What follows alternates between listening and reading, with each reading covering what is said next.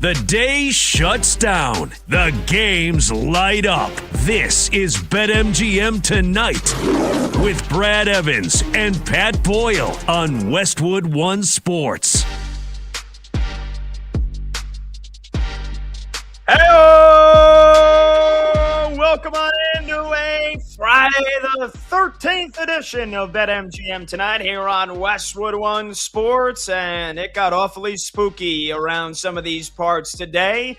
He is Brad Evans, I'm Pat Boyle, and we are brought to you by BetMGM. Make it legendary. Download the app today. Please gamble responsibly. You can watch the show live on YouTube. Just search BetMGM Tonight and hit that subscribe button. You can watch the show live on Twitter at BetMGM Tonight. And you can listen to the program every Monday through Friday, 6 to 11 p.m. Eastern on the Westwood One Sports app, the Odyssey app, SiriusXM Channel 375, and hundreds of local affiliates throughout North America. Jam-packed Friday show, no guests. We'll take your phone calls all 5 hours long, 310-840-4910. We are going to be in a college basketball frenzy from now until the end of the show, getting you covered and getting you everything you need to know for the games tonight, conference championship weekend. We will punch all the rest of the tickets, getting you set for Selection Sunday. Come Monday, the brackets will be filled out, but we're going to give you a head start on everything you need to know before those brackets come out. We'll also talk a little bit of the Baseball World Classic today, the World Baseball Classic, USA in action tonight against Canada, and a little bit of NFL free agency news. But, Brad, let's start out with a team that is near and dear to your heart, the Illinois Fighting Illini, a 15-point lead with under 12 minutes left to go in the Big Ten tournament against Wisconsin, a team that beat them in overtime a couple of weeks ago, and the Illini could not hold on. They lose in overtime again to the Badgers, 91-88 the final. Nick Boyd and John Blackwell, are they the best guard duo in the country? They combined for 69 points for the Badgers as they set up a date with Michigan, who squeaked past Ohio State. More on that game in a bit. And we could talk about it, Wisconsin, a lot and what it means for the seeding, big implications. But first, Brad, how you doing, brother? That was a tough loss to swallow for Illinois. Yeah, I'm crestfallen. I'm despondent. I'm absolutely pissed off, to be frank with you. Look, Illinois admitted a kill shot early, had a monstrous run in the first half, and then Wisconsin followed with their own kill shot, going on a 12-0 run, basically erasing that large lead they had. Illinois was up by 6 at the half. Illinois raced out to another big run early on the second half, and then Wisconsin answered right back with a 9-0 run of their own. And eventually the game got pushed in overtime, and Illinois just playing some stupid basketball, and the guards took over. And Blackwell and Boyd were utterly brilliant, as you already laid out. And, you know, we talked about this with the former Illinois head coach himself, Bruce Weber, works with Ben 10 Network, last night on the show. And I asked Coach, based on my observations, what was the biggest problem for Illinois and what they're trying to contain from the opposition. And, you know, I asked him about quick guards. He goes, yeah, that's a problem. He goes, Illinois got all the talent in the world. They're the longest team in the country. They are historically good offensively. That is true. According to KenPom.com, they're the best per possession output of any team from that site's existence, stretching back to the late 90s. That's how extraordinary they have been. But they've been very leaky and susceptible on defense, and it's largely because of that downhill action. Now, the first game against the Badgers, Illinois was without Andrei Stojakovic, and also with Kylan Boswell. Boswell is a tremendous on-ball defender, but still, when Boz got beat off the bounce by Boyd or Blackwell, it was a race to the bucket, and it was a kiss off the glass. It was practically automatic. Those guys were genius. Those guys were brilliant. Illinois is lacking toughness right now. And Pat, I don't know if you realize this, their last 4 OT games, let me run it down for you. Michigan State lost 85-82. That Wisconsin game, the first one, lost 92-90 in Champaign. UCLA lost at the buzzer by Donovan Dent in Los Angeles, 95-94. And today in Chicago, a lot of orange and blue in the stands, Illinois loses again to Wisconsin, again in overtime, 91-88. Again, wide variance for this Illini team. They get the right draw. They could be an Elite Eight squad, but they get a tough draw facing a quick and dynamic backcourt. They could get bounced in round one. I got Illinois right now slipping from a 2 seed to a number 3 seed. Got them projected right now to face a 14 seed, Wright State in round one. Meanwhile, Wisconsin goes from a 6 seed to a 5 seed, jumping North Carolina without Caleb Wilson. I have Carolina sliding from a 5 to a 6 after their loss to Clemson. So a lot of jockeying for seeding position going down right now, including the action day in the Big Ten tournament. Somebody just leave me a bottle of tequila. I got to drink the whole damn thing. I'm going to swallow the worm because I need to numb the pain. It hurts.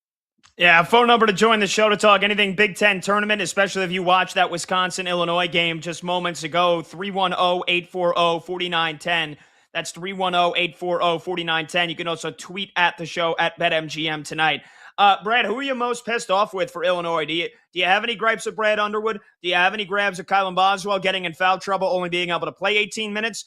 Or, like I know a lot of Illinois folks are on social media right now, do you think the Illini got jobbed by the whistle? Illinois leads the nation in defensive free throw rate, and in this game, Wisconsin took 30 free throws.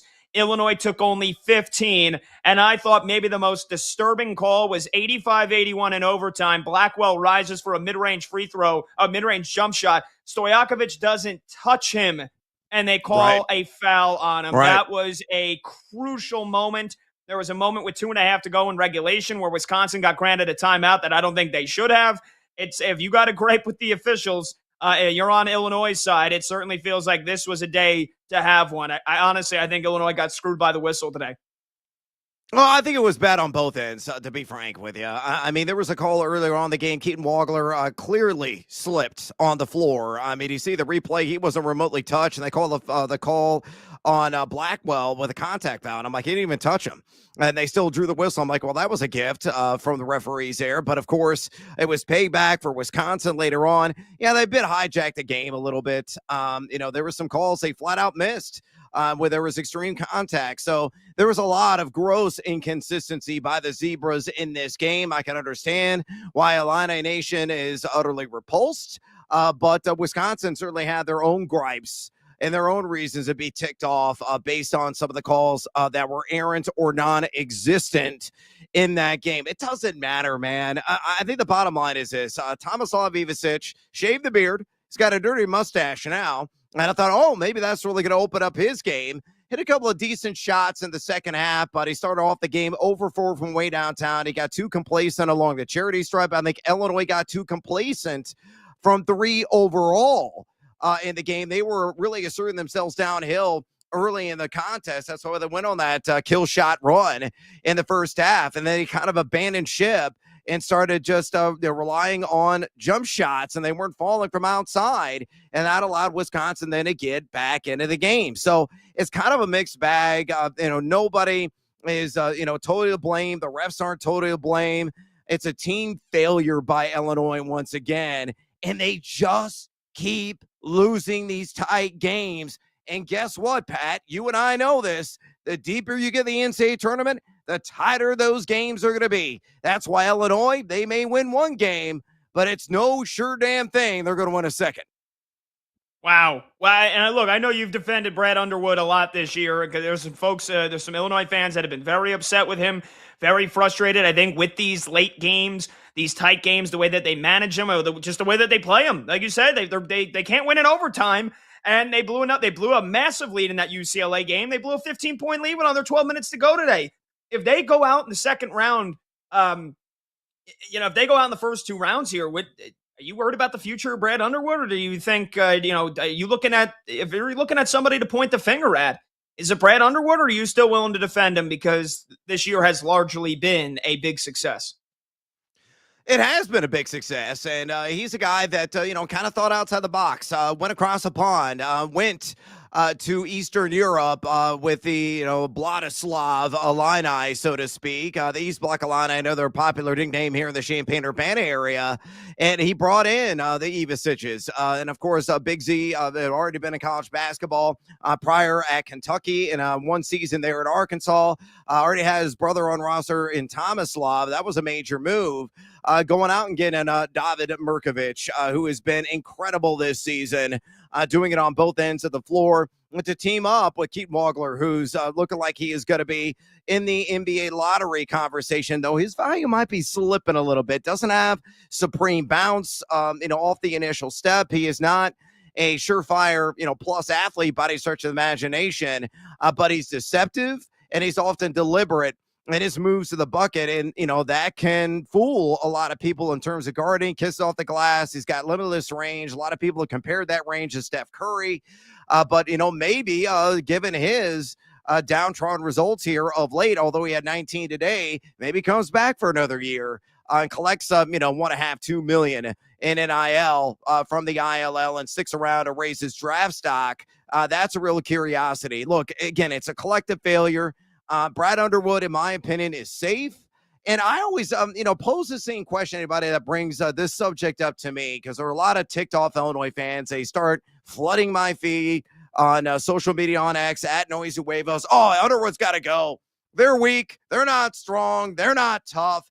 It all falls on Underwood's shoulders. Oh, we got to make a change. Who are you going to get? Who are you going to get? Illinois is not Duke. I'm sorry. Illinois is not Arizona. Also, apologies. They're not an ultra elite program. They're one or two steps down from those programs all time. I think they're like number 14 or 15 in all time wins in Division I college basketball. The grass isn't always greener on the other side, people. Brad Underwood has done a remarkable job, turned this team around at the end of the Bruce Weber and John Gross eras when they were downward sliding, and has brought them back to prominence. So we just got to, ride it through. Underwood is a tactician, a guy that usually makes adjustments. This team right now is just lacking that killer instinct. And, maybe it falls on Keaton Wagler because he's a little bit too placid and his just overall demeanor, not an outwardly spoken guy, not a bleep talker like a Nick Boyd is from Wisconsin. That could be partially to blame.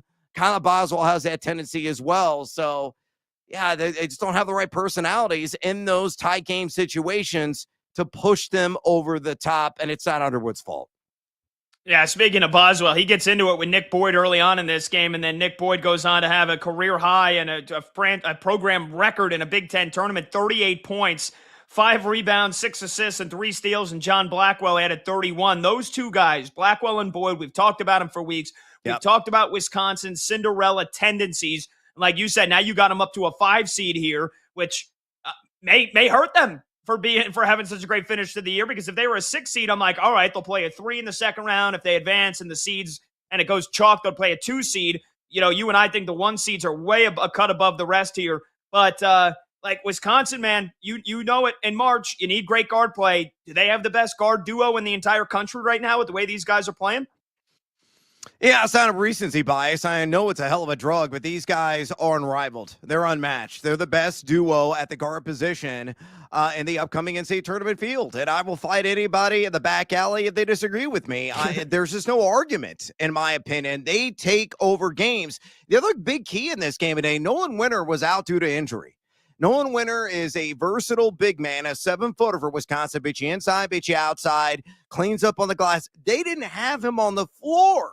And he's an integral part of this team. So even all the more impressive, them coming from behind not once, but twice in this game to win it in the bonus session against the ILL.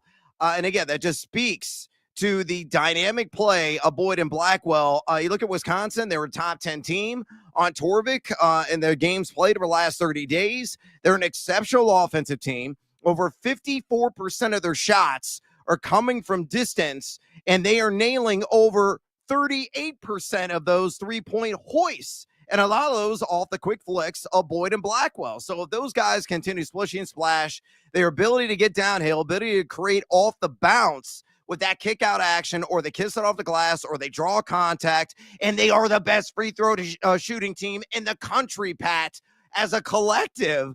Bucky Badger is shooting over 80% at the charity stripe. This is a formula. This is a team construction that only wins the first couple of rounds in the NCAA tournament. Wisconsin is a dark horse Final Four team, folks. I understand everybody and their great grandmother thinks it's going to be a very chalky NCAA tournament. But as we know, as we've seen with Duke, and they barely skirted by Florida State last night, their weekend right now without Ngangba, and we're going to see when he's back for the NCAA tournament, and with Caleb Foster also unlikely to play until they get very deep in the NCAA tournament. Let's say the Badgers draw the Duke Blue Devils in their region, and they go in a collision course as a 1-5 and meet in the Sweet 16. Give me Wisconsin, man. Those guards will not get shut down.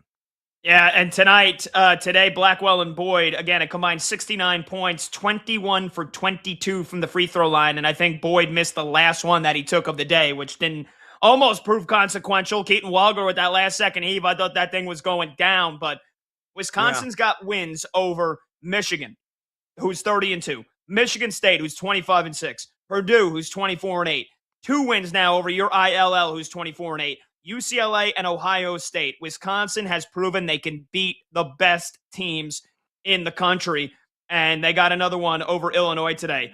Really quickly here, you're listening to Pat Boyle and Brad Evans on BetMGM tonight. We're sponsored by Progressive Commercial Insurance, which protects small businesses with affordable coverage options. Get a quote today at progressivecommercial.com. So now Wisconsin's going to get Michigan. And let's talk a little bit of just a couple of minutes here about the Michigan Wolverines, because that was a sweaty one to kick off the day's proceedings in the Big Ten, Tourney Brad. They barely survive Ohio State. They win at 71-67. This was a game that was basically tight throughout. You know, Michigan looked like they were going to pull away with 9 minutes left. Ohio State briefly had the lead in this one, and it was a 2-possession or a 1-possession game all the way down here until the final seconds. Are you worried at all about the Michigan Wolverines? And again, Ohio State, they're a tournament team. They've got some big wins this year. But are you worried about Michigan? We know LJ Kaysen, their 6-man, torn ACL, done for the season. Are you worried about the Wolverines? Axel Lenderborg only 6 points in this game. Are you worried about the Wolverines maybe falling short in the NCAA tournament? Not yet. I wouldn't be overly concerned. I mean, the one area where they have a weakness, it's a clear one, and it's the only weakness that they possess, is they're a little bit turnover prone because of that lack of depth at the guard position. L.A. Cadeau staying out of foul trouble is going to be absolutely key. McKinney is a guy that comes off the bench, gets you quality minutes. But missing Kaysen could be a blow as they get deeper in the tournament. But they're just uniquely crafted and built. Dusty May can coach his tail off. Mara is a matchup nightmare. So was Yaxel Lenneborg. They got shooters. They play phenomenal defense. They comfortably at a fast pace, but they can grind it out in the half court as well. I am really curious to see how this matchup's going to go down in a revenge game spot, not for Bucky Badger, for Michigan, folks. Remember, Wisconsin went into Ann Arbor in a Chrysler Arena and knocked off the mighty Wolverines earlier this season. Michigan's thinking about payback, but I pulled on the box score of that game, and I remember watching a little bit of it. It was just astonishing how good Boyd and Blackwell were in that contest. So Boyd had 22 in that first matchup, along with 6 dimes, and Blackwell one-upped him. He had 26 in that game with 3 assists. So those guys are going to shine brightly. It's who is that tertiary scorer for Wisconsin? That's going to be the ultimate determinative factor in my mind. But they're going to hang tough. They're not going to bow out without a fight. I would not be remotely shocked if Wisconsin beat the Michigan Wolverines, broke out the brooms, and swept them this season. That sounds outlandish, may sound crazy, but I think Michigan is on upset alert tomorrow. But I still wouldn't worry overly if they did catch the L about their Final Four prospects this year. They're 12.5-point favorites tomorrow. The line is already out on that one. So Michigan, my God, give me Wisconsin. More than a double-digit favorite. All right, we will take a short break here. 310-840-4910, the number to join. Any and all of your reactions to the Big Ten tournament games that went down so far. Michigan surviving Ohio State, and Wisconsin coming back from 15 down to beat Brad's ILL for the second time this season. with some big seeding implications. Brad thinks Wisconsin goes from a 6 to a 5 seed, and he thinks Illinois drops from a 2 to a 3 seed. When we come back, we've got some monster games coming up here in the next 30 minutes. Purdue, Nebraska, we'll break it down. Iowa State, Arizona in the Big 12 semifinals. Miami, Virginia in the ACC semifinals. And then Bama versus the surprise of the SEC so far, Ole Miss. Do they have another stunner in them? We'll talk about those games when we come back. Just getting rolling here. It's a big Friday night of hoops. Get in here, 310-840-4910. He's Brad Evans. I'm Pat Boyle. This is BetMGM tonight on Westwood One Sports.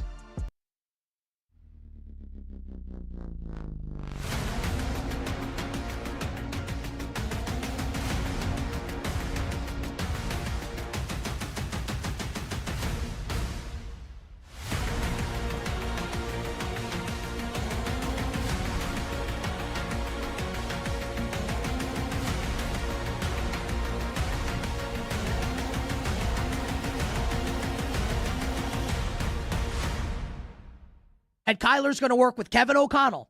And Kevin O'Connell comes from this tree, right? And Kevin O'Connell ain't going to be the type of coach that's going to harbor a quarterback that doesn't do the work. That ain't happening. I promise you that. Kevin O'Connell has to feel good enough about Kyler Murray's work ethic to make this signing, to hand the reins of this potential Super Bowl winning team over to Kyler Murray.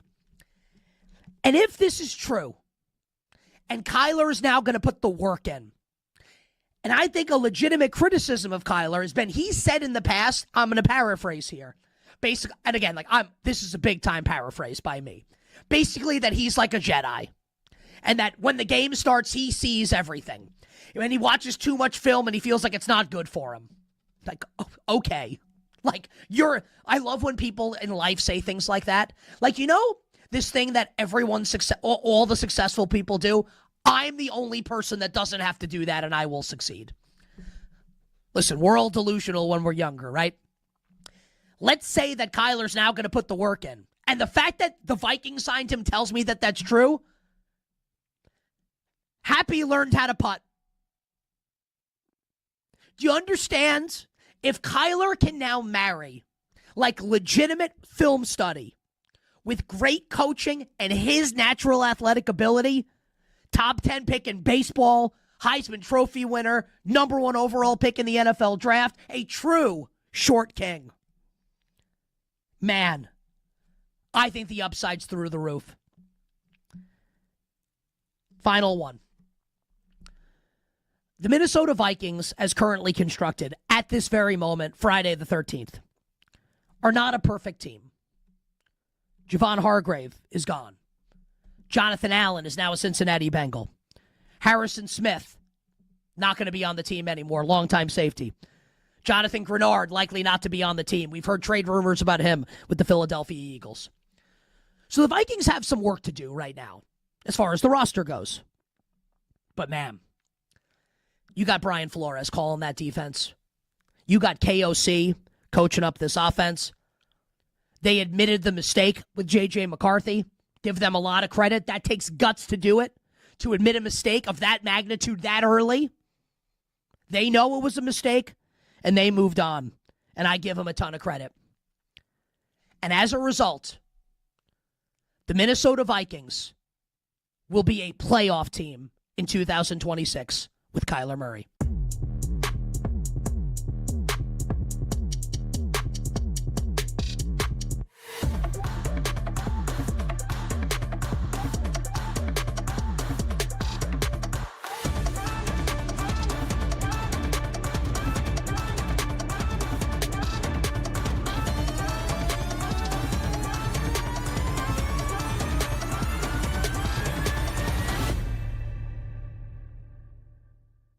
Initially, I was in your camp, Nick. I was like, we expanded from 64 to 68 in 2011, in part because we increased the number of Division I teams.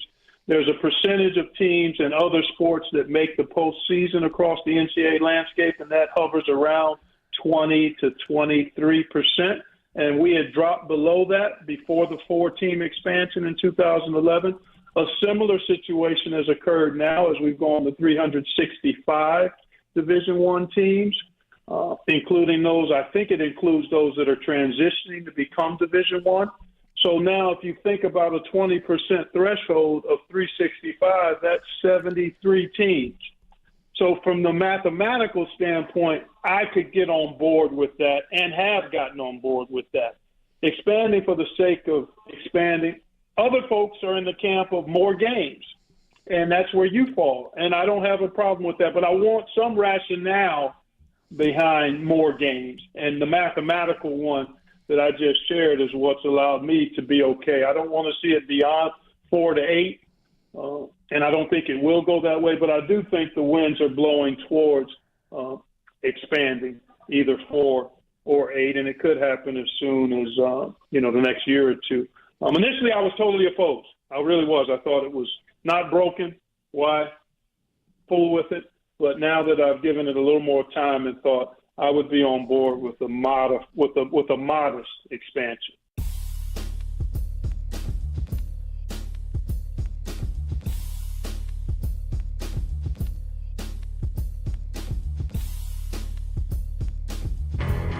From kickoff to the final whistle, you're locked into BetMGM Tonight. Weeknights with Brad Evans and Pat Boyle. Welcome on back. BetMGM Tonight, Westwood One Sports. He's Brad Evans. I'm Pat Boyle. Phone number to join the show is 310-840-4910. That's 310-840-4910. It's the St. Patty's Day weekend on top of it. The actual holiday is on Tuesday, but this is the weekend that at least good Irishmen like myself will be celebrating. So I'll have a proper pint of Guinness and a shepherd's pie and get ready for the brackets to get released. Cannot wait. I'll probably be 5 or 6 Guinnesses deep when those brackets do come out. So that'll be fun. Speaking of which, there's no better place to be during March matchups than Vegas. This year, college basketball fans can win a VIP trip to the Court of Legends event featuring the Cavender twins. Simply place sports bets, and your position on the leaderboard will determine if you win one of the 25 grand prize packages. Just sign into your BetMGM account, opt into the promotion, then start placing sports bets of at least $10 to climb the leaderboard. Make this March one to remember. Join the Court of Legends leaderboard and make it legendary. All right, Brad, so we broke down the very, very disgruntling tough loss for your ILL to Wisconsin in the Big Ten tournament and Michigan surviving Ohio State. We got the next game in Chicago coming up here in just a matter of moments, and it's a big one. You got Purdue versus Nebraska, the 3 seed versus the 6 seed, the 2 seed versus the, actually, refresh my memory. Nebraska's the 3 seed, right? So that would make Purdue the 6. And Purdue is a 7 seed, I believe. Okay, sometimes math is hard. Math can be tough sometimes. And I believe you're right, because Michigan State UCLA is the 3 versus 6. So Nebraska's the 2 seed, and Purdue is the 7 seed. And Nebraska's got the rest advantage here. Purdue just played last night against Northwestern, and yet the Huskers are 4.5-point underdogs here. Now, Purdue went into Lincoln and beat them earlier this season. What do you like in this game? I can't get a read on it here. What are the seeding implications? Now, remember, this is a 20-0 Nebraska team. A month and a half ago, we talked to Coach Bruce Weber last night, and I asked him what he thinks about Fred Hoiberg's squad. He said, look, they're great defensively, but I think Purdue, do they have the blueprint to beat them? You know, the thing I look at Nebraska, they're one of the worst teams in the country at allowing threes, but yet they're one of the best teams in the country at defending the 3. It's a very, very weird formula. They pack the paint, but the perimeter is open. And Purdue, they basically just went bombs away and hit enough of them to beat them when they played them the last time. So what do you think about this game that's tipping off here in just a couple of minutes?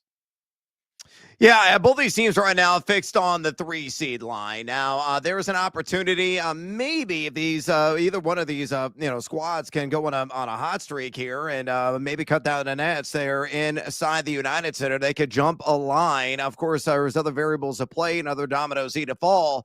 The biggest question mark for Purdue is this. They're a phenomenal offensive team. You look over the last 30 days, they're number one in college basketball, averaging 1.393 points per possession. That's off the charts, folks. That's galactically good. They're a team not only shooting 38.2% from distance, but over 55% inside the arc. Trey Kaufman, Braden Smith, one of the best point guards in all of college basketball. Fletcher Lawyer has found his stroke as well, and some of the other key assets on that team. CJ Cox is a guy who can, knock down a three, get you some dribble drive action with a kick out game overall. And Oscar Clough, their big man in the middle, has played pretty well. The biggest issue for Purdue is always on the defensive side. They're number 351 in their last 9 games in the nation in effective field goal percentage defense, Pat. They're giving up 56.6% from 2. That ranks 313 in Division I, and it gets worse. They've given up 41.2% from distance. That's 352. That's nearly dead last in all of Division I college basketball. And that's an issue potentially against a Nebraska team that loves to shoot the three. Nearly 50% of Nebraska's shots over last month have come from way downtown. Now, they're only hitting 34.2%, but they're not being challenged. If there's not a hand in their face, the ball move that they have is one of the best in college basketball. If they're moving around the perimeter, finding that open man and getting those wide open looks, uncontested looks, they could be knocking them down. So I kind of like Nebraska plus the points. I think it's too many. I know a lot of people thinking, well, hey, man, maybe Purdue can play their way into a 2-seed conversation, possibly if they can get hot here. But again, that defense all season long has been an eyesore and maybe the reason why they get ousted in the Big Ten tournament tonight. I'm rolling with the Huskers, baby. Shuck them. Any implications on the seeding? You said you have them both at 3 seeds. There could be a lot of movement between the 2 and 3 seeds right now. If either team wins, do they have a chance to jump up? Either team loses, do they maybe go down to a 4? Or do you think that these two squads are pretty much fixated on the 3-seed line?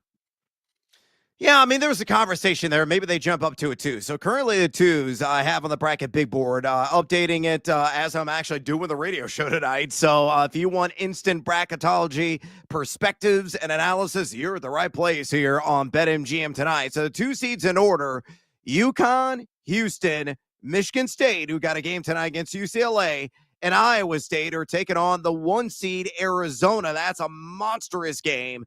And again, I just moved Illinois down off the 2 line. They're the highest 3 seed, followed by Nebraska, Gonzaga, and then Purdue.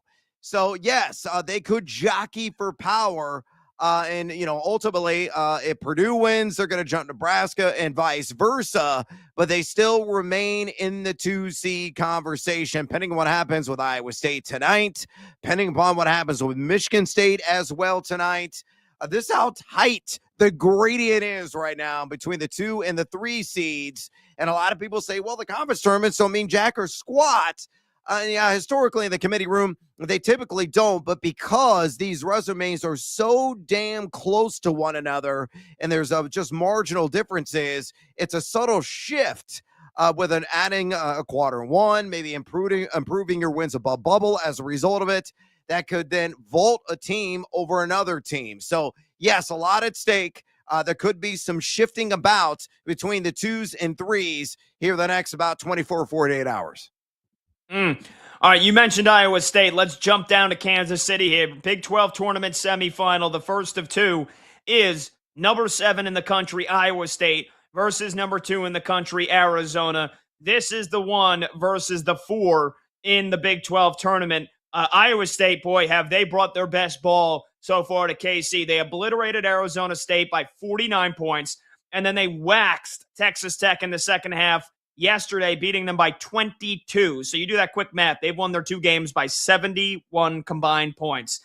Arizona, not too shabby either. They beat UCF by 22 yesterday afternoon. And this is a rematch of a game that just went down 11 days ago, where Arizona decisively beat Iowa State in Tucson by 16 points. Now it's a neutral court here. It's only 3 hours from Ames, so I'm sure you'll have a big Cyclones contingent at this game here tonight, but we know that U of A, they travel very well. So We get a rematch less than 2 weeks separated, and Arizona's only a 3.5-point favorite here, Brad. I'm a little surprised. You know that in the last week or two, I've kind of made my mind up. I think Arizona's the best team in the country. I think they win the national championship. I thought going into this tournament they were going to win the Big 12 tournament. So I think they win. But I don't know. Do you believe in the Cyclones here? Convince me why Iowa State can keep this within one possession. I know they're a great defensive team, but I just think that basically Arizona does just about everything Iowa State does better. Yeah, they do. I think what Iowa State can do, though, is, try to limit the amount of possessions in this game. Try to keep Arizona out of transition. Maybe get them in foul trouble because Arizona does not have a whole lot of depth, especially on the front line. As awesome as Kreese is and Awaka, again, they just don't have a lot of big bodies to plug and play if those guys start racking up the whistles. The backcourt, Braden Burries has been utterly genius here down the stretch for the Wildcats. What Jaden Bradley can bring, Del Orso has really been splishing and splashing from outside. Both these teams are elite defensively. How elite? Well, Iowa State is number 3 in adjusted defensive efficiency over the last 30 days. They're only giving up 0.891 points per possession. Arizona is just a step below them at number 6 in adjusted defensive efficiency, giving up 0.915 points per possession. But they are truly elite in that regard. I think the other area that Arizona has an advantage, they generate a ton of second chance opportunities. Nearly 36% of their possessions over the last 30 days have resulted in an offensive rebound. So Iowa State it's going to be key for them to block out. Make sure to Waka, who is a guy that is a paint patroller, really shoves dudes around, limits getting his paws on a second chance opportunity. If they can move that and try to neutralize there in the paint, they'll have a shot because, honestly, Arizona, they're shooting the rock better from outside at 34.9% over the last 9 games. That only 27% of their shots are coming from distance. They would prefer to pound you in the post. And Iowa State, I think, has the defensive chops and savviness to collapse, to double team, and to create some frustration for Arizona. As far as their strength goes. So, I think this game is going to be low scoring. I'll take the under on it. I think it's going to be ultra tight. I would take Iowa State plus the points. I think it will come down to a single possession when push comes to shove. And we'll see, in that 50-50 moment, who ends up winning. So don't be remotely shocked based on how the Cyclones have been blowing through the competition so far in this Big 12 tournament. If they knock off Goliath, it wouldn't shake me at all. Oof. Well, that would be a surprise to me. I think Arizona they're a better team than Iowa State. I'm wondering, I'm very excited to see, and I can't remember off the top of my head when these two played each other less than 2 weeks ago, if Ivan Karchenkov followed Momcilovic on the perimeter or if he was kind of more so guarding Taman Lipsy. But that is the key. Milan Momcilovic, the 3-point assassin for Iowa State, only 5 points in the first meeting between these two when he shot just 2 for 8 from the field. Karchenkov didn't score a point, and he only played 20 minutes because he actually didn't get into foul trouble. So maybe that was just an off night for him. But, I've loved watching Ivan Karchenkov from Arizona. I think he is one of the best defenders, if not the best defender in the country on the ball. So I think it'll be interesting to see if he's tasked with guarding Taman Lipsy, Iowa State's do-it-all superstar point guard, or their 3-point shooter, Milan Momcilovic. But that'll be an interesting dynamic either way. All right, let's zip over to the Southeast here. Charlotte, ACC semifinal, number 10 Virginia versus Miami. This is the 2 seed versus the 3 seed. And if Duke takes care of business tonight, the winner will get the Blue Devils in the ACC championship game tomorrow. This should be a great one. I think Miami is peaking. We talked about them yesterday after their win over Louisville. Virginia is a team that, honestly, I'm just not sold on, Brad. I don't know. I mean, I'm guessing Ryan Odom's just going to have to keep making me a believer. They're 28-4. They're number 10 in the country. And yet I just don't get the sense when I watch this team that they are an elite squad. So I like Miami in this one. I think they can win. I think the Hurricanes, they have gotten excellent guard play lately. They have stepped up their defense to another level. And I love Malik Reneau. I think he is awesome leading the way for this squad. So I like the Hurricanes. But, again, I guess this is a chance for Virginia to prove me wrong. Yeah, and I'm not in any kind of disagreement with you. You and I are in lockstep, me amigo. I think Miami is a vastly underappreciated, underrated team, and one that's likely going to land on the 5 or 6 line come Selection Sunday. And I think they ultimately could taste sweetness. And again, the biggest strength of the Hurricanes, they clobber teams on the glass. They're one of the best rebounding teams in the country. They're number 15 over the last 30 days in offensive rebounding percentage, and number 81 in defensive rebounding percentage. So they generated a lot of those secondary and third opportunities on a per possession basis. Defensively, they're a problem. Not in a good way either. They're number 296 in effective field goal percentage defense. So they're really going to have to contest and challenge to compete in this game. But you look at Virginia, a team that really is not all that great on the interior in terms of not scoring the rock necessarily, but, winning the battle of the boards. And I think Miami could really own that area. It just comes down to the defensive efforts of the Hurricanes. If they can go out there and compete on that end of the floor, they could easily spring the upset. Because I'm with you, man. I think Virginia is really overachieved all season long. DeRitter has been great. But for the most part, I think Miami right now is peaking at the right time. Jai Lucas, he looks like he's not even of age. He's probably getting carded when he buys a bottle of liquor at the local store. I mean, he looks like he's about 18 years old, Jerry Lucas's kid. He has done a marvelous job there in Coral Gables, so it wouldn't surprise me at all. It won't be a complete Michael Irvin BTA, but I think Miami is in the conversation as a dog who could bite the somewhat heavy favorite in the Cavs tonight. Yeah, Johan Grunlow, also Virginia's starting center, is a game-time decision. He only played 10 minutes yesterday, so I don't think the nature of the injury has been disclosed, but that is something to look out for as well. You talk about how well Miami rebounds the ball. Virginia's missing their starting center and second leading rebounder. That's definitely not good news for the Virginia Cavaliers. All right, we'll take a short break. Phone number to join the show is 310-840-4910. That's 310-840-4910. When we come back, SGA made history last night. Probably put a bow on the MVP if he hadn't already. And Jaylen Brown has now joined the list of crybabies, despite one shocking stat from last night's tight win for the OKC Thunder over the Boston Celtics. We'll talk about it when we come back. He's Brad Evans. I'm Pat Boyle. This is BetMGM tonight on Westwood One Sports.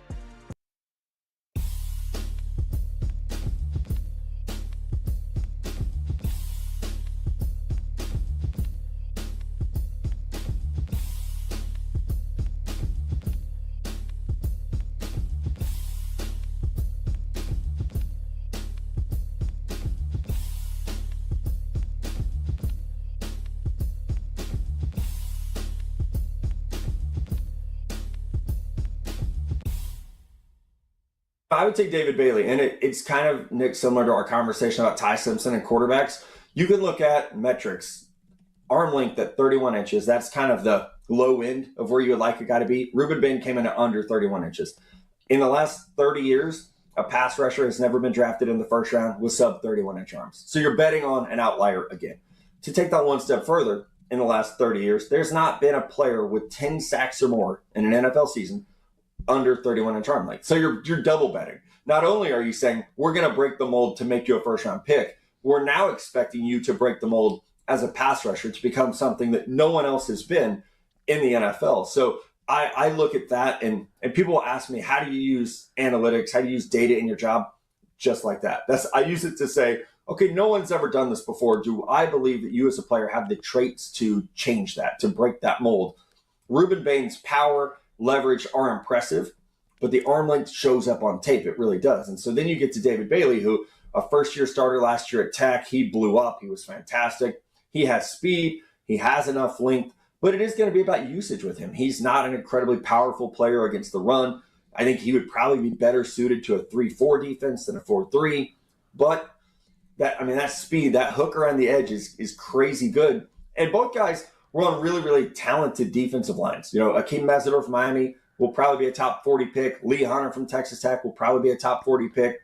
These guys were surrounded by talent that allowed them to shine. And so I think that's when you project them forward. You say, okay, they both have to have a balance, a counterbalance on the defensive line so that they can continue to get those one-on-one looks that they got in college.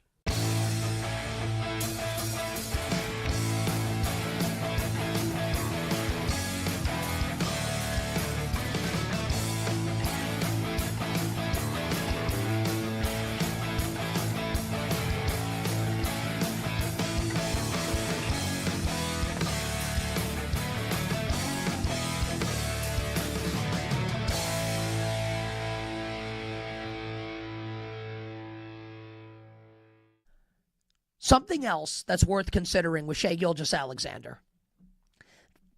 And he has already reached in his career dizzying heights, right? Think about some of the things we've just said about him and what he's done.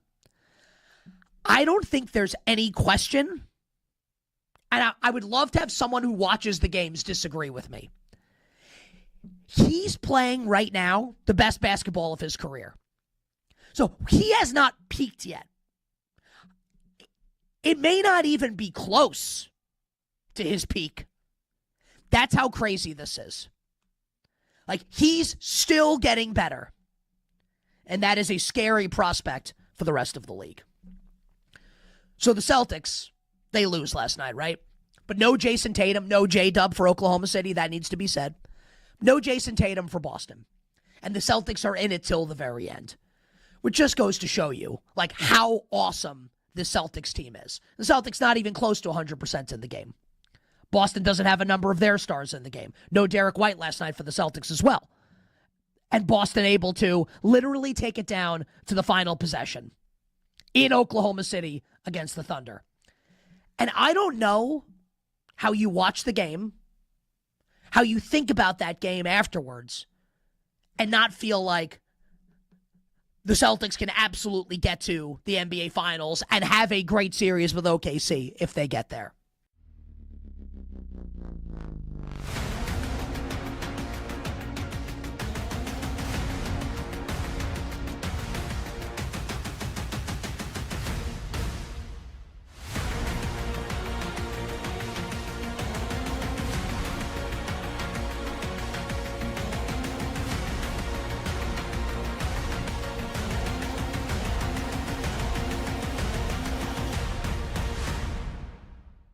Yeah, I mean, I think, you got a new coach.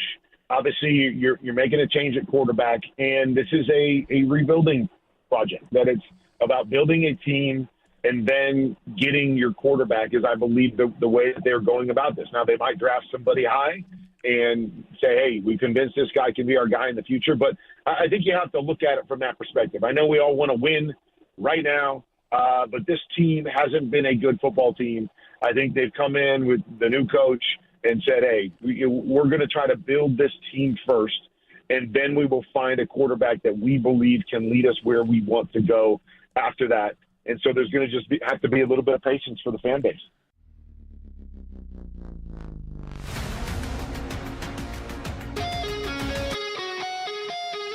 Red Zone Energy, real-time reaction. BetMGM tonight with Brad Evans and Pat Boyle rolls on.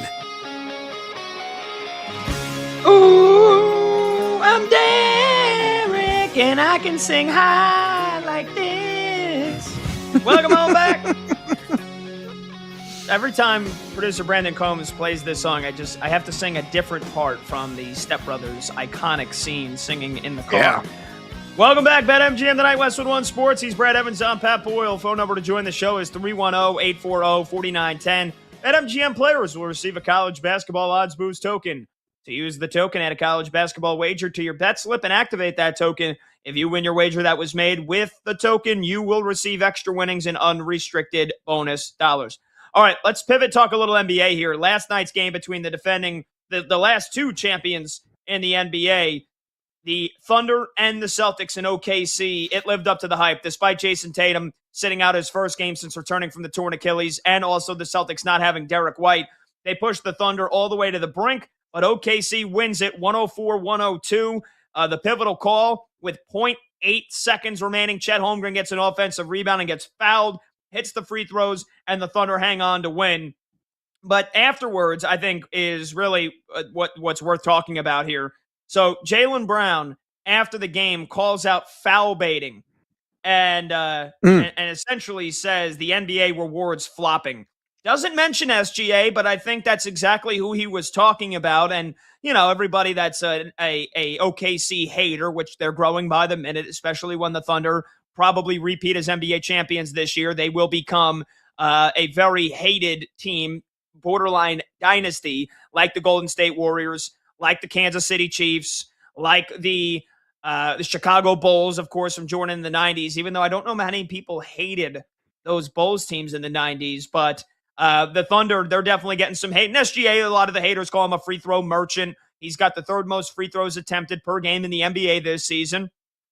But, I think it's funny, Brad. Jaylen Brown yesterday talking about, he said, quote, "I don't know, maybe it all works in the end, but I just don't foul bait. I'm not looking to flop or anything like that, but it's almost like you got to. It's almost like because there's a couple of plays in the fourth quarter where I felt like I drove strong, went up strong, and I didn't get the benefit of the doubt. But maybe if I would have flopped, maybe I would have been able to sell that call, and those decide games." Now, I'm not saying Jaylen Brown is a flopper, but I think he's got a lot of stones in a game last night where he takes 14 free throws and SGA takes 8.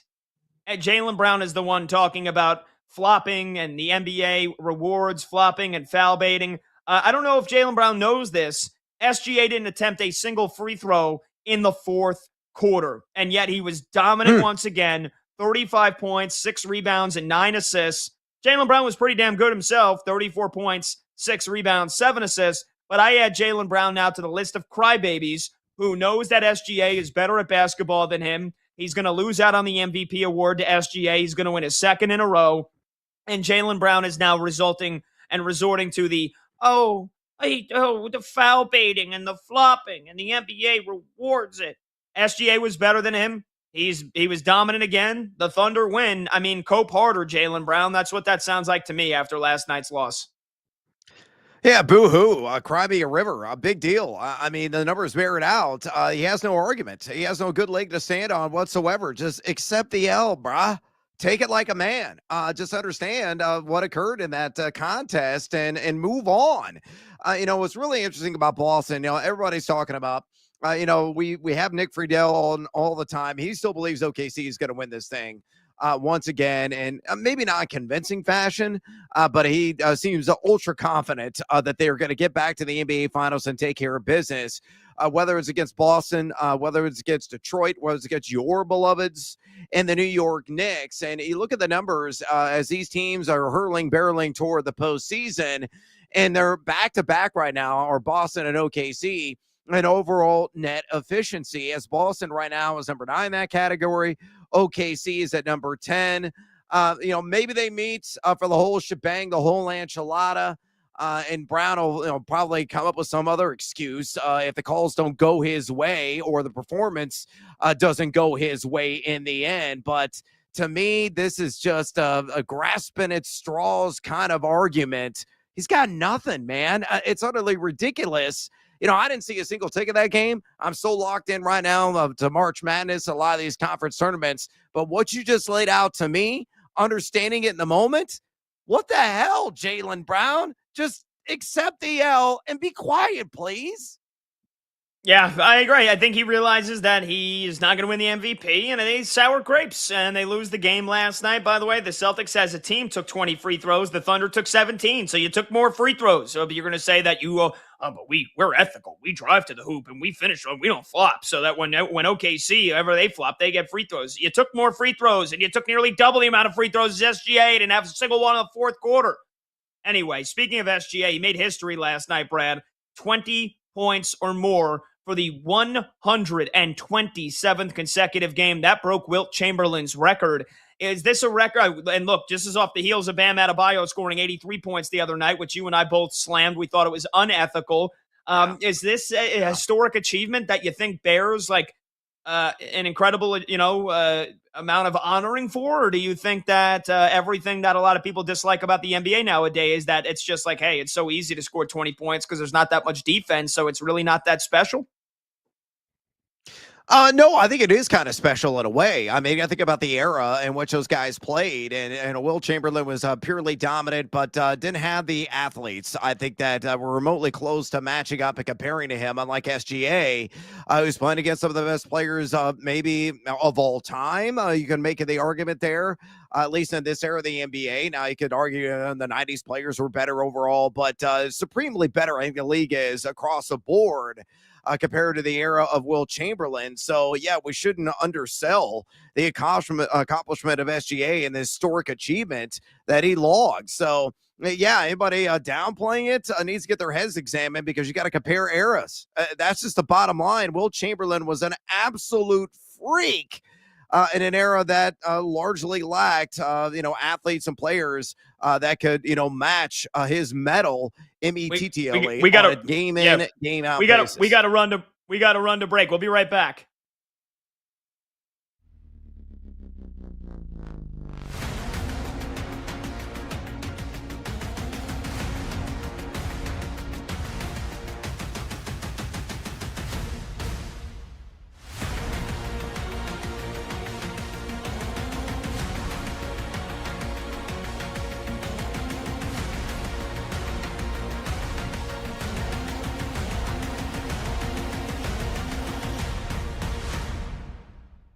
Too. I think Mekhi Lemon from USC is the best. And Cardinal Tate is close.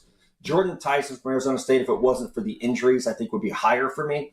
But Lemon, I look at someone who can win with route running. He can win with angles and leverage and toughness.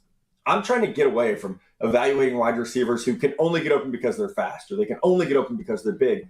I look at the NFL and see Puka Nacua and JSN and Justin Jefferson, and the great receivers in the NFL right now are route runners primarily.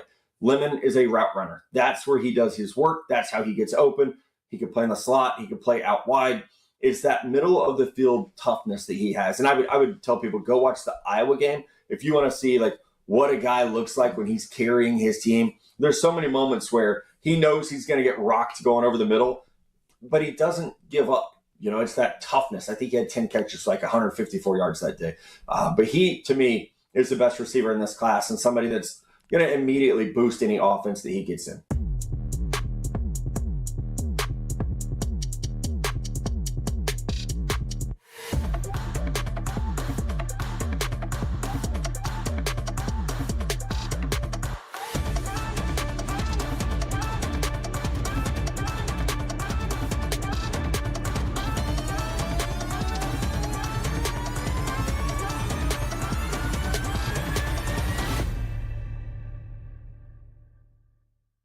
Yeah, I agree with you. He's got great personality. He's always been very candid with his feelings, and he's entertaining in how he shares them. That's what makes him so good for us. And even when he was out of coaching temporarily, he did a couple of years with ESPN and was fantastic. I'm thrilled that he's part of our team. I think it's part of who he is. I don't think it's something that he's put on for this particular role. He's always been a personality, a showman, an understanding of the media and entertainment value. He's brought some tremendous insight for us as part of our team. So I think he's extremely valuable and a great asset for us, but it's because of who he is. I don't think he's fabricating or adding anything. He's always been very much opinionated, and his opinions are based on not only feelings, but his facts. So, no, I just think he's being him, and he ended up in a place where he created a little bit of a storm, which is part of the debate, right? That's part of what we enjoy in this time of year, and certainly when you're talking about the talking heads that are pontificating and predicting and having opinions about what's going on. So I think he's a great add to our crew in terms of who he is and what he brings.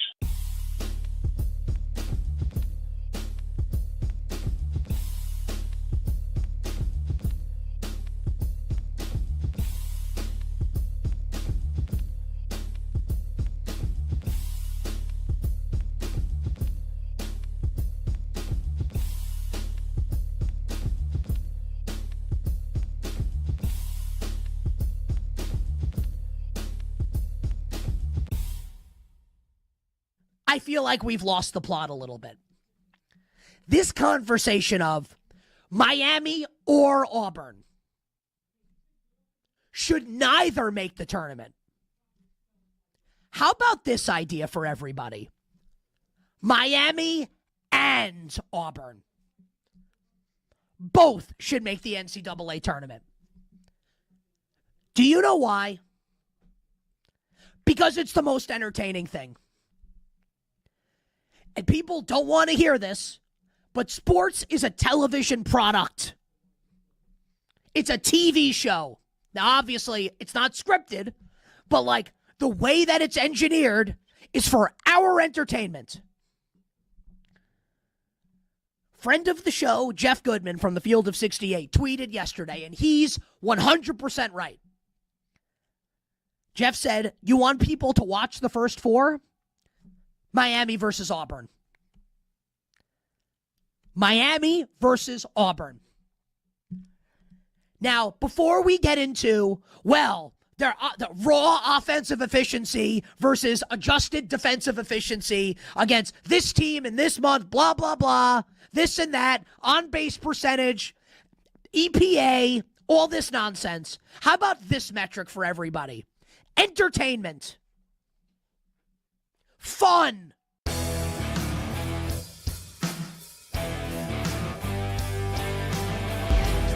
The day shuts down. The games light up. This is BetMGM Tonight with Brad Evans and Pat Boyle on Westwood One Sports.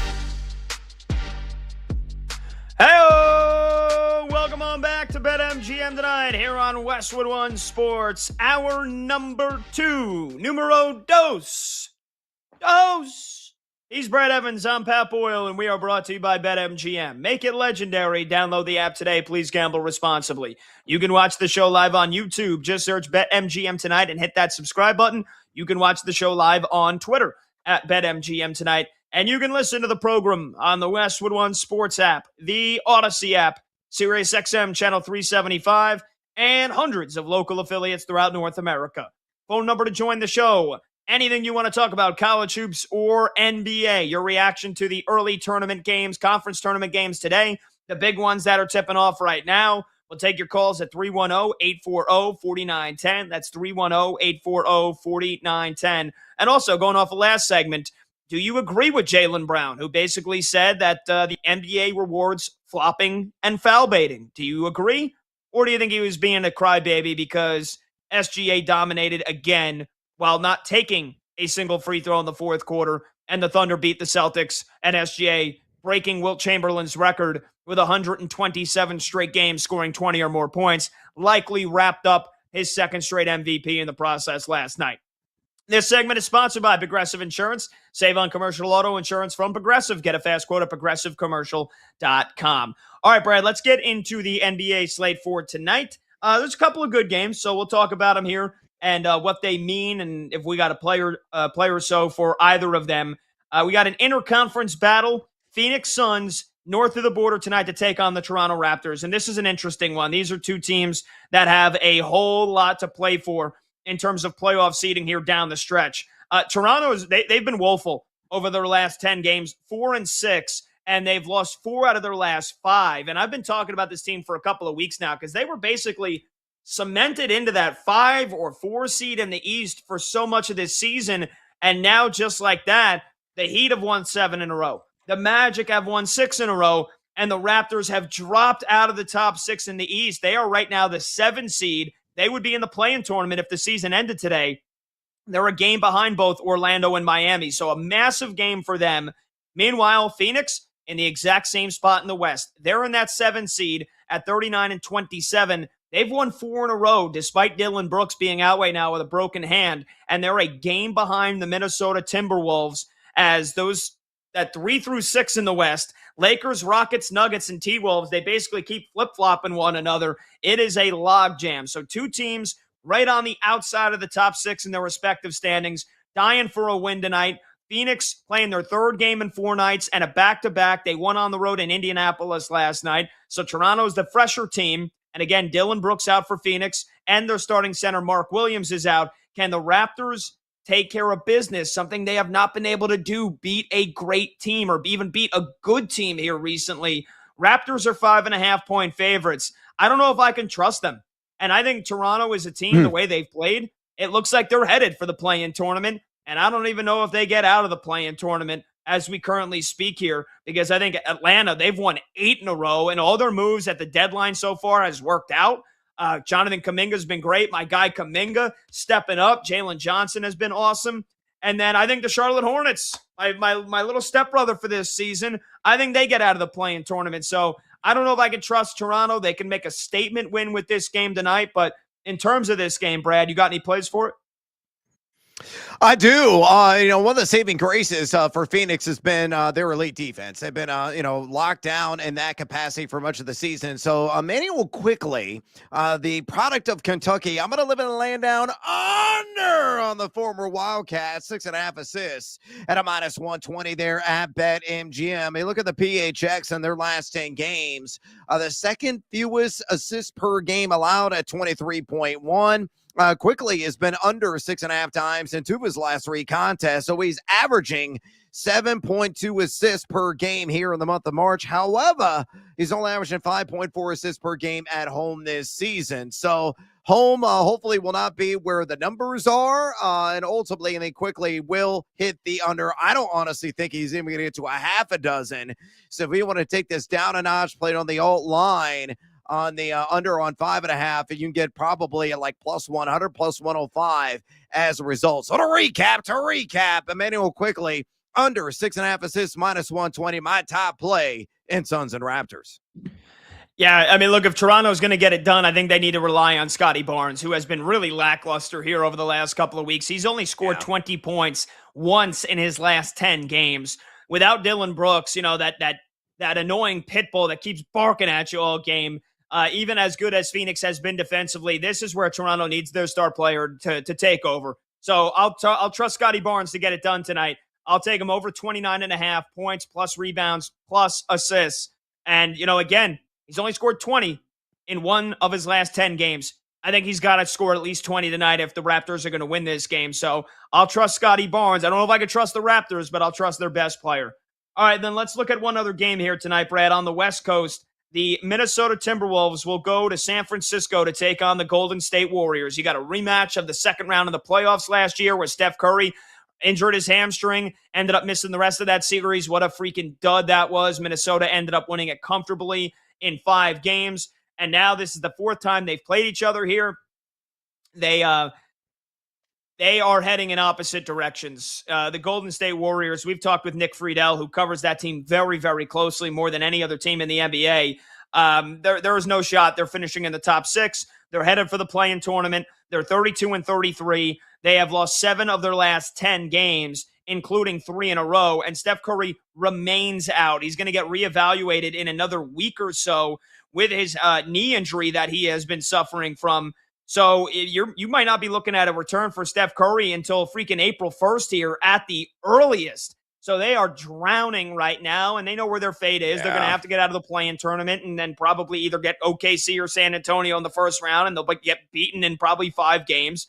And, Minnesota, like I mentioned, they were the 3 seed in the Western Conference just a couple of days ago. Now they've dropped back down to 6 with the Suns a game behind them, but the Lakers just a game ahead of them at the 3 spot. So again, there is so much room for movement here. Big one for Minnesota. They've also lost 3 in a row. So somebody's going to snap a losing streak tonight. And the big injury news to look out for in this one, outside of Steph Curry, is Anthony Edwards all of a sudden has been downgraded to questionable in this game tonight. He was a late addition to the injury report with a foot injury. Now, Ant-Man hasn't missed a game since January 26th, so we'll see if he ends up playing. But let's assume for the moment that he is going to play. This one tips off at 10 o'clock Eastern tonight.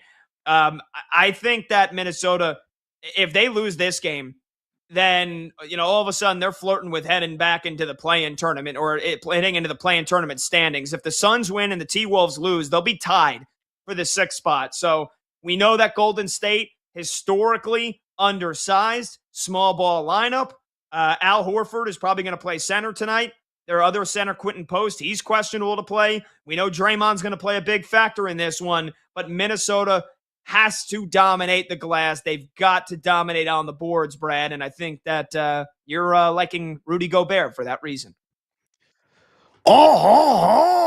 Yes, I am going to go with the Frenchman here, Rudy Gobert, in the rebounding category. They should bludgeon him on the glass. I'm going to go 13 or more rebounds, plus 120. So roll the shoulders and get seduced by the juice. The Golden State Warriors are terrible in the paint and protected the boards. They have allowed, over their last 10 contests, the second most opponent rebounds per game at 48.9. That's sky high, especially a Gobert is cleaning up on the glass.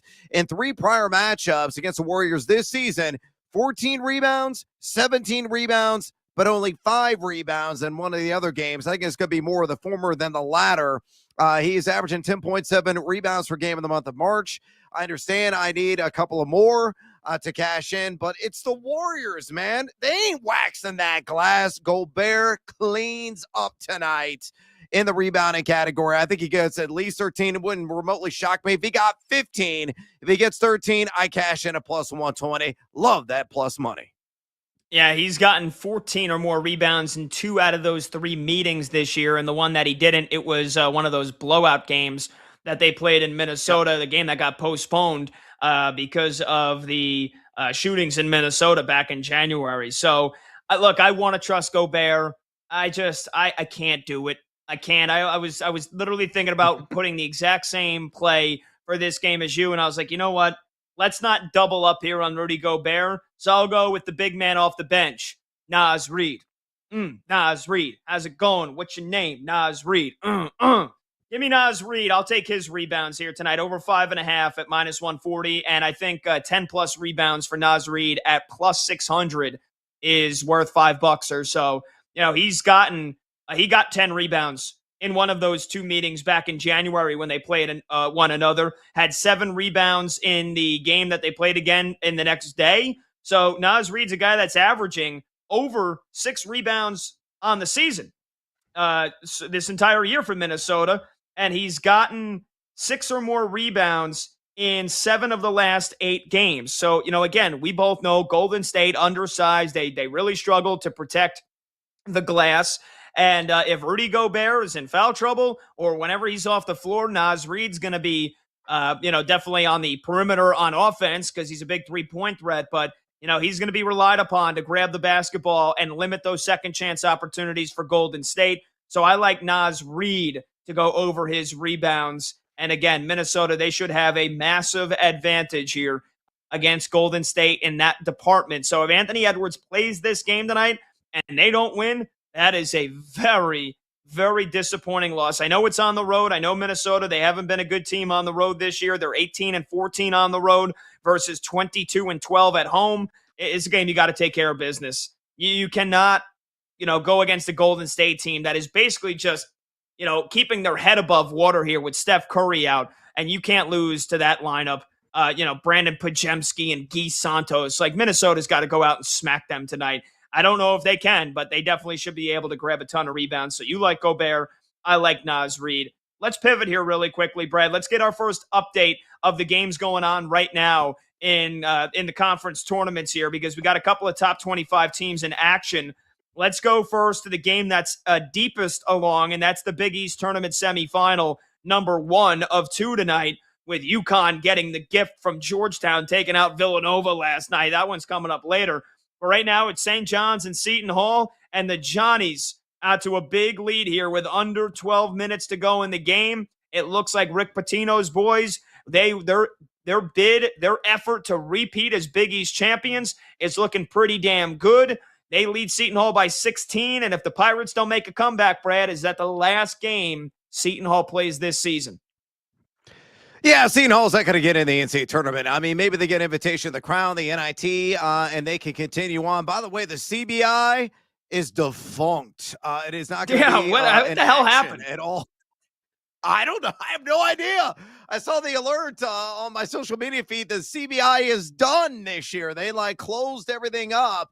I mean, the Crown has kind of taken over now with all the NIL initiatives, a much better platform, much better overall product by comparison. But man, Mississippi Valley State, your postseason hopes are officially over.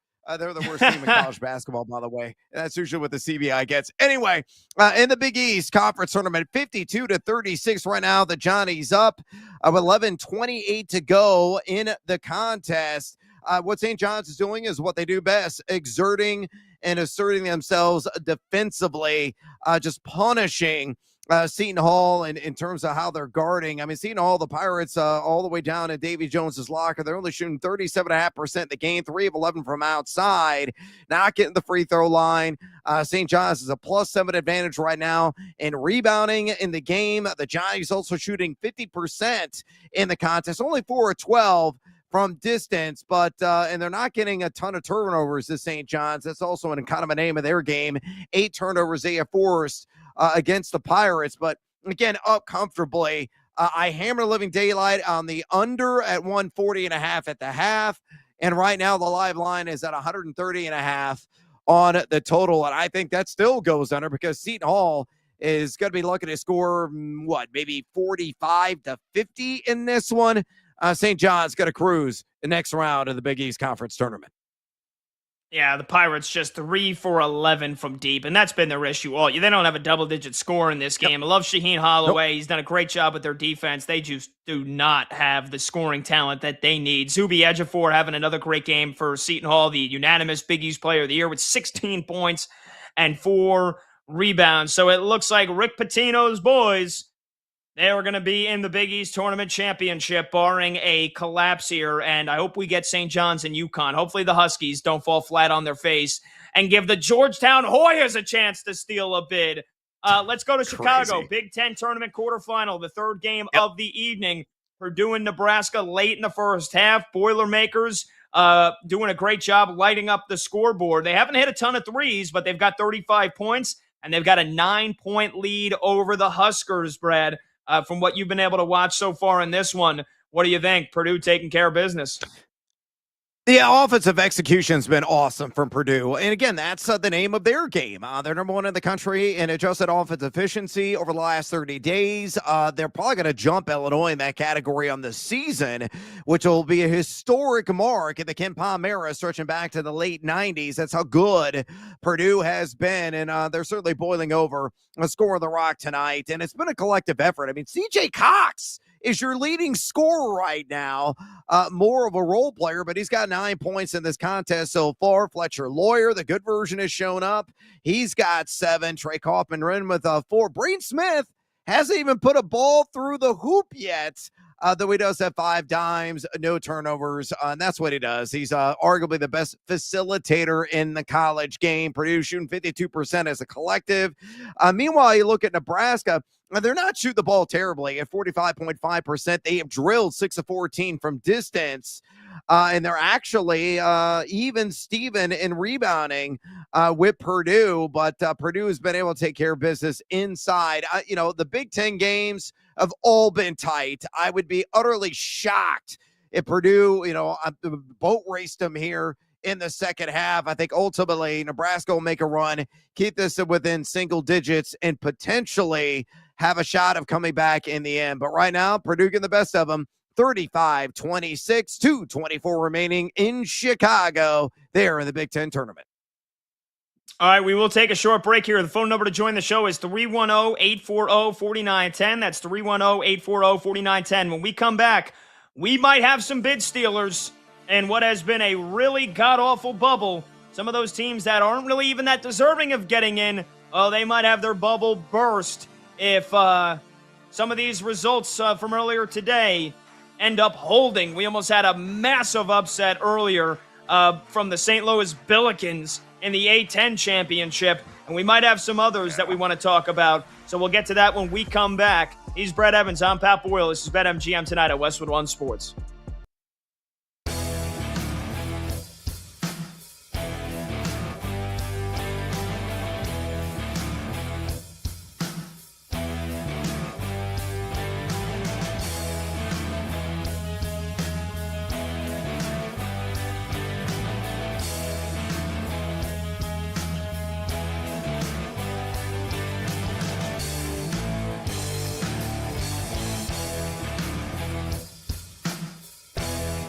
There was like 28 throws that I, pulled out that I thought, okay, they're not the number one read. They're wide receiver or running back screens where he actually had to, stay in the pocket and read things out.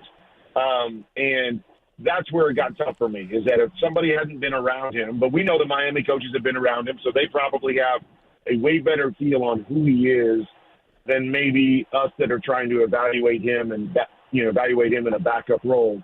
But it was a tough evaluation because you saw some really good and you saw some, oh man, he's got to be better at this and he's got to do this better as a starting quarterback. And so I don't know. I really don't know what he's going to be. I really don't know what he is at this time. To your point, he's got all the physical ability. That's not the question. The question is consistently when you have to show up and you have to throw the ball 35 or 40 times a game, can you be that guy? Can you make the right decisions? Can you make the right throw over and over again? And that's what I don't think anybody really knows outside of maybe the people that were in that building.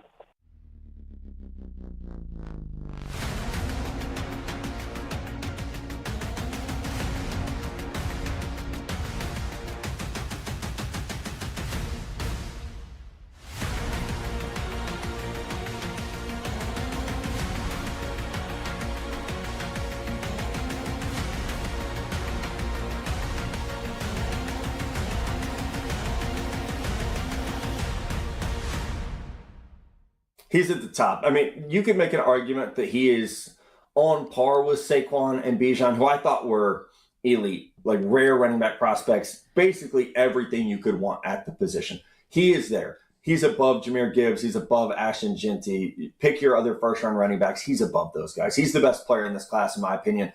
It's everything you want. 6 foot, 214 pounds. He runs with power between the tackles, but he has the speed to rip off multiple 90-yard touchdown runs over the last 2 years.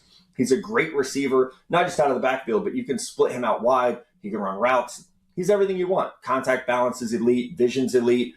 There's a game where he hurdles a dude on the sideline and somehow like almost accelerates as soon as he lands. It's ridiculous, just the gifts that he has. But then the toughness, the vision, everyone I've talked to raves about him as a human being as well. So I think he's pretty close to just like a perfect prospect. I don't know what the downside would be. You know, this wasn't a great Notre Dame team, so you can't even say, oh, well, it's Notre Dame. That Notre Dame's offensive line was okay last year. This is not, he's not running behind an all-American offensive line. So I think he's just incredibly special, and he should be drafted in the top 5 picks.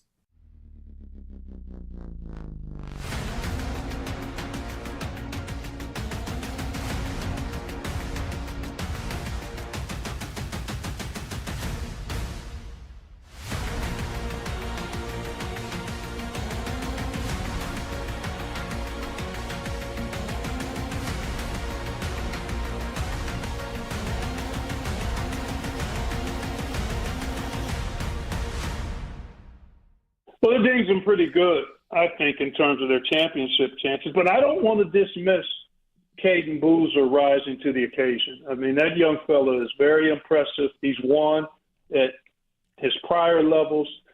He and his brother are winners, and they're really good players. So sometimes these detours or these injuries that come up can galvanize a team, certainly in the short term. Would it be sustainable long-term to where you've got to win 6? That's a question that I can't answer, but I would not dismiss them from the favorites conversation in winning the national championship because of the injury. I think they're going to find a way to continue to be a threat to win it all. It dings them, I'd say 20, 25%. Right now, I may have a different opinion after watching a game more or two, but that's where I land right now. Yeah, I mean, so many things to see, and how this team shows up, and what it looks like when they come to play. But I mean, I think that the natural response is yes. I mean, 2 years ago with Sam Darnold, when they got really good quarterback play, they win 14 games. Last year, with the up and down and the struggles of J.J. McCarthy throughout the year, they win 9 games and, just out of the playoff picture. And so, to know what Kyler Murray has done and, how talented he is, I think you say, well, they're going to get better quarterback play than they got a year ago. And so if the team is, again, I know they've lost some guys and who they bring, all that stuff. But if the team around him is Tone as good Energy, real-time reaction. BetMGM tonight with Brad Evans and Pat Boyle rolls on.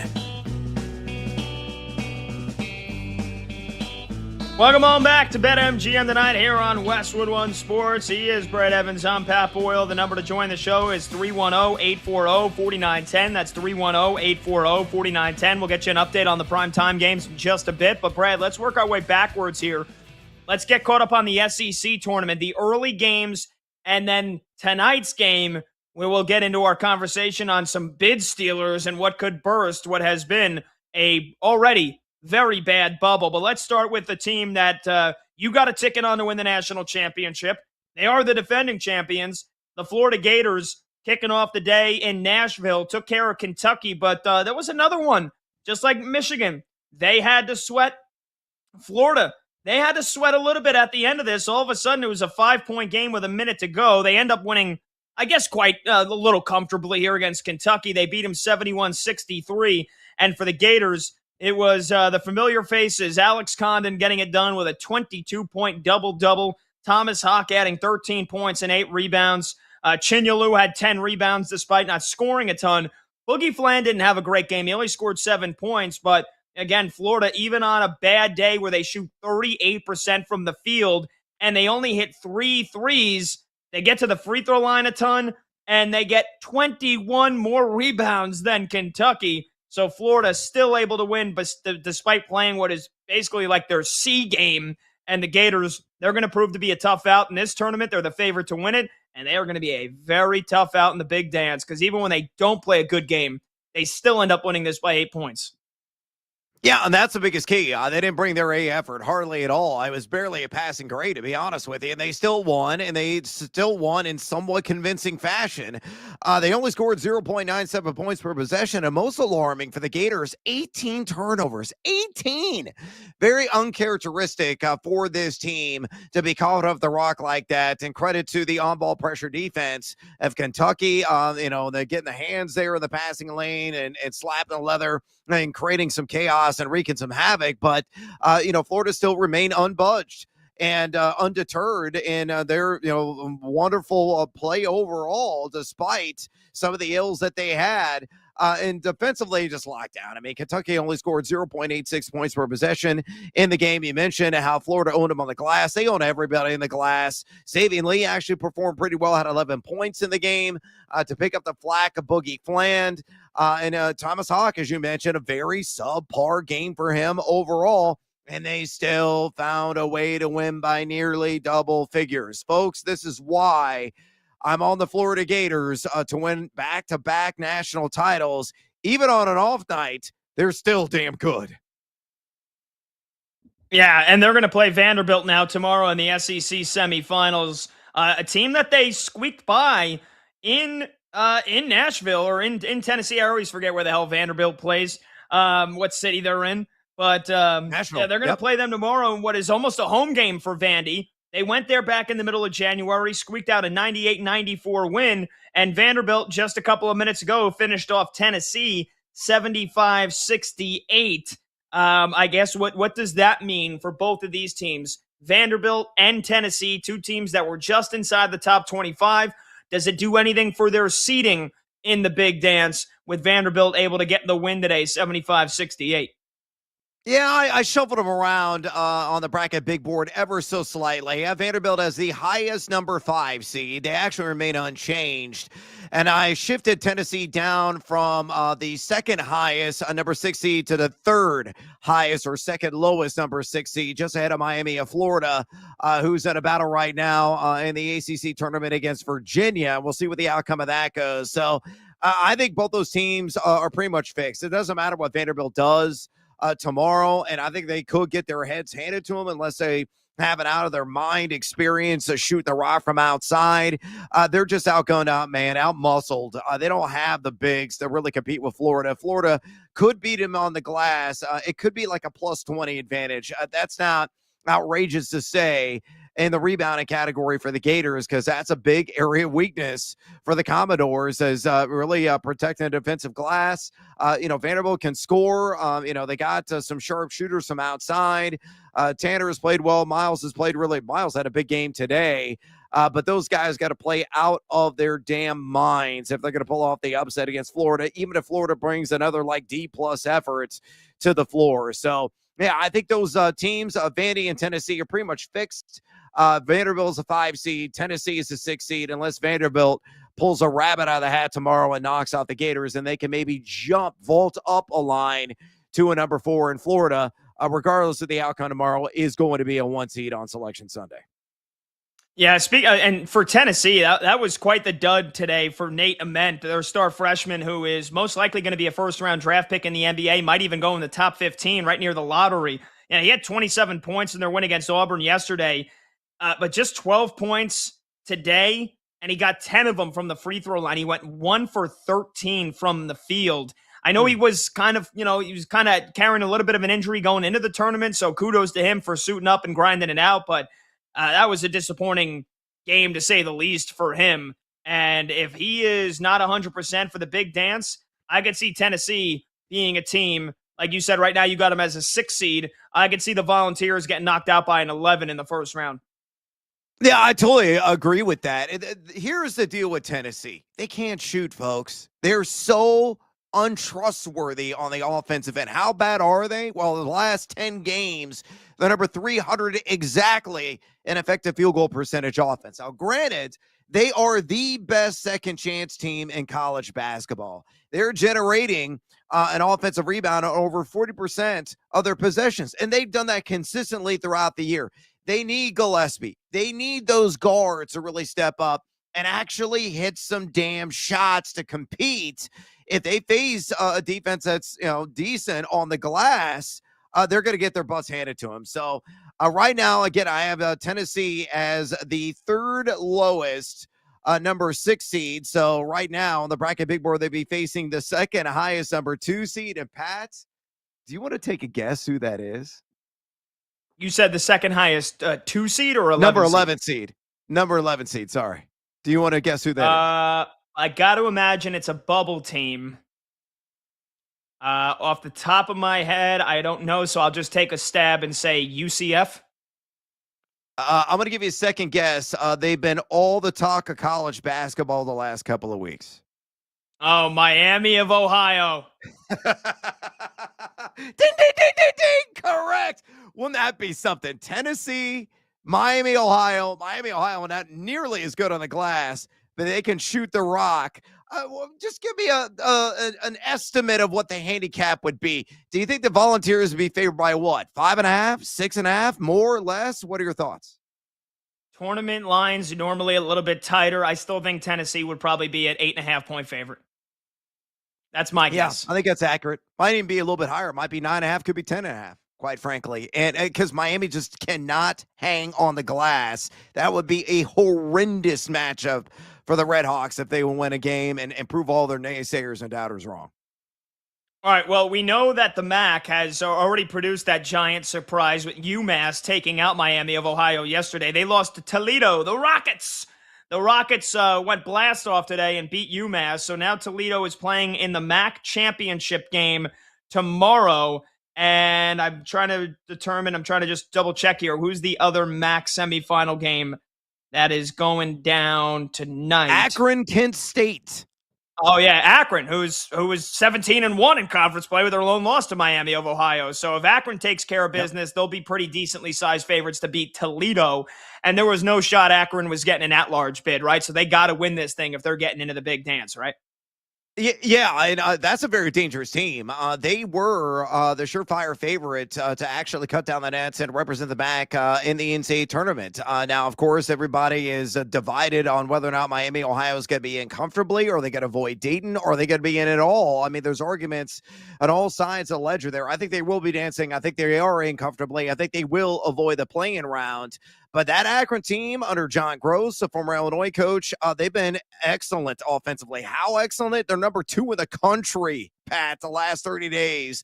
An effective field goal percentage offense. They're shooting nearly 58% from 2 and over 41% from 3. So if Akron were to get the auto, they're going to be on the 12 seed line. Oh, and let's say as a 12 seed, who could they face? I have them right now. Again, assuming that they are in the auto as the highest or strongest number 12 seed, which means they would face the lowest number 5 seed and the Wisconsin Badgers. Oh, man, that'd be an entertaining game. First to 95 wins? Yeah, literally.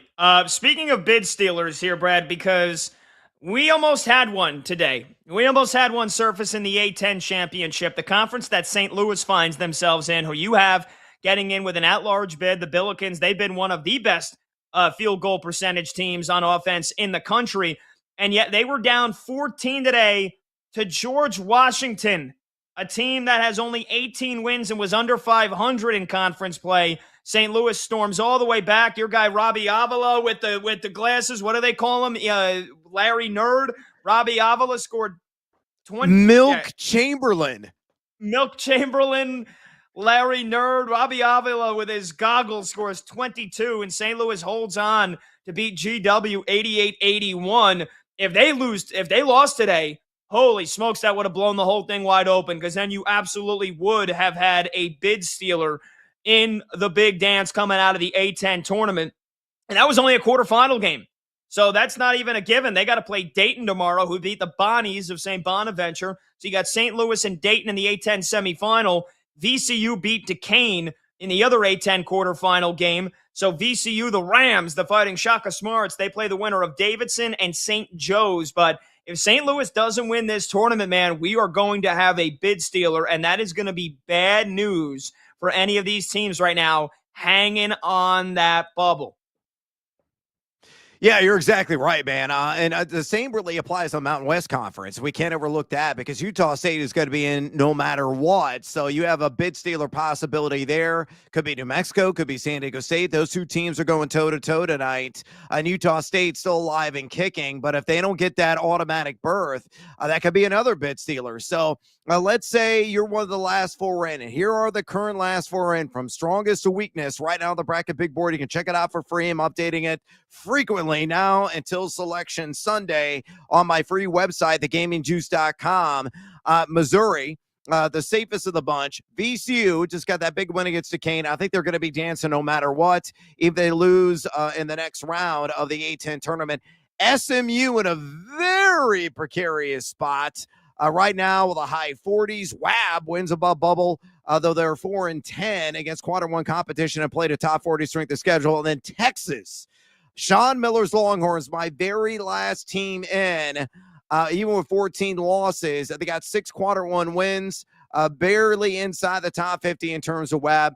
So if you're in the Lone Star State, whether you are a fan of the Mustangs of SMU or the Hook'em Horns of Texas, you are praying that the VCUs or the St. Louis's, the Utah States of the world take care of business in their respective conference tournaments, because if they don't, you're going to the crown, baby.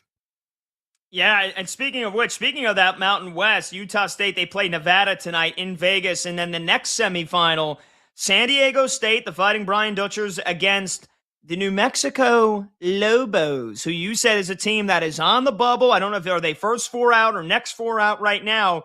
They beat lowly San Jose State. They got a gift from them. San Jose State beat Boise State 2 days ago. So New Mexico took care of business. They play San Diego State tonight. Does New Mexico have to win the Mountain West, or do you think that if they win this game tonight and then they maybe lose by a couple of points to Utah State in the championship game tomorrow, can New Mexico get an at-large bid, or do you think they have to win the Mountain West tournament? Well, Pat, here's what's interesting. This is essentially a play-in or play-out game because New Mexico and San Diego State are members of my first four out currently on the bracket big board. So this game is extraordinarily meaningful. How close are they? Well, look at the WAB wins above bubble. The Aztecs of San Diego State at number 49. Presently, New Mexico at number 50. So there is a lot on the line, to say the least. All right, so let's look at a hypothetical here. Whoever wins this game, they march on to the Mountain West Conference Final. Do they have to win to get in? Not necessarily. That's how weak the bubble is. But obviously, just take care of business, get the auto berth, and eliminate all doubts. But New Mexico or San Diego State, the winner of that game tonight, even with a loss tomorrow, they're going to have an argument on Selection Sunday, pending the results of some of the other conference tournaments. Folks, this is how wild, this is how wacky, this is how really just precarious a lot of these teams are standing on very spongy ground, to say the least, of whether they're going to be in or out. And the committee, the pizza boxes are stacking up. The coffee is continuously being brewed right now in Indianapolis. And they're all trying to figure out, as those team sheets are sliding across the screen, and they're dissecting all the strengths and weaknesses of the full body of work. Remember, keep that term in mind. And Oklahoma is another team that you have right now in your first four out. They play Arkansas. Coach Cal's Razorbacks with Darius Acuff, one of the best point guards in the country. That's the last game tonight in the SEC tournament. That feels like that is a must-win game for Oklahoma. All right, we'll take a short break. When we come back, we will get into a little NFL free agency news because the Falcons GM, the new GM, Ian Cunningham, said something very eye-opening today about their new quarterback room with Tua Tagovailoa and Michael Penix. We'll also get you set for USA-Canada, the WBC quarterfinals. That game kicks off in 20 minutes. So we'll talk about both those topics when we return. 310-840-4910 is the number to join the show. He's Brad Evans. I'm Pat Boyle. This is BetMGM tonight on Westwood One Sports.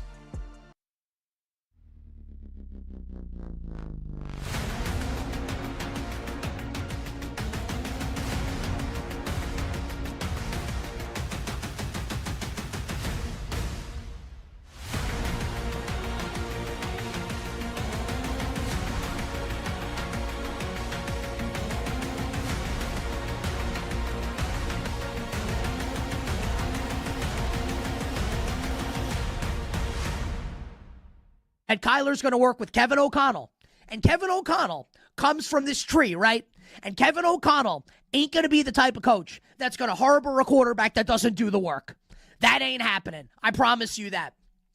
Kevin O'Connell has to feel good enough about Kyler Murray's work ethic to make this signing, to hand the reins of this potential Super Bowl winning team over to Kyler Murray. And if this is true, and Kyler is now going to put the work in. And I think a legitimate criticism of Kyler has been, he said in the past, I'm going to paraphrase here. Basically, and again, this is a big time paraphrase by me. Basically that he's like a Jedi. And that when the game starts, he sees everything. When he watches too much film and he feels like it's not good for him. Like, okay.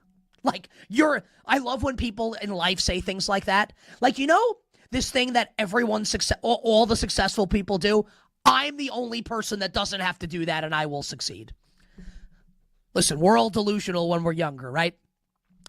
Let's say that Kyler's now going to put the work in. And the fact that the Vikings signed him tells me that that's true. Happy learned how to putt. Do you understand? If Kyler can now marry, like, legitimate film study with great coaching and his natural athletic ability, top 10 pick in baseball, Heisman Trophy winner, number 1 overall pick in the NFL draft, a true short king. Man, I think the upside's through the roof. Final one. The Minnesota Vikings, as currently constructed at this very moment, Friday the 13th, are not a perfect team. Javon Hargrave is gone. Jonathan Allen is now a Cincinnati Bengal. Harrison Smith, not going to be on the team anymore, longtime safety. Jonathan Grenard, likely not to be on the team. We've heard trade rumors about him with the Philadelphia Eagles. So the Vikings have some work to do right now, as far as the roster goes. But man, you got Brian Flores calling that defense. You got KOC coaching up this offense. They admitted the mistake with J.J. McCarthy. Give them a lot of credit. That takes guts to do it, to admit a mistake of that magnitude that early. They know it was a mistake, and they moved on. And I give them a ton of credit. And as a result, the Minnesota Vikings will be a playoff team in 2026 with Kyler Murray.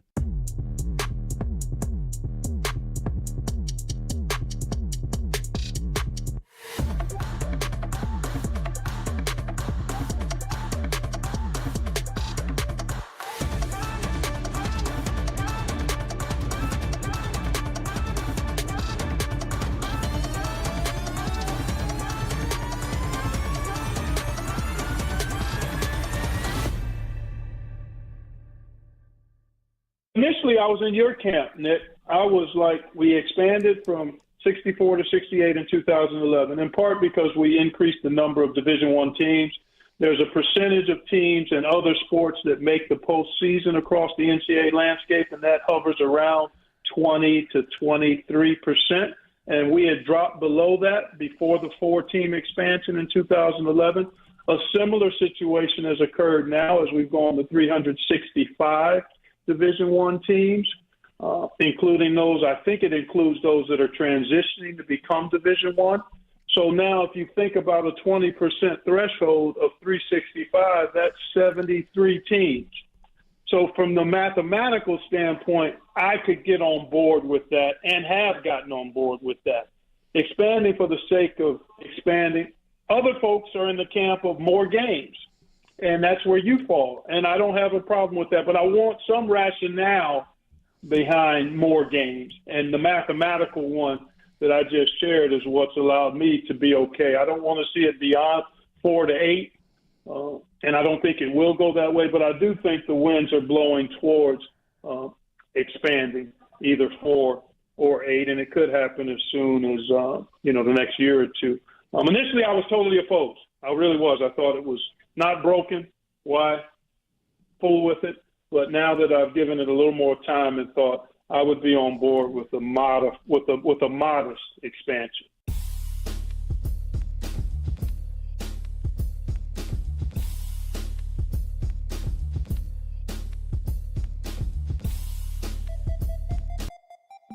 Every score, every swing, every sharp take. BetMGM tonight continues with Brad Evans and Pat Boyle. So I let her lick the rapper. Welcome on back. BetMGM tonight, Westwood One Sports. He's Brad Evans. I'm Pat Boyle. The phone number to join the show is 310-840-4910. That's 310-840-4910. Let's pivot, talk a little football here real quick, Brad, because we got some interesting news today in a couple of different parts. First, from the Falcons' new GM, Ian Cunningham. Now, remember, they hired Matty Ice. He's going to be president of football ops, and they've got a new head coach in Kevin Stefanski. They signed Tua Tagovailoa for the Veteran League minimum to bring him in and potentially, I thought, be the backup for Michael Penix. Now, the question mark is Penix going to be ready to start by week 1? He's coming off another torn ACL. And today, Ian Cunningham said that Tua and Michael Penix will compete for the starting quarterback job. So, how seriously are you taking this? Because I'm of the belief if Penix is ready to go, he's going to start week 1. But if we've got a true blue quarterback competition, is there any way Tua is the week 1 starting quarterback for the Atlanta Falcons? I don't see it happening, but crazier things have indeed happened. I think it's a 50-50 proposition, my man. I really do. Again, the bottom line for Michael Penix is just how unimpressive he was when he was healthy last season. His gross inaccuracy was glaring. I mean, he was outside the top third in adjusted completion percentage. At times, he was on the money, but many a times he was off the mark. Tua may have a rebirth, so to speak, there in the ATL. Obviously, the creature comforts of the dome. He's got more than adequate weaponry around him, and Drake London and Bijan Robinson. And, with the knee injury to Michael Penix, it could be a bit of an uphill climb for him to get some meaningful snaps in training camp in the preseason and prepare himself for week 1. So, being the gambling man that I am, I don't think it's far-fetched at all that Tua Tagovailoa is the starter for the Falcons in week 1.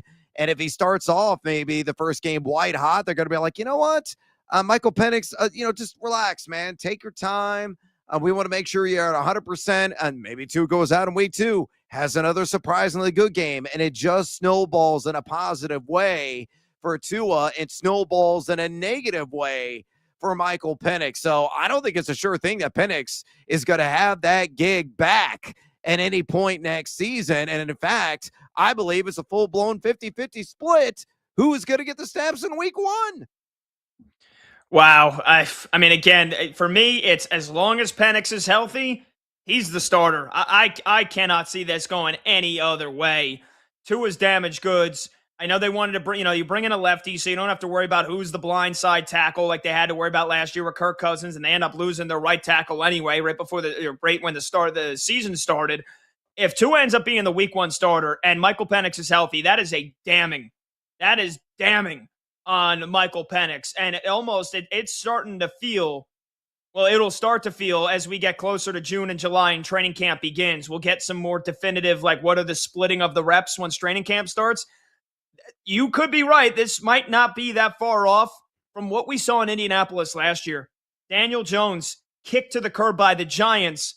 Anthony Richardson, now there was doubts about him with his durability like there is with Penix, and there was a lot of doubts about Anthony Richardson's accuracy, and Daniel Jones ends up winning the quarterback battle and never gave it back. Only they had to go to Phillip Rivers when Daniel Jones ruptured his Achilles. Anthony Richardson basically ends up, knocking himself out for the year, snapping his orbital bone while putting on a knee band. So, could we be talking about Michael Penix in the same light, in the same conversation as we are about Anthony Richardson in just 6-7 months from now?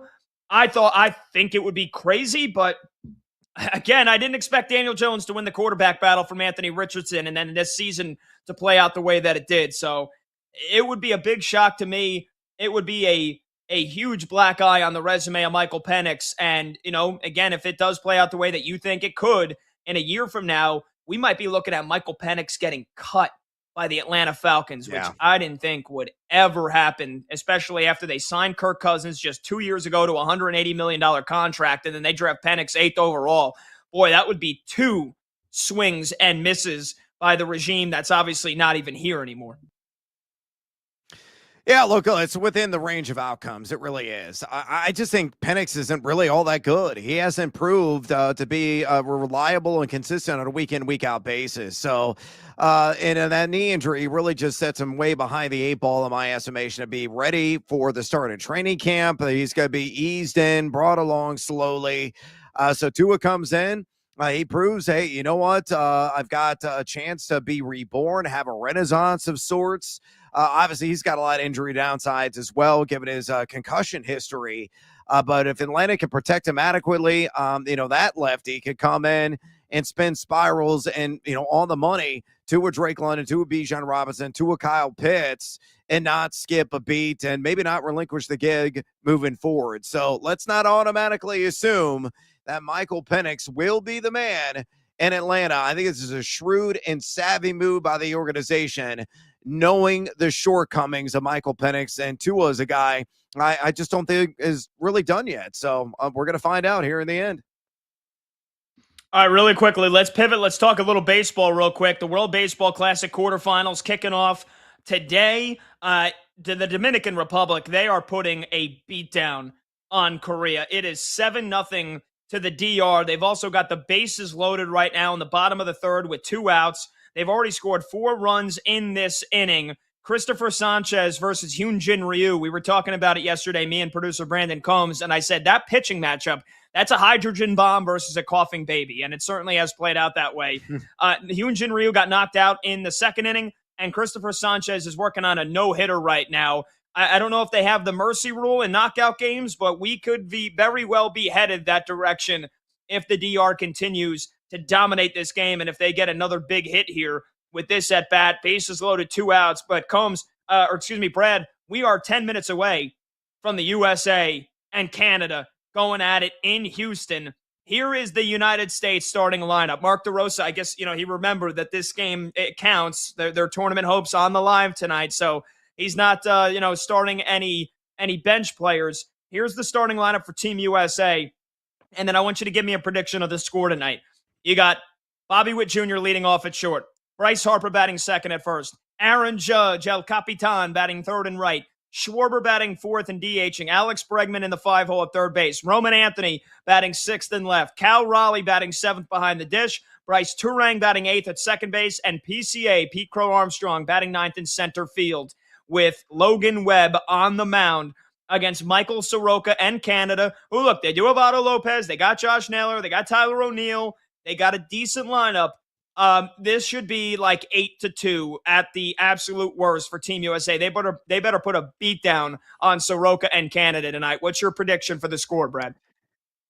I think that's an accurate assessment. Honestly, they got to go out there and improve something, right? They got in by the hair of their chin. Thank you, Italia. I mean, the fact that they were even in that uncertain of a position was outlandish. It really was. So they got to go out, pack the lumber, make hard contact. The pitcher's got to step up, pop the mitt, and just slam the door early, and don't play with your food. So.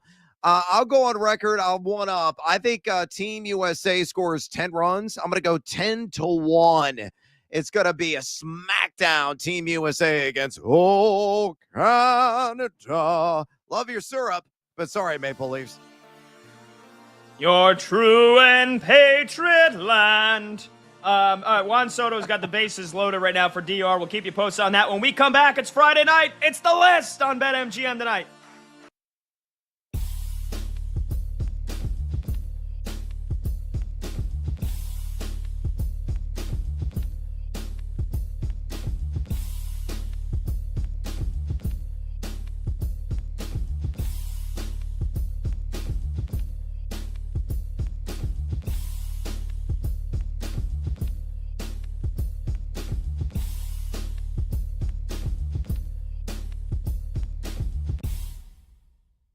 I would take David Bailey, and it's kind of, Nick, similar to our conversation about Ty Simpson and quarterbacks. You can look at metrics, arm length at 31 inches. That's kind of the low end of where you would like a guy to be. Ruben Bain came in at under 31 inches. In the last 30 years, a pass rusher has never been drafted in the first round with sub 31-inch arms. So you're betting on an outlier again. To take that one step further, in the last 30 years, there's not been a player with 10 sacks or more in an NFL season under 31-inch arm length. So you're double betting. Not only are you saying, we're going to break the mold to make you a first-round pick, we're now expecting you to break the mold as a pass rusher to become something that no one else has been in the NFL. So I look at that, and people will ask me, how do you use analytics? How do you use data in your job? Just like that. I use it to say, okay, no one's ever done this before. Do I believe that you as a player have the traits to change that, to break that mold? Ruben Bain's power, leverage are impressive, but the arm length shows up on tape. It really does. And so then you get to David Bailey, who a first-year starter last year at Tech. He blew up. He was fantastic. He has speed. He has enough length, but it is going to be about usage with him. He's not an incredibly powerful player against the run. I think he would probably be better suited to a 3-4 defense than a 4-3, but that speed, that hook around the edge is crazy good. And both guys were on really, really talented defensive lines. Akeem Mazador from Miami will probably be a top 40 pick. Lee Hunter from Texas Tech will probably be a top 40 pick. These guys were surrounded by talent that allowed them to shine. And so I think that's when you project them forward. You say, okay, they both have to have a balance, a counterbalance on the defensive line so that they can continue to get those one-on-one looks that they got in college.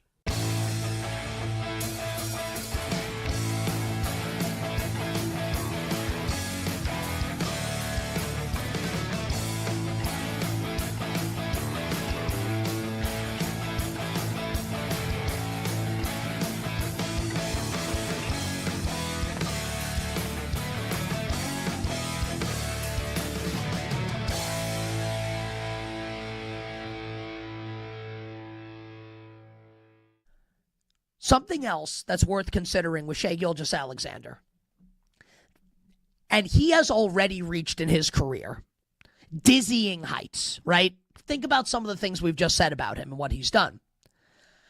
I don't think there's any question, and I would love to have someone who watches the games disagree with me. He's playing right now the best basketball of his career. So he has not peaked yet. It may not even be close to his peak. That's how crazy this is. Like, he's still getting better. And that is a scary prospect for the rest of the league. So the Celtics, they lose last night, right? But no Jason Tatum, no J-Dub for Oklahoma City. That needs to be said. No Jason Tatum for Boston. And the Celtics are in it till the very end. Which just goes to show you, like, how awesome the Celtics team is. The Celtics not even close to 100% in the game.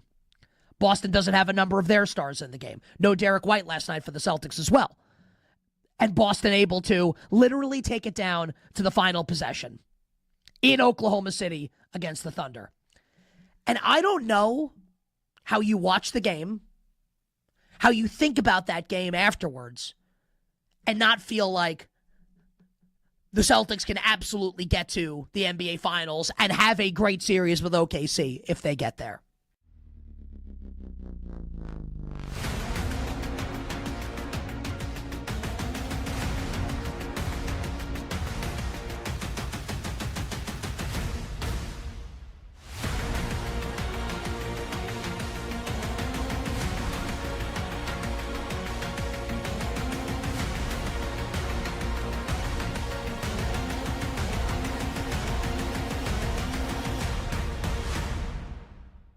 Yeah, I mean, I think, you got a new coach.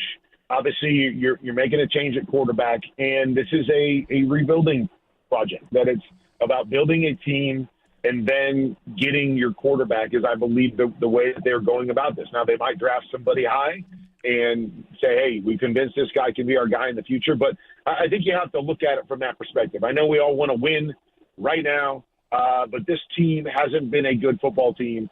I think they've come in with the new coach and said, hey, we're going to try to build this team first, and then we will find a quarterback that we believe can lead us where we want to go after that. And the so day shuts down. The games light up. This is BetMGM Tonight with Brad Evans and Pat Boyle on Westwood One Sports. Hey-o!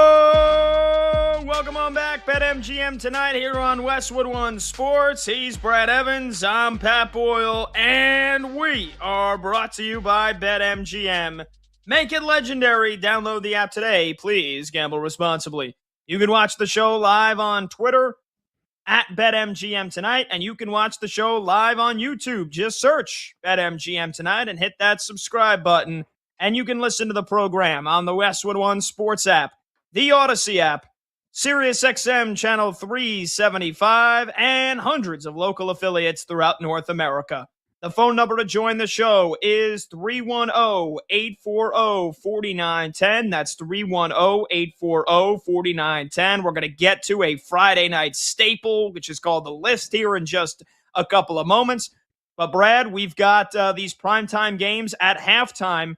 Let's get an update here from Conference Tournament Championship Week in the NCAA with some big games and a couple of big swings here recently. Arizona was behind early against Iowa State in the Big 12 semifinals.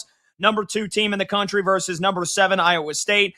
And Arizona then came from behind to take the lead. They were up 37-34 with 35 seconds to go in the half. And then Iowa State just drilled 3 triples in a row with some sloppy play. Extra sloppy from Arizona. And just like that, the Cyclones, they're up by 6 at the half. What the heck just happened to Tommy Lloyd's Wildcats?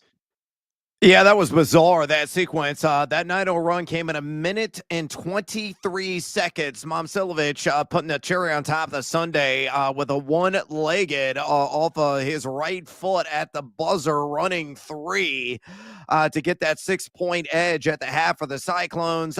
Iowa State 7-17 in that half from way downtown. That's 41.2%. Arizona's out-rebounded him 22-19. Arizona just 2 of 5 from distance. It's still 40%, 48.3% overall for the game. But the biggest issue, I think, for Arizona, they left numerous points at the charity stripe, only 7-13, 53.8% shooting free throws. I still like Arizona on the live money line. I think they got a really good shot to come back and win this thing at plus 125. But as I said before, tip, I think this thing is going to come down to a single possession in the end. I still believe it's going to favor Arizona. And Iowa State will wind up covering. But the Cyclones started hot, and they ended that half hot. There was a lot of question marks, though, buried there in the middle.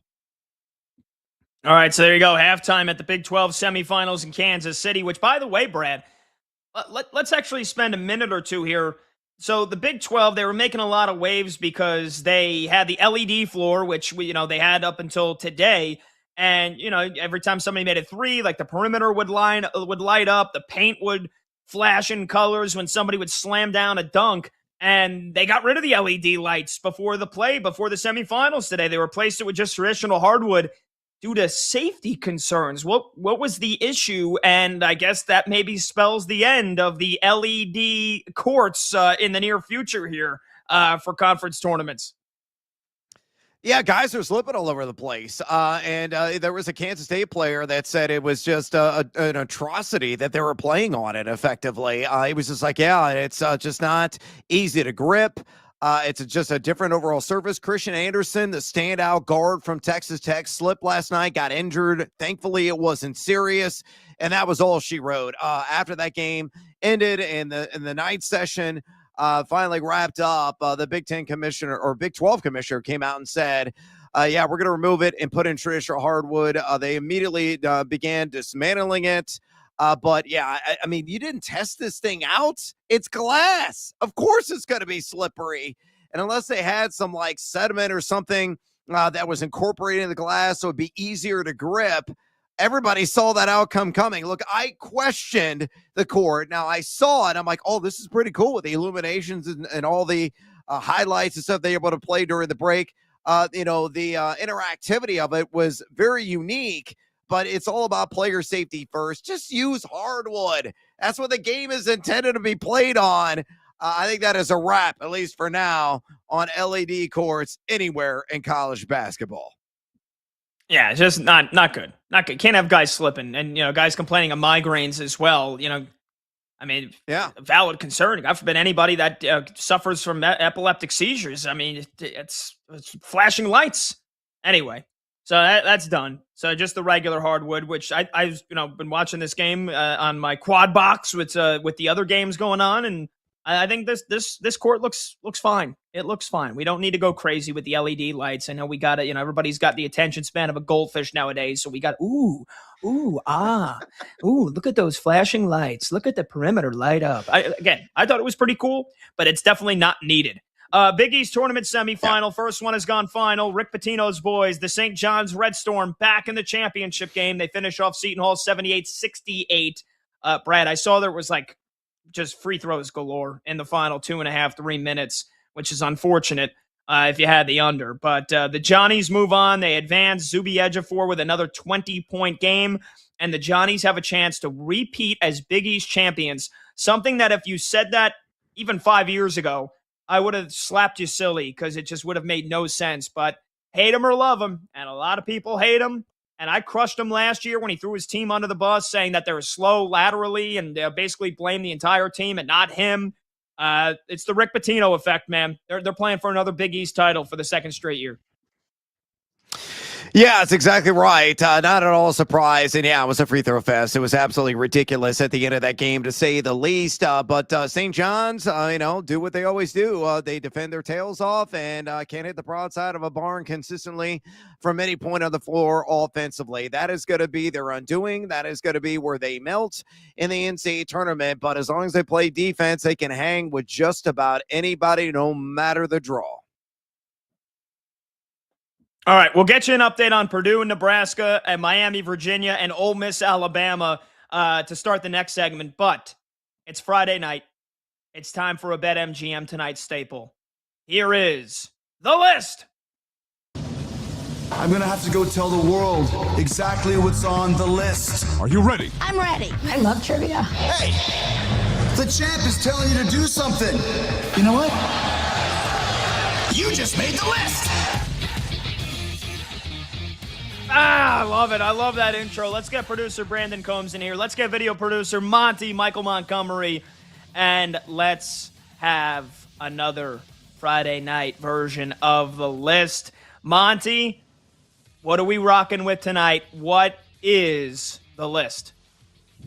Yeah, we're going to stick with college basketball being that time of the year and Brad's wheelhouse. We'll see if he can, win 2 in a row, even though he didn't win last week. So he is undefeated, though, in college basketball lists. So hold on. I tied for first last week. I technically won as well. Give me some credit here.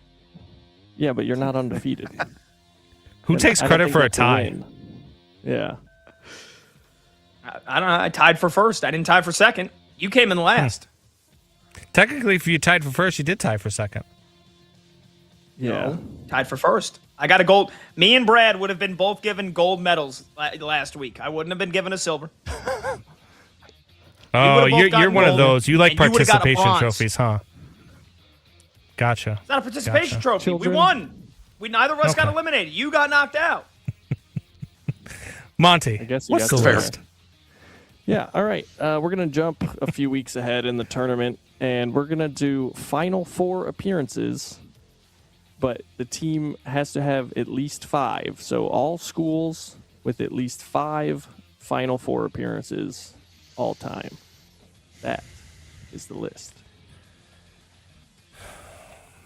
How do we feel? Okay, I Are we like it. nervous?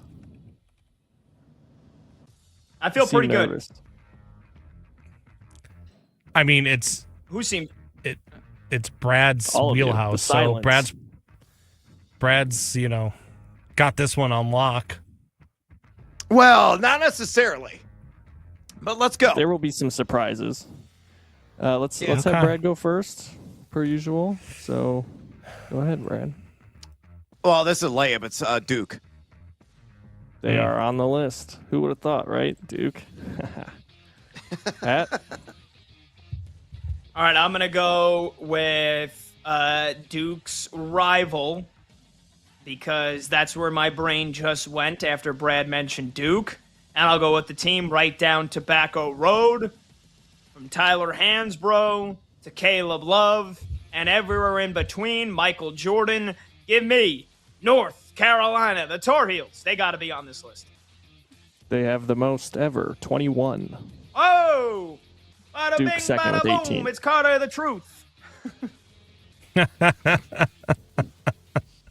Shout out to Carter. All right. UCLA. You guys are working your way down the list. They are number 3, also with 18. Wow, we should get bonus points for getting the top 3 with our first 3 answers. I agree. I'll give you all the bonus points you want. We got to stick with Thanks, another Monty. blue blood, Kansas. Brad messed up the order, but that's okay. They are 5th with 16. Oh, who was up? I think It I was might Brad. have the team. I think I might have that team that has more Final Four appearances than Kansas. Let's go with another blue blood. Let's go. Oh, excuse me. Is it my turn or Combs? It's my turn. No, it's yours. Okay. Sorry. I thought I jumped the gun. Almost jumped No, the I- gun on the list. Don't want to jump the gun on the list. But I'm thinking of the all-time blue bloods. Let's go with the Kentucky Wildcats. Nailed it. And I got it. That is your top 5. Oh, this is where it probably gets interesting.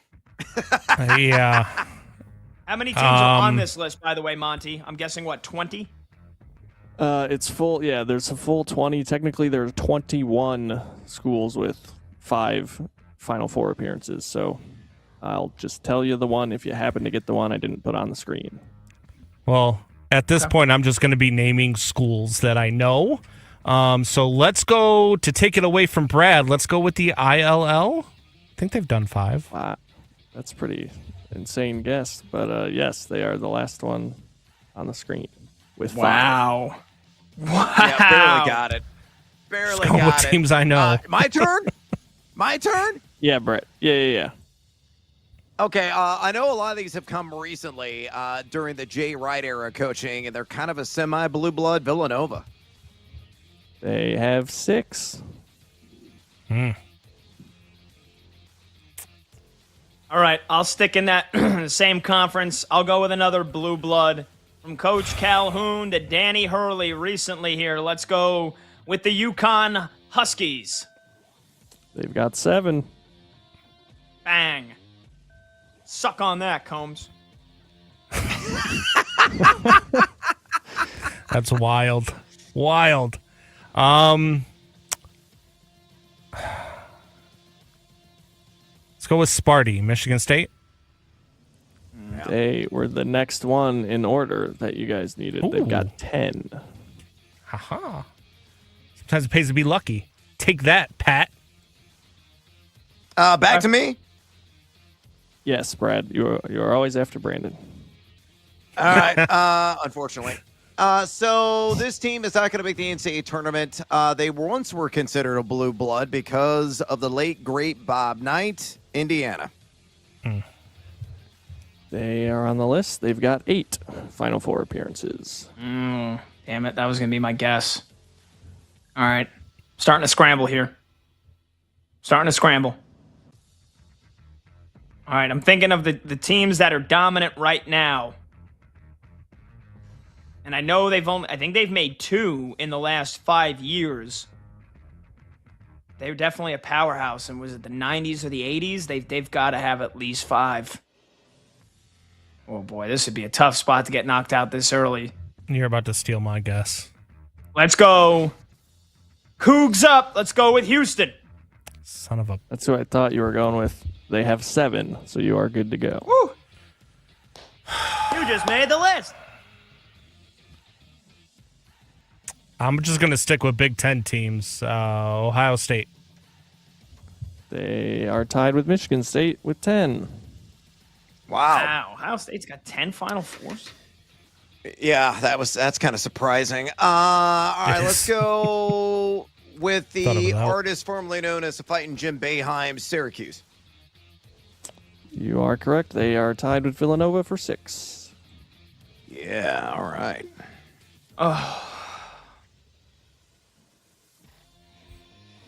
There are 8 remaining.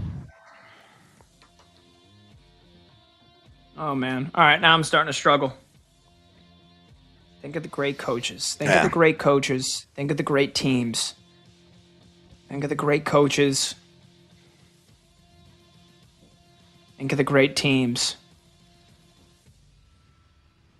Oh, man. All right.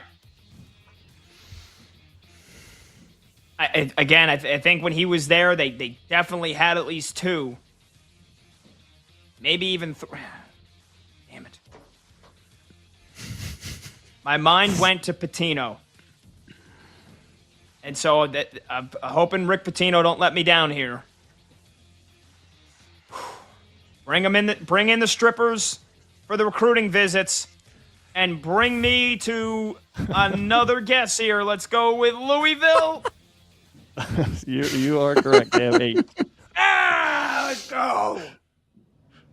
Unreal. I'm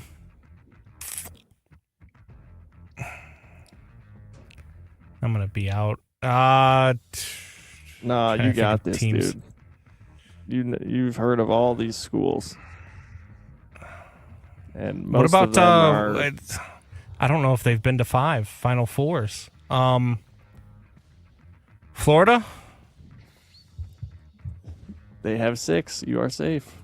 Oh, look at you! Let's go. Yeah. Eat Those it, early Pat. 2000 teams were amazing. I'm going to go back to the 1990s and a little 40 minutes of hell. Shout out to Nolan Richardson, Arkansas. They are the one I thought nobody would get unless it was you, Brad. They have 6. Oh, yeah. Remember those teams fondly. I'm in trouble. This might be the end of the line for me. There are 5 remaining. There is probably 2 schools that I would say are big basketball, have been / are big basketball schools. At least one for sure. I would say 2. All right. Let me go conference by conference here. Oh man. We don't have all day. By all means, take your time. I'm gonna give you an answer here in the next 10 seconds. Combs is just wanting to use your time for himself. Kinda. I've got a team. I already know who I'm guessing. I just hope he doesn't take it. All right, I'd be stunned if this team's not on the list because they had the Fab Five. Michigan has to be on this freaking list. They were one of the 2 schools remaining. I thought you better get. They have 6. Holy smokes. All right. There are 4 left. Georgetown is who I was going to go with.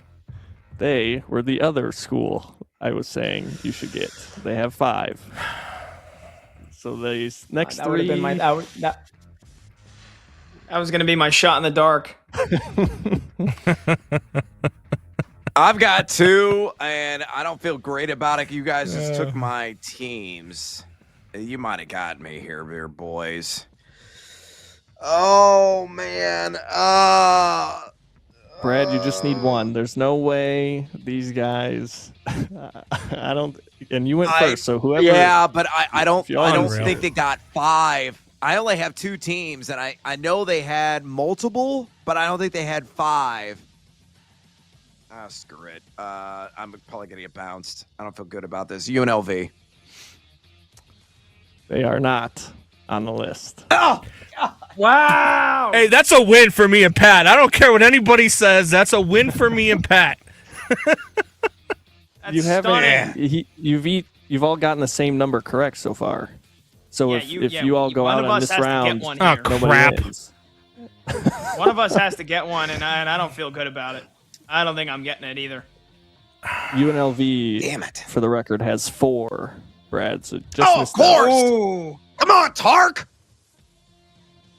Oh, I know who I'm right. guessing. Don't steal it, Pat. You son of a. Oh boy. Oh man. Oh man. Oh man. Oh man. I'm gonna just go. If this was women's basketball, I know for sure they'd be right at the top. And I don't know if they got 5. Shot in the dark. Tennessee Volunteers. That's who I was trying to think who you're going to go with, and I was like, Tennessee. I guess they are not on the list. Damn it! That was. Damn it!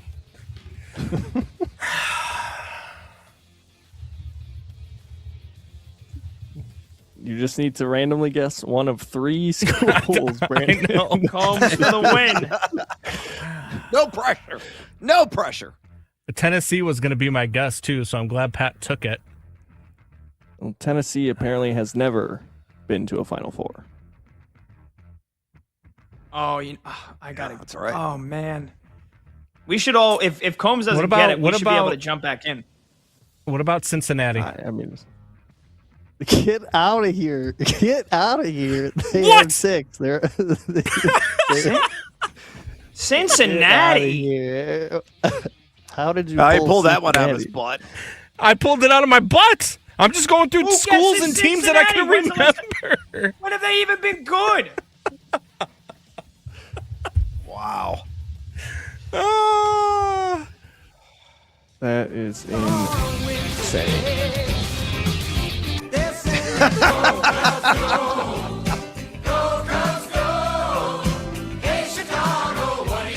Fly the W, baby.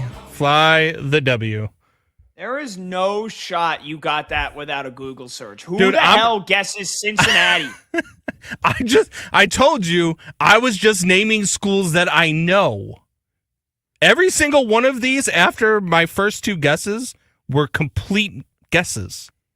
Like out of my butt guesses. I was just naming schools I knew. Buy a lottery ticket tonight. Who's the other two? Who's the other school, Monty? I was going to go with Marquette. Is Marquette on there? That's another school I thought no of. shot. No shot. They are not. I was going to the go other two Virginia. Is happen to Virginia on be- there? They are not. They happen to be in the same state, actually. Well, Oklahoma. I was going to say and Arizona, Oklahoma so that State. eliminates that. Oh, one of Texas? Well, it could be another Texas Wow. school. Oklahoma and Oklahoma State. What? Oh. Oklahoma yeah, State. I guess the Oklahoma teams. Yeah. Yeah. But congrats to that. Brandon. Way to go, Brandon, Brando. another one. Yeah. A bunch of BS. BS, dude. All right, when we come back, we'll do a little pick'em NFL style. I can't believe it. Brandon Combs, unreal. He's Brett Evans. I'm Pat Boyle. Thanks to Monty. This is BetMGM tonight on Westwood One Sports.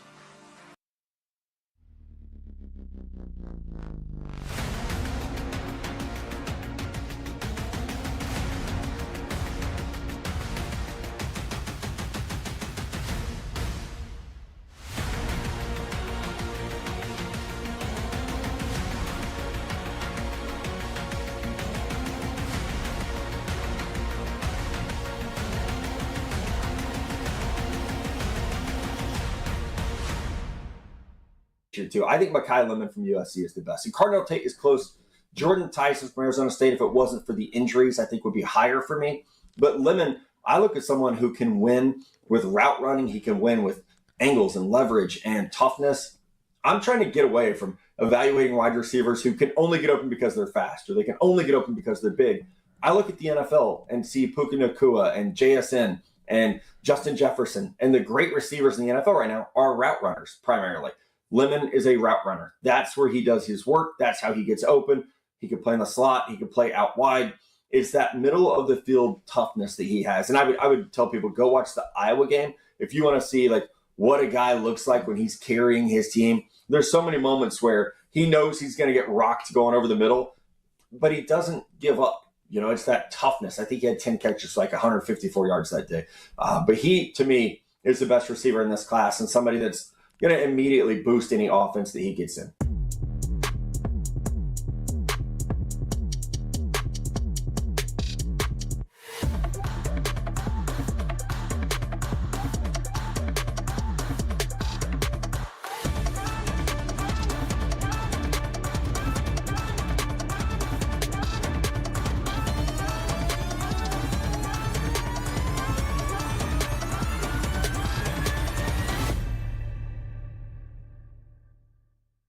Yeah, I agree with you. He's got great personality. He's always been very candid with his feelings, and he's entertaining in how he shares them. That's what makes him so good for us. And even when he was out of coaching temporarily, he did a couple of years with ESPN and was fantastic. I'm thrilled that he's part of our team. I think it's part of who he is. I don't think it's something that he's put on for this particular role. He's always been a personality, a showman, an understanding of the media and entertainment value. He's brought some tremendous insight for us as part of our team. So I think he's extremely valuable and a great asset for us, but it's because of who he is. I don't think he's fabricating or adding anything. He's always been very much opinionated, and his opinions are based on not only feelings, but his facts. So no, I just think he's being him, and he ended up in a place where he created a little bit of a storm, which is part of the debate, right? That's part of what we enjoy in this time of year, and certainly when you're talking about the talking heads that are pontificating and predicting and having opinions about what's going on. So I think he's a great add to our crew in terms of who he is and what he brings.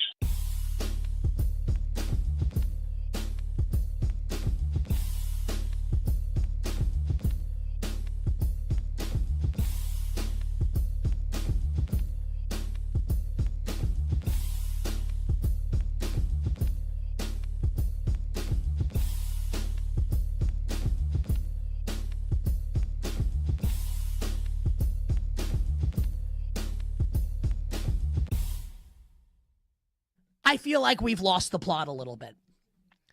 This conversation of Miami or Auburn should neither make the tournament. How about this idea for everybody? Miami and Auburn.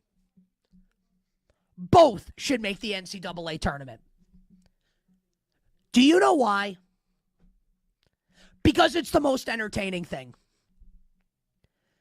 And people don't want to hear this, but sports is a television product. It's a TV show. Now, obviously, it's not scripted, but like the way that it's engineered is for our entertainment.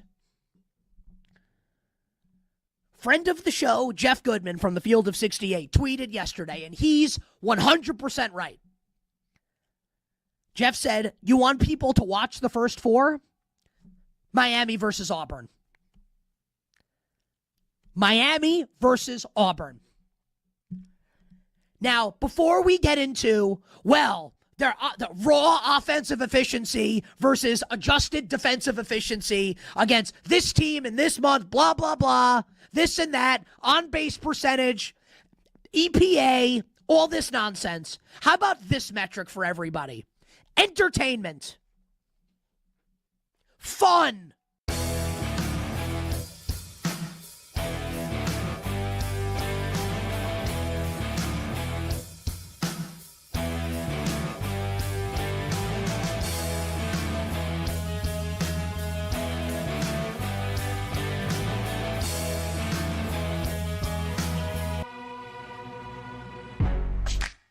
Red Zone energy, real-time reaction. BetMGM Tonight with Brad Evans and Pat Boyle rolls on.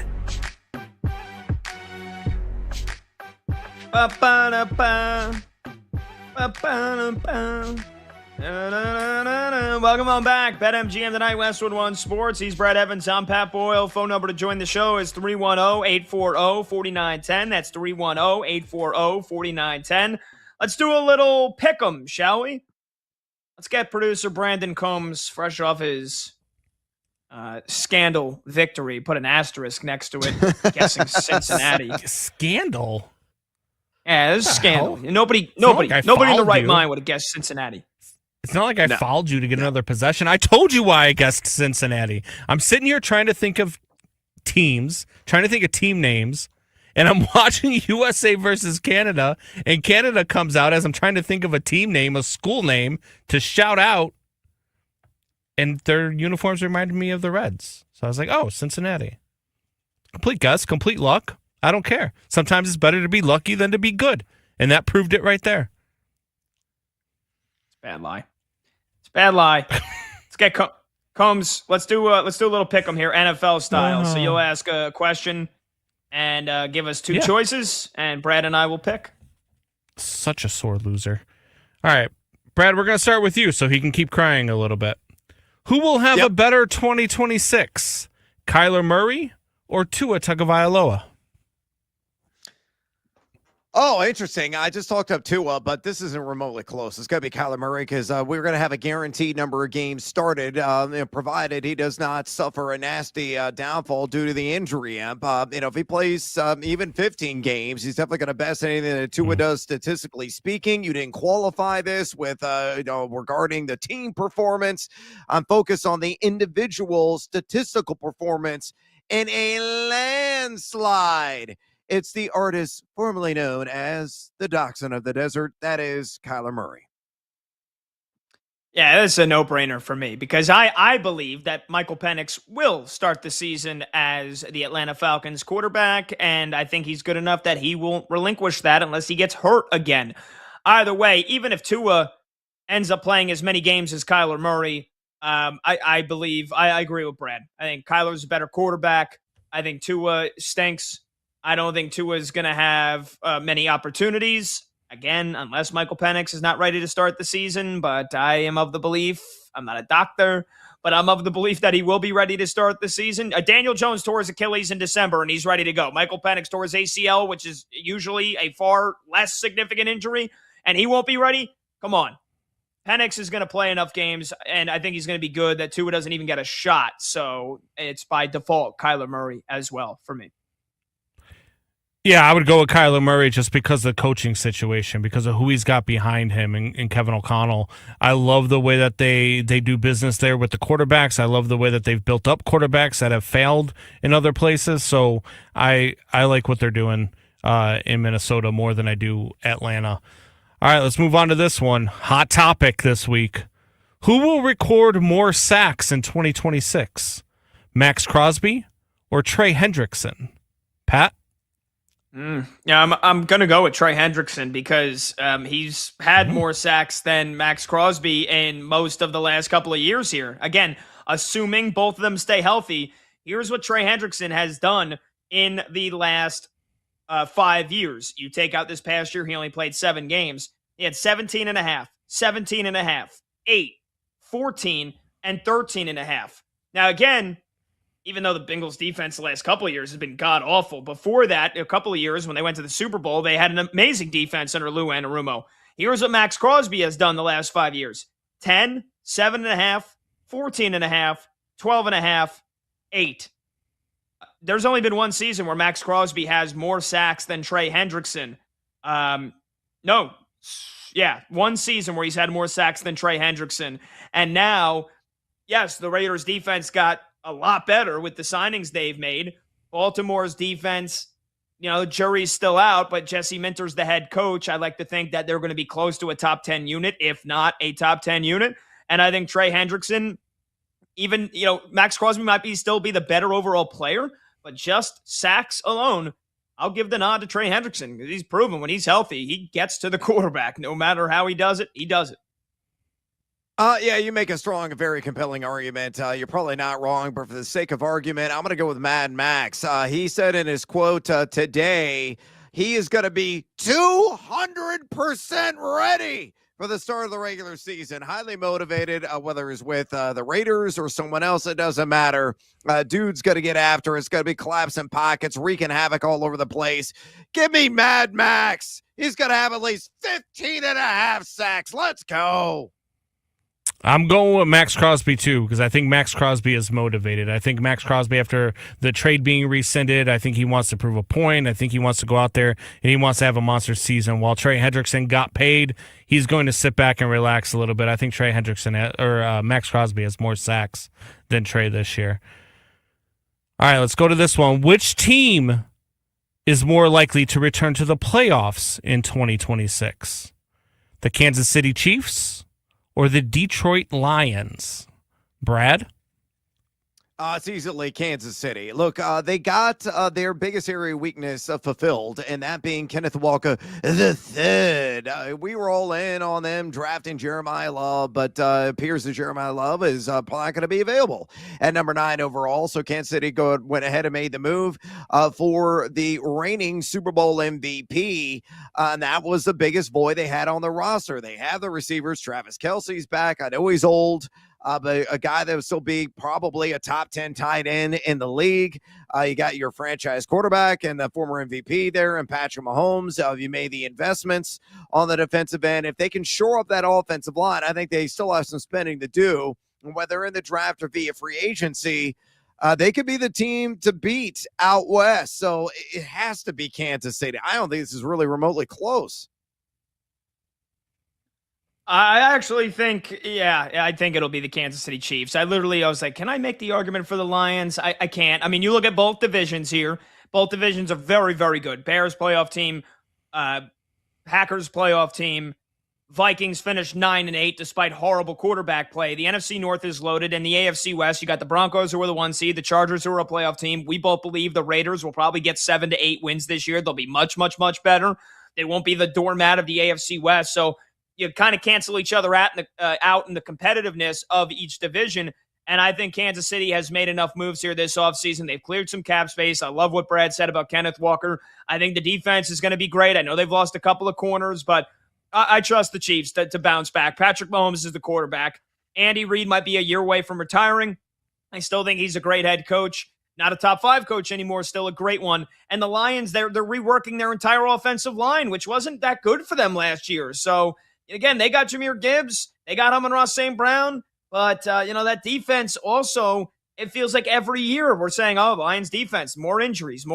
They can't stay healthy. That's been the story for them the last 2 years. What's going to change this season? The division is awfully tough, and I'll go with Kansas City to more likely to return to the playoffs.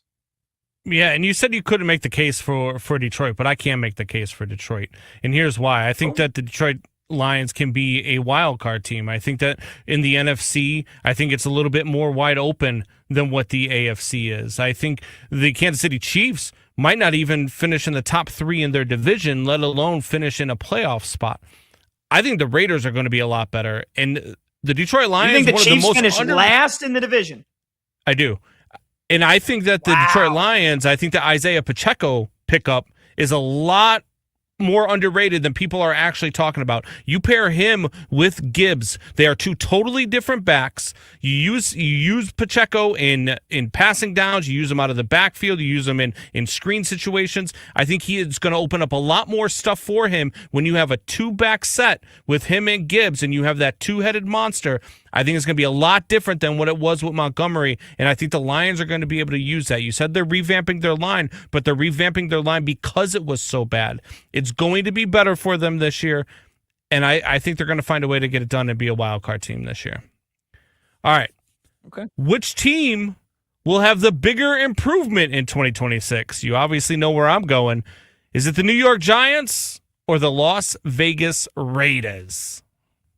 So the Raiders went 3-14, and the Giants went 4-13. I think the Giants are a playoff team. I think they're going to win 10 games. That's a 6-win improvement.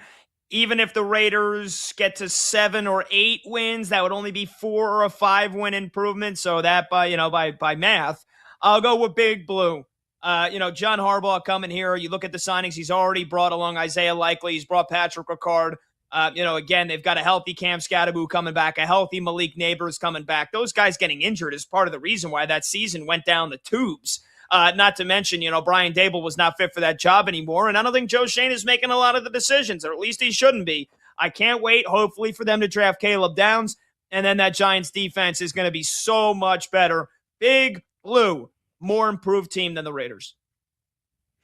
Yeah, you're a wise amigo. I'm in agreement with you. Look, I think the Raiders are going to be much improved, but they play in a rougher and more rugged overall division by comparison to the G-Men. You mentioned all the upgrades they've already made. I think Jackson Dart, is he going to take a quantum leap forward in overall production? I think it's on the table, but he's definitely going to take at least a sizable step forward overall. And I'm with you, man. Just go and get Downs.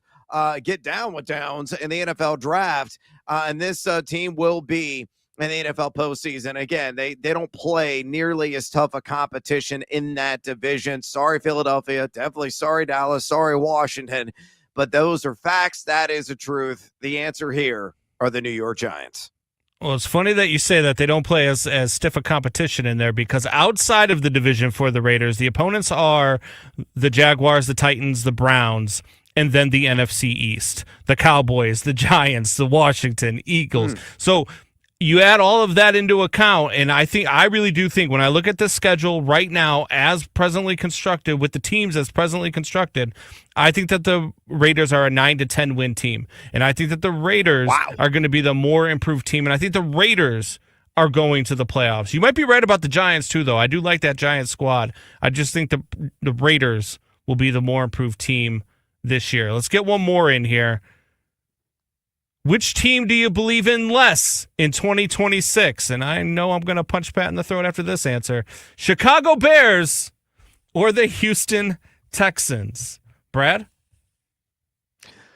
Oh, believe in less? It's got to be the Texans. Bear down, Chicago Bears. Hey,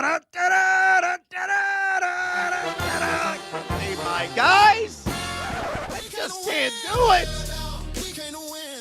Yeah, look, I know the Texans have made some upgrades, especially at the running back position. They should have a more formidable ground game. They're going to have a phenomenal defense. The Bears that definitely have question marks on defense.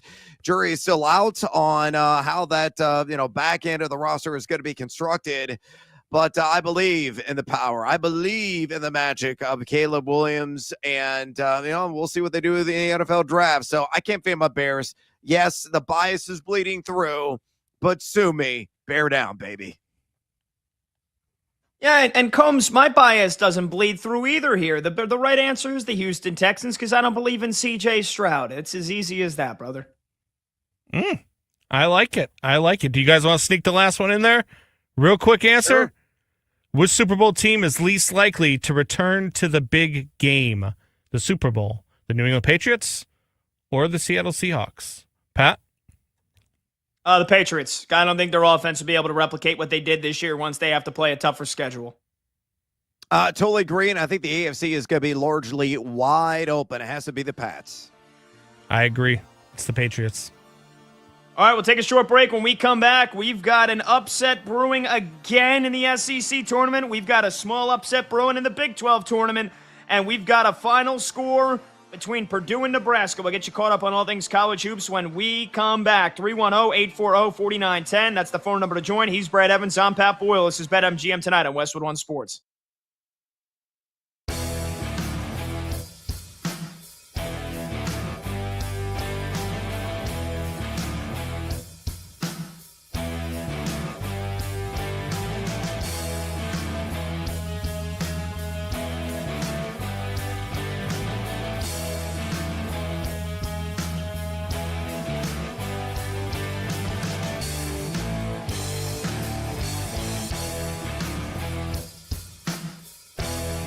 There was like 28 throws that I, pulled out that I thought, okay, they're not the number one read. They're wide receiver or running back screens where he actually had to, stay in the pocket and read things out.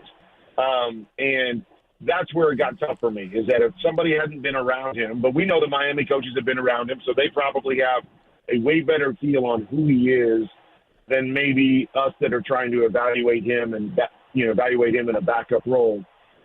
But it was a tough evaluation because you saw some really good and you saw some, oh man, he's got to be better at this and he's got to do this better as a starting quarterback. And so I don't know. I really don't know what he's going to be. I really don't know what he is at this time. To your point, he's got all the physical ability. That's not the question. The question is consistently when you have to show up and you have to throw the ball 35 or 40 times a game, can you be that guy? Can you make the right decisions? Can you make the right throw over and over again? And that's what I don't think anybody really knows outside of maybe the people that were in that building.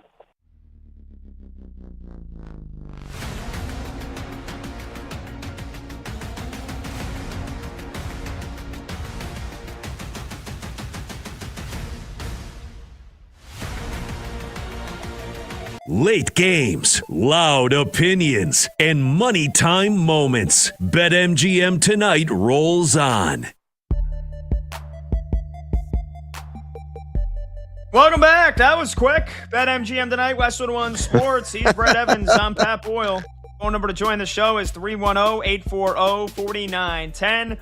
There is no better place to be during March matchups than Vegas. This year, college basketball fans can win a VIP trip to the Court of Legends event featuring the Cavender twins. Simply place sports bets, and your position on the leaderboard will determine if you win one of the 25 grand prize packages. Just sign into your BetMGM account, opt into the promotion, then start placing sports bets of at least $10 to climb the leaderboard. Make this March one to remember. Join the Court of Legends leaderboard and make it legendary.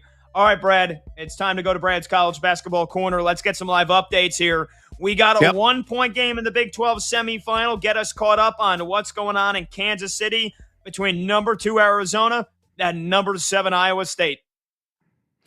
Make that a 3-point margin. You and I are right in Arizona right now on some live action, and they're starting to deliver. You look at Arizona, they have held Iowa State to no field goals in the last 2 minutes and 46 seconds to take that 3-point advantage with 9:06 remaining here in the second half. Iowa State has largely kept Arizona up until the recent 90-second span at arm's length, primarily due to their great shooting. And they're 9 of 22 from way downtown in this game. That's 40.9%, shooting 46.2% overall. Even Steven, 28 rebounds apiece for each one of these teams for Arizona right now. Del Orso has caught fire. He's got 20 all of a sudden. He's 8 of 12 from the floor in this game, 4 of 7 from 3. Now they're shooting 53.2% for the game for the Wildcats, 50% from distance at 6 of 12. Again, only 57.1% at the charity stripe.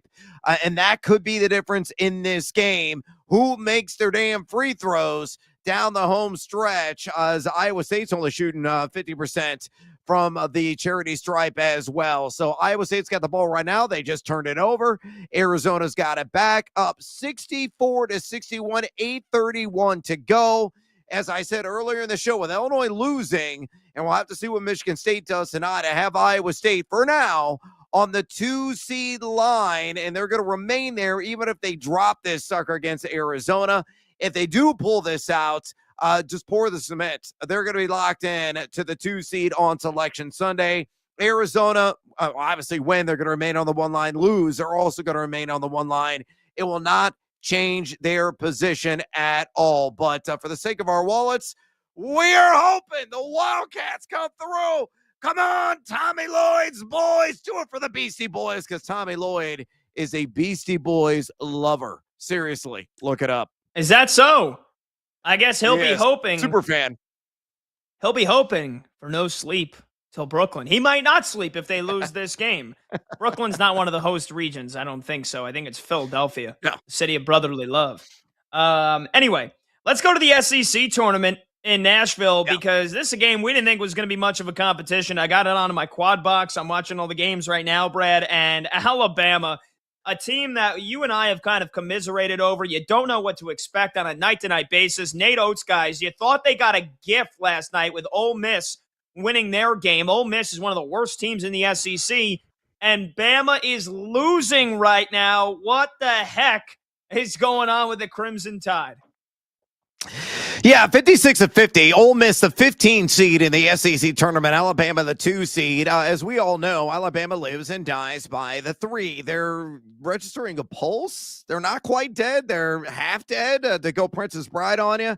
7-19 in the game from distance. That's 36.8%. Miss a lot of free throws. 11-17 on those freebies, shooting 45.7% overall in the game. Ole Miss, their offense has been largely putrid for much of the year, but they have come alive here in this SEC tournament. They're shooting 48.9% for the game. Overall, 40% from beyond the arc. 4 of 10, 8 of 9 at the charity stripe. And, of course, they're beating Alabama on the boards because everybody beats Alabama on the glass. 56-50. It's tightened up a little bit. Ole Miss with a 6-point margin right now, 15:53 eons to go in the second half. And if you look at the live line currently at BetMGM, Bama's favored by 3.5. So the market hasn't really caught up yet. Will Ole Miss pull off a stunner? We shall see. You talk about bid stealers. If they march on another round, hey, man, they're still alive to get the auto, though it would certainly be like an Everest mountain to climb for them to achieve that. Yeah, let's jump over now to the Big Ten as we continue to give you rapid fire reaction here. Purdue and Nebraska turned into a much more one-sided affair than we initially thought. You got Michigan versus Wisconsin in one of the semifinals tomorrow. We'll see the winner of UCLA versus Michigan State, but in the battle between two teams who you thought were 3 seeds, again, it was a one-sided affair in Chicago. Yeah, I mean, Nebraska really didn't show up offensively. They had too many miscues. They got owned in the interior and just could not match blow for blow against PU. Purdue was hardly stinky in this game. A team that won 74-58 in a convincing fashion. It wasn't really close. I mean, this is the first time that we've really seen a very lopsided affair in this Big Ten conference tournament. And frankly, I'm a bit stunned because Purdue's defense had just been horrendous for the last several games, several weeks running, and they finally tightened the screws tonight. Batten down the hatches, got the job done, 74-58 against Hoiberg's boys. It looks like Nebraska definitely going to be on the 3-seed line in my estimation. Purdue has an outside shot at maybe climbing to a 2, but I think ultimately come this Sunday, they'll be on the 3 line as well. Yeah, and again, not a lot of scoring in this game, but Fletcher Lawyer led the way with 19 points. Purdue didn't take nearly as many threes as the first time when they played Nebraska. They took 46 the first time. Tonight they took 31, still a decent amount, and they didn't shoot the ball well. I mean, Nebraska, they couldn't get anything to go. They only had 2 guys scoring double figures, and they went 10 for 31 from deep, same numbers as Purdue did, but they got beaten up on the glass. And they also turned the ball over more than Purdue. So Nebraska, at this point, they feel very underwhelming going into the big dance, man. You know, again, you still have them as a 3 seed, I think you said. Yep. I feel like I've been saying this the last couple of days. This feels like a team that get knocked off by underdog. Like Nebraska feels like a team that they could get knocked off by a 14 seed, man. I know that we both kind of think the tournament's going to be very chalky, but Nebraska, they're like 5. They're what now? 5-7 in their last 12 games. I think they're a completely different team than the team that started out 20-0. Yeah, they really are. They've, kind of fallen off the continental shelf and slipped into a deep, dark abyss right now. That's certainly a development that none of us really expected. Keep in mind, folks, Nebraska has never won an NCAA tournament game in school history.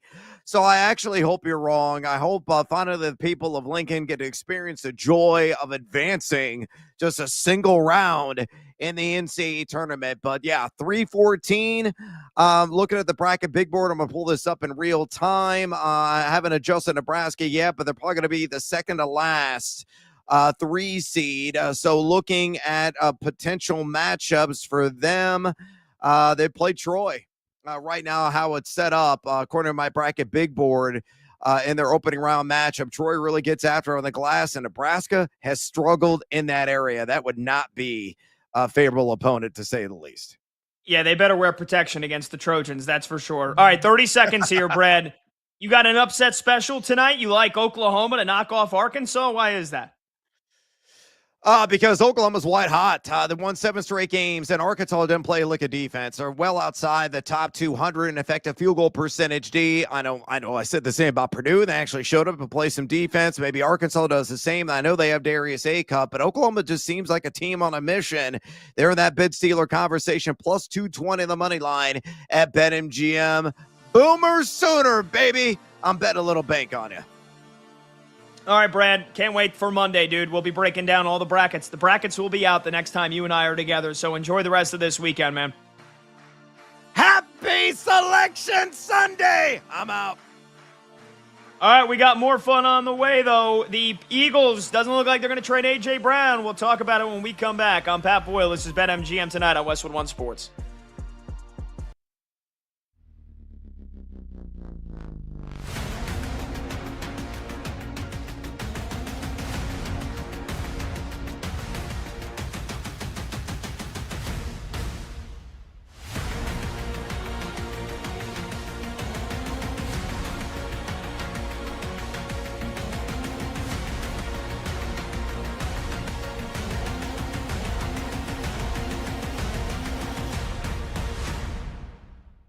He's at the top. I mean, you could make an argument that he is on par with Saquon and Bijan, who I thought were elite, like rare running back prospects, basically everything you could want at the position. He is there. He's above Jahmyr Gibbs. He's above Ashton Genty. Pick your other first-round running backs. He's above those guys. He's the best player in this class, in my opinion. It's everything you want. 6 foot, 214 pounds. He runs with power between the tackles, but he has the speed to rip off multiple 90-yard touchdown runs over the last 2 years. He's a great receiver, not just out of the backfield, but you can split him out wide. He can run routes. He's everything you want. Contact balance is elite. Vision's elite. There's a game where he hurdles a dude on the sideline and somehow like almost accelerates as soon as he lands. It's ridiculous. Just the gifts that he has, but then the toughness, the vision. Everyone I've talked to raves about him as a human being as well. So I think he's pretty close to just like a perfect prospect. I don't know what the downside would be. You know, this wasn't a great Notre Dame team, so you can't even say, oh, well, it's Notre Dame. Notre Dame's offensive line was okay last year. This is not, he's not running behind an all-American offensive line. So I think he's just incredibly special, and he should be drafted in the top 5 picks.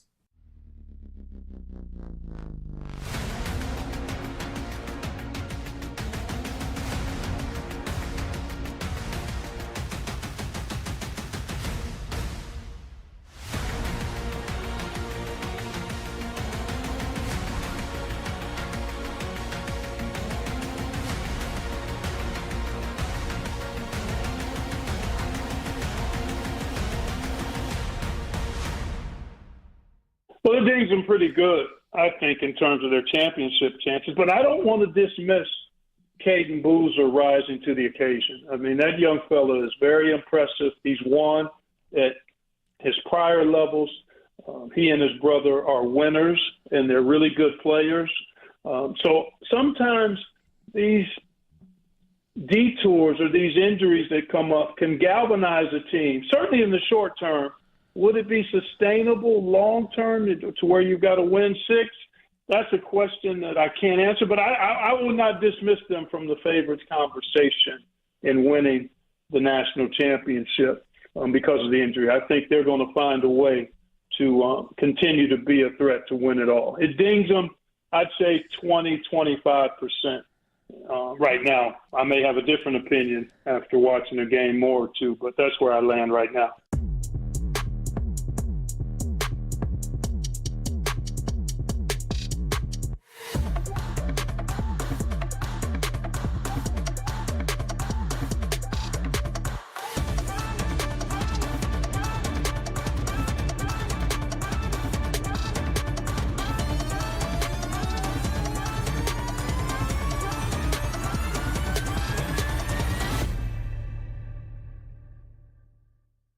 Yeah, I mean, so many things to see, and how this team shows up, and what it looks like when they come to play. But I mean, I think that the natural response is yes. I mean, 2 years ago with Sam Darnold, when they got really good quarterback play, they win 14 games. last year, with the up and down and the struggles of J.J. McCarthy throughout the year, they win 9 games and, just out of the playoff picture.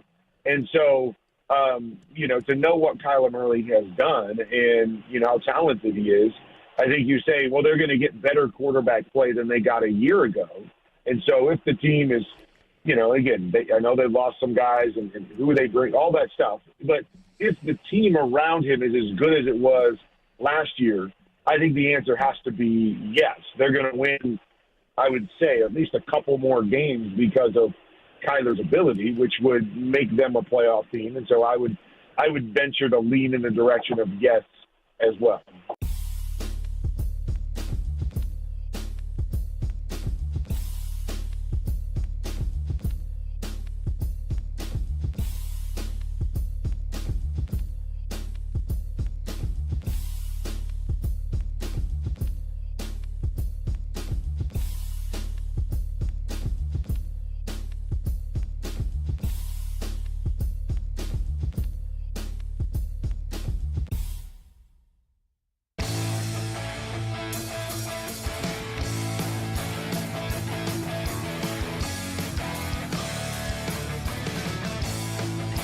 Day shuts down. The games light up. This is BetMGM Tonight on Westwood One Sports.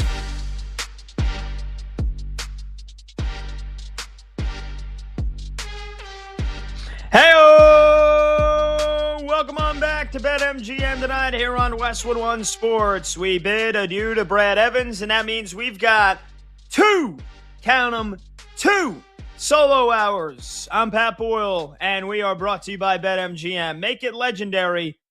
Download the app today. Please gamble responsibly. You could watch the show live on YouTube. Just search BetMGM Tonight and hit that subscribe button.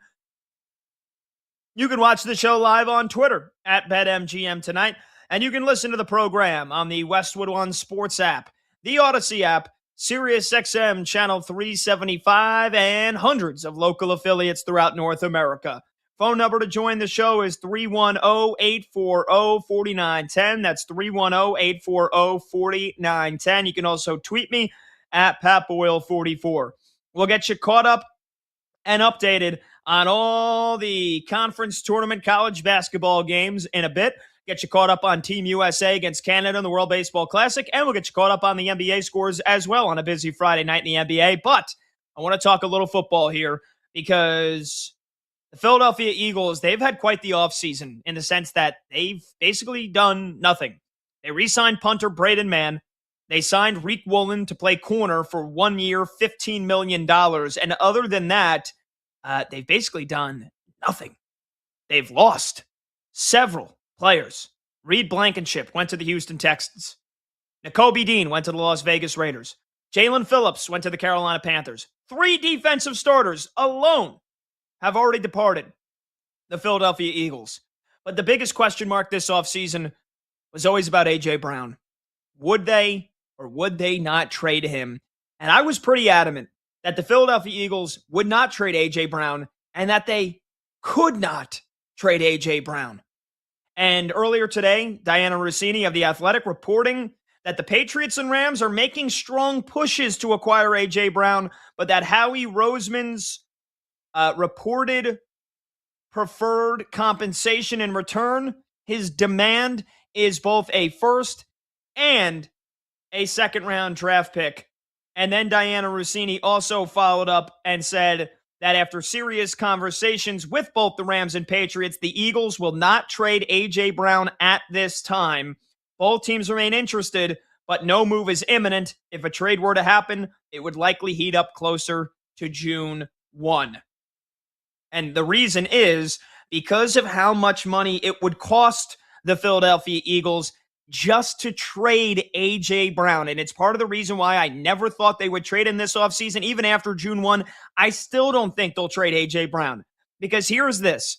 If the Eagles trade A.J. Brown before June 1, it doesn't matter what his salary cap hit was or what his contract is. If the Eagles trade A.J. Brown before June 1, it's $43.5 million in dead cap. That means just to trade A.J. Brown, the Eagles will still be on the hook because of the guarantees in his contract. They'd be on the hook for $43.5 million this season. They're not doing that. It just does not make sense from a financial standpoint. The Eagles have limited cap space as it is. They can't then trade away their best receiver. I don't care how much of a distraction you think he is. I don't care if you thought that they would go games without throwing the football. And in the couple of games where he had over 100 yards, they weren't that successful just in terms of the wins and losses. They're not trading a player of that caliber and taking on that big of a cap hit. Even if they trade A.J. Brown after June 1, they still are going to be on the hook for a decent amount in dead cap money. Even if it's a trade with the Rams or the Patriots, once, right around training camp or before training camp in June or in July, the Eagles would still be on the hook. This is according to Spot Track. The Eagles would still be on the hook for over $16 million in dead cap money this year. And they'd still be on the hook for that $43 million. They would just space it out over 2 years. They would then have to pay $27 million in dead cap money in 2027. You can't get rid of that. You can't move it. You can't change it. The Eagles would have to pay a decent, if not a significant amount of money just to trade A.J. Brown. They're not doing it. They're not doing it from a financial standpoint, and they're not doing it from a team success standpoint. His play on the field, again, in 2024, it was all about Saquon Barkley and the offensive line and that run game, that anything that A.J. Brown and Devontae Smith added was the cherry on top. The Eagles were a run-first team, but when they needed A.J. Brown and Devontae Smith to step up, they both did. The Eagles, they were a machine. It's why they won the Super Bowl. I mean, flat out. It's why they won the Super Bowl. That, and they had an incredible defense. This past season, the offensive line took a step back. Saquon Barkley took a step back. Jalen Hurts took a step back. And yeah, Devontae Smith and A.J. Brown, like nobody on the Eagles offense was as good as they were the year before. That's why they struggled. That's why they had their offensive struggles throughout the season. That's why they got bounced in the first round by the 49ers. And that's why they fired Kevin Patullo, because on top of all the players that struggled, Kevin Patullo had no business being the offense coordinator and the play caller for that team. He was downright disastrous. He was a terrible hire, never should have been calling plays in the first place. I used to say this about Arthur Smith, and it still rings true about him. But for Kevin Patullo, my 9-year-old nephew with a box of crayons could have drawn up better plays than him. All the boring route trees, the non-creativity, the stupid shotgun inside zone handoff for Saquon that gets 1 yard, and then, we're in 3rd and 8 again. I guess we better play it very cautious and carefully and rely on our defense. You don't trade away A.J. Brown and take on that big of a hit. And I don't care if you do get a first round and a second round pick back. The Eagles have been very successful that, they're picking at the end of the round. A.J. Brown is still a guy that is in the prime of his career. He's 28. He's going to be 29 when the season starts. And for as much as he struggled, here were his numbers this past season. He still put up 1,000 yards and 7 touchdowns. He's put up 1,000 yards or more in all 4 seasons as an Eagle. And in 2024, he only played 13 games and still put up 1,000 yards. The first 2 seasons he was with Philadelphia, when he was fully healthy, he put up 1,400 yards each year and a combined 18 touchdowns in those 2 seasons. The Philadelphia Eagles have to figure it out this offseason in terms of what's our freaking identity on offense. Do we want to try to lean back on being a dominant running team? Well, they tried that and they couldn't do it. And then it was like, we don't have a clue how to draw up a play for a forward freaking pass. If you trade A.J. Brown now, what are you getting back other than the draft picks? You're not getting back players. Free agency is almost all but done. I know there's some receivers that are still on the market. Jawan Jennings is a nice receiver. He's not replacing the production of A.J. Brown. Deebo Samuel's not replacing the production of A.J. Brown. So then what? The Eagles are going to take a receiver in the first round, something they never do? There's no shot. There's no shot. Again, what they do in the draft in April is going to be very telling. But even then, I don't think they're trading A.J. Brown. And that's the phone number to join the show is 310-840-4910. If you think the Eagles will trade A.J. Brown, if you think I'm wrong, if you think they should trade A.J. Brown, even if they're going to end up paying for it, you can call in. You let me know. 310-840-4910. If you think the issues last year, maybe it wasn't so much Kevin Patullo. Maybe it was A.J. Brown. Maybe he's a distraction. Maybe you think that he's a locker room cancer and that the distraction he provides is not worth it. He's not worth the headache. I still don't think that we've reached that stage in Philadelphia. And again, I got my own questions and concerns with Nick Sirianni as the head coach. I got my questions and concerns with the new offense coordinator, Sean Mannion. But I think the Eagles need to be a team this year on offense that says, you know what? We still think that we're better than you, 1 for 11 on our side of the ball, and we're going to freaking give our guys. We're going to throw the football to our stars. We're going to throw the football to A.J. Brown. We're going to throw the football to Devontae Smith, and then we're going to run it with Saquon Barkley, and there's not a damn thing you can do to stop it. And last year it felt like the Eagles were they were playing defense on offense, doing the same boring stuff, very predictable, very bland, very vanilla. The Eagles got to be able to throw the freaking football down the field this year. They got to take some shots on first down. I don't care. Look, if the Eagles have a 3-and-out where they throw a deep ball on first down and it's incomplete, and they throw the ball again on second down, they only get 3 yards, and then you get in a position where it's 3rd and medium or 3rd and long, and Jalen Hurts takes a sack, or you try to throw, I would rather that than see what the hell they put on display this past season, because it was a joke. And the Eagles, that's not the only problem they have.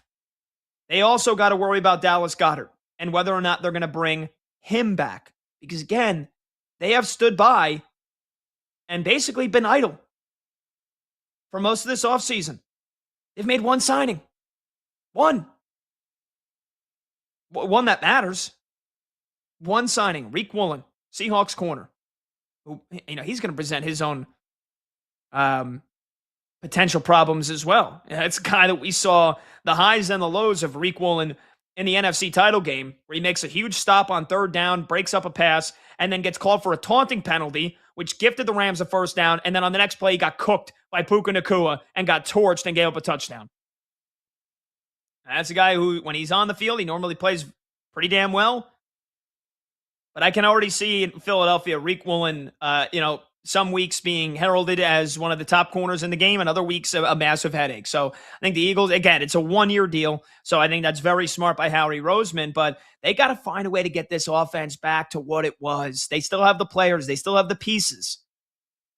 But like I said, with Dallas Goedert, that's another question mark, because they had a deadline on his contract and whether or not they were going to get a contract extension done or if he was going to become a free agent. That was supposed to be today, which they had already pushed back. And now the news today is that the Eagles have once again pushed that deadline back to Monday. So they're trying to get it done. And there was another Dallas Goedert void postponement. It gives Howie Roseman more time. He's going to be a busy man this weekend.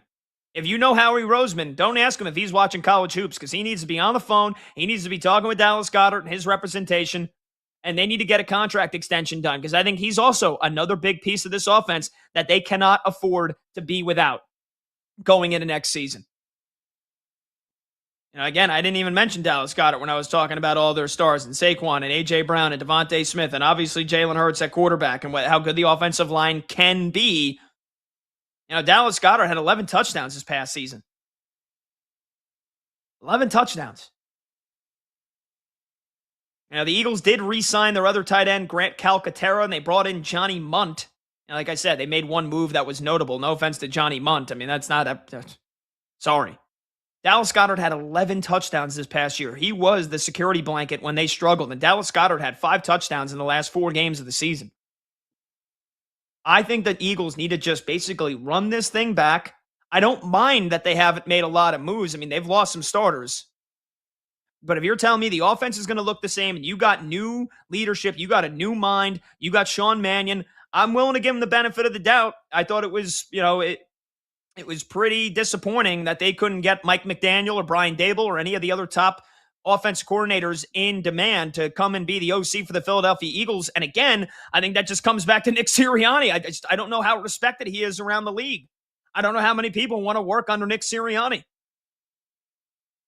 But you still have the players, you still have the talent on the field, and those guys, that team is still freaking good enough to where they should be a double-digit win team. They should be a playoff team. And honestly, we hadn't had a repeat NFC East champion in 25 years. They should three-peat. They should. Now, I'm very big on my New York Giants. I think they're a playoff team, but the Eagles are still a better roster. They should win this division. And I know Washington, they're a big question mark. They're a big wild card. I got more thoughts on them in a little bit. But, I mean, the Cowboys still have a defense that needs significant repairs, and they really haven't done all that much so far to get there. So this is the Eagles division, and they would only be hurting themselves in a big, big way if they were to trade A.J. Brown this offseason or if they were to lose Dallas Goedert. All right, phone number to join the show is 310-840-4910. Let's get to your phone calls here. Joe is in North Carolina, next up on BetMGM tonight here with Pat Boyle. Joe's on line one. Go ahead, Joe. Joe, you there? Hey, can you hear me, Pat? I got you, brother, loud and clear. How you doing tonight? I'm doing good, man. It's Friday night. I'm watching a ton of college hoops. I'm watching a little Team USA as well. I got my quad box up, so I'm locked in, brother. How are you? I'm doing good. I'm driving around North Carolina listening to your show. I cannot agree more. I do not know what the Eagles are doing. I feel like a lot of these top NFC teams are not trying to capitalize on their window. My coworker is a huge Packers fan, and we were talking about that earlier today. I feel like they're losing a lot and not retaining, not really finding a direction. I just don't know what they're doing. Yeah, and that's fair to say. That's fair to say. There's a lot of Eagles fans that are freaking the hell out. It's like code red right now for a lot of Eagles fans. My girlfriend's one of them, and she follows. She's gotten a lot more into football. She's like, "What are we doing? We've lost 3 starters, and we brought in the guy from the Seahawks. That great?" And I'm obviously filling her in on all the information, but yeah, I think the Eagles, they have not done nearly enough. Howie Roseman, again, known as a genius, and he gets the benefit of the doubt for getting all these late free agency signings. I still expect them to make some smaller moves, and we'll see what he does in the draft. But, again, they've had way too many more departures than they've had additions here. And again, Reek Wallen might end up being like a near all-pro, and that might be another genius move from Howie Roseman. But like I said, other than that, they've brought in a couple of role player linebackers like Ebiketie, who came over from, I believe it was Atlanta. And, they re-signed their backup tight end. They re-signed their punter. They got to do much more than this. And Packers are another one. You mentioned they've lost way more than they've gotten. Today, Rasheed Walker, their tackle, ends up going to the Carolina Panthers on a 1-year, $10 million deal. You couldn't get that done. You can never have too great of an offensive line, and especially with the Packers, I believe they lost Elgin Jenkins as well, if I'm not mistaken here. Let me double check. Yeah, I believe Elgin Jenkins went to the Browns. So, I mean, they're losing offensive linemen, and so far what the Packers have done, they got Sky Moore in free agency, the receiver. They re-signed Darian Kennard, one of their backup swing tackles.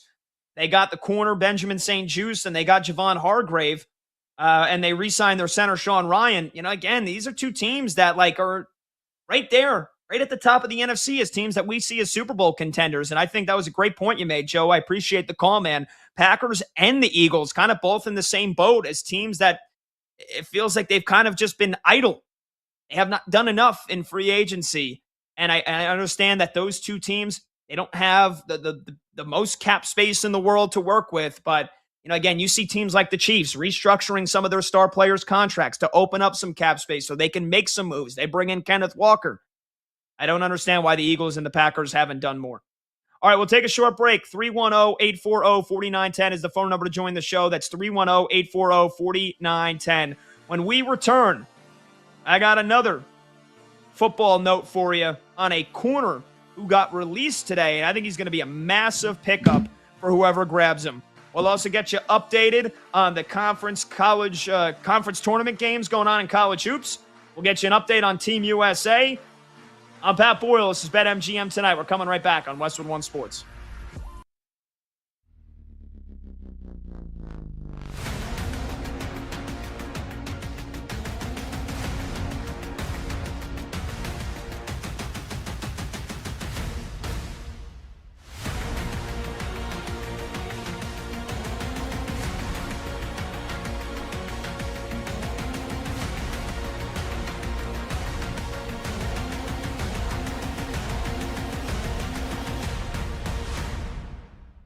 And Kyler's going to work with Kevin O'Connell.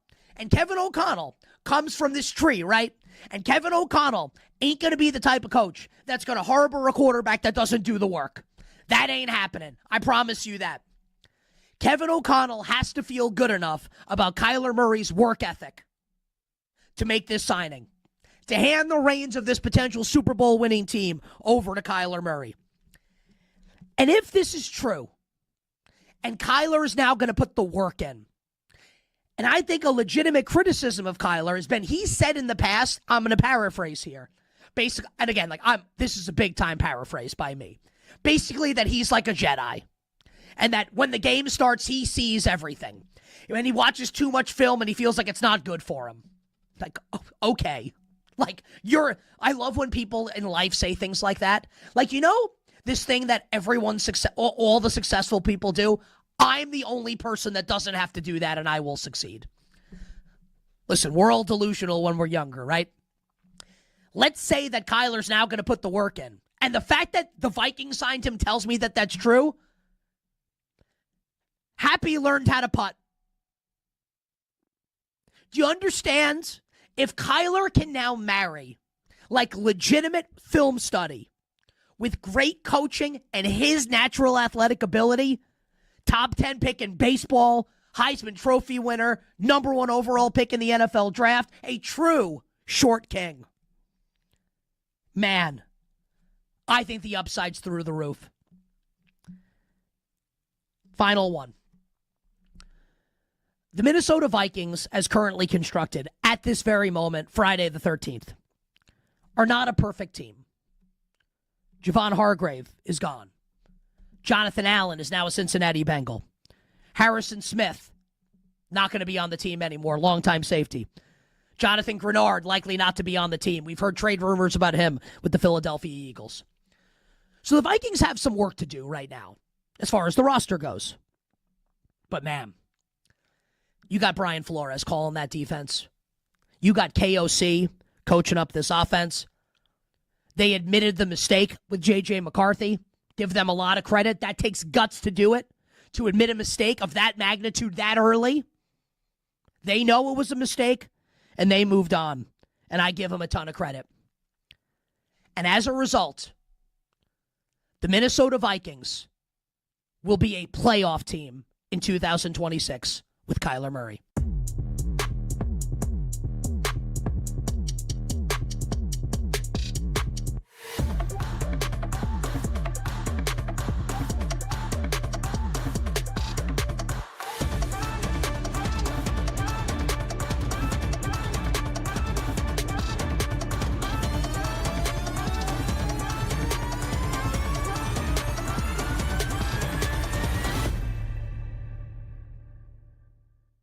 Initially, I was in your camp, Nick. I was like, we expanded from 64 to 68 in 2011, in part because we increased the number of Division I teams. There's a percentage of teams in other sports that make the postseason across the NCAA landscape, and that hovers around 20 to 23%. And we had dropped below that before the 4-team expansion in 2011. A similar situation has occurred now as we've gone to 365 Division I teams, including those, I think it includes those that are transitioning to become Division I.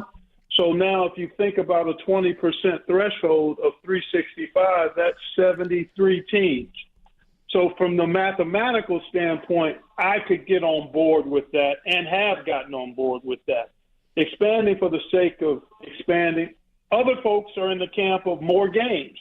And that's where you fall. And I don't have a problem with that. But I want some rationale behind more games. And the mathematical one that I just shared is what's allowed me to be okay. I don't want to see it beyond 4 to 8. And I don't think it will go that way. But I do think the winds are blowing towards expanding either 4 or 8. And it could happen as soon as, the next year or two. Initially, I was totally opposed. I really was. I thought it was not broken. Why fool with it? But now that I've given it a little more time and thought, I would be on board with a modest expansion.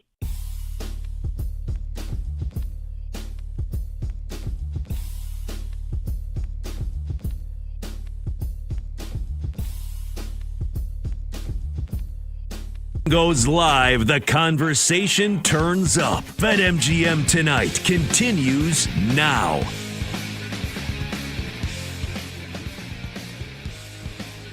All right, welcome on back. BetMGM Tonight, Westwood One Sports. I'm Pat Boyle. The phone number to join the show is 310-840-4910. Again, that is 310-840-4910. You can also tweet me at Pat Boyle 44. Okay, we got some wild developments going on in college hoops. We'll keep you updated here on all the big games, conference tournaments, semifinals, championship games going on here tonight and tomorrow, the rest of this weekend. Let's start with the biggest game of the night, probably. That was Arizona-Iowa State. Back and forth the entire way. I don't know if either team had a lead larger. Well, I know Iowa State actually went out to a 14-2 lead to start the game. But then Arizona tied this thing up with under 3 minutes to go in the half. And then I don't think there was a lead larger than 7. And in the last couple of minutes, there wasn't a lead larger than 5. Arizona was hanging on. Iowa State hit 5 threes in a row. And Arizona just, was able to keep getting 2-pointers, keep holding on. And then finally, Iowa State ties the game on a 3 from Tamin Lipsey with 15 seconds left to go. And at the buzzer, Jaden Bradley from Arizona drills a mid-range jumper to win it, a buzzer beater for Arizona. They hang on to beat Iowa State 82-80. What a game. I was in the middle of my segment. I was locked in talking about the Eagles and A.J. Brown. And, it's tough to do a radio show while you got some big-time games going on, but I wanted to make sure that I was giving you my best, my undivided attention on the football take that I was given. And so I missed the buzzer beater, and I looked down, and I saw Arizona celebrating. I didn't see how they won it.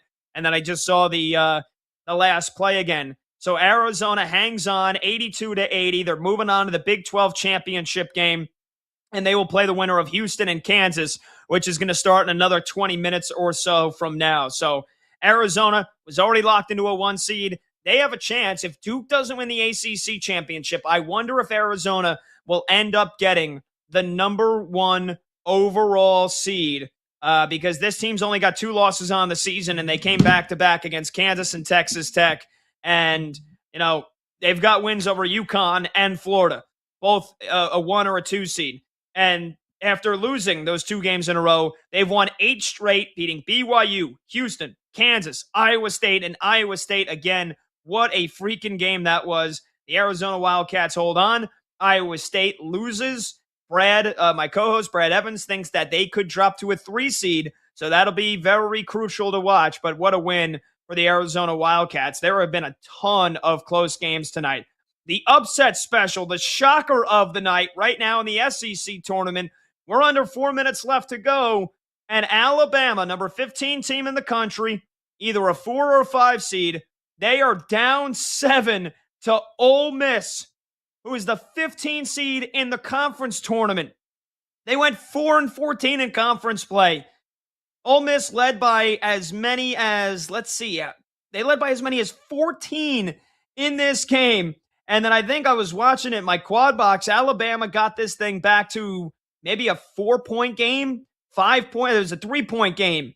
And Ole Miss has since, they just drilled a triple with the shot clock at 1. And they just come out of the under 4 timeout. Alabama trailing Ole Miss 78-71. We talk about bid stealers early on in this show. There would be no bigger bid stealer than if Ole Miss, a team that is 14-19, if they end up winning this game, they'll be in the SEC semifinals. And it would seem improbable that they win this tournament. But, man, after the way that they beat Texas on Wednesday, beat Georgia yesterday, if they beat Alabama tonight, I mean, hell, who's to say that they can't go on a magical run? So we'll keep you posted on that one. And then St. John's beat Seton Hall comfortably earlier in the Big East semifinal. Right now, the other Big East semifinal is UConn. They got a gift playing Georgetown, who knocked off Villanova yesterday. And right now, UConn taking care of business. They're up 32-21 at the half. Early on in the final Big Ten tournament game of the night, UCLA leads Michigan State 16-14. midway through the first half. So that's what's going on in college hoops. But we're going to do a segment here in 2 minutes called NBA Tiers. So let's get you caught up on a busy Friday night in the NBA. And the games worth mentioning here, my New York Knicks, first and foremost, against the team that I hate most right now over the last 2-3 seasons in the NBA, the Indiana Pacers. Again, they've been tanking. They are losers for how they've tanked this year. And they're playing most of their starters tonight, with the exception of Pascal Siakam.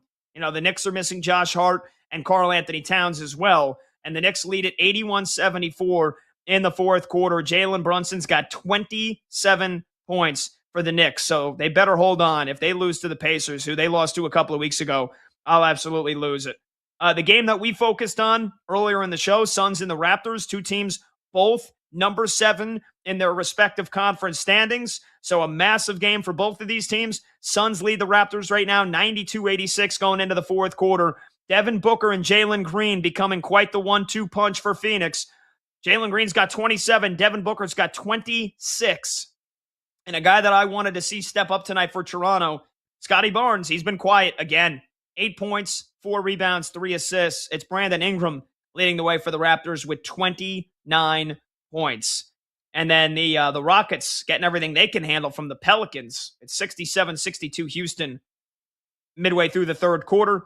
The Cavaliers are blowing out the Mavericks 111-86, and the Pistons are blowing out the Grizzlies 109-89. So two teams in the top of the Eastern Conference, both taking care of their business. All right, let's get producer Brandon Combs in here. Let's play a segment that, Combs, you named NBA Tiers. So why don't you explain to me what we're doing here, and then let's get it rocking.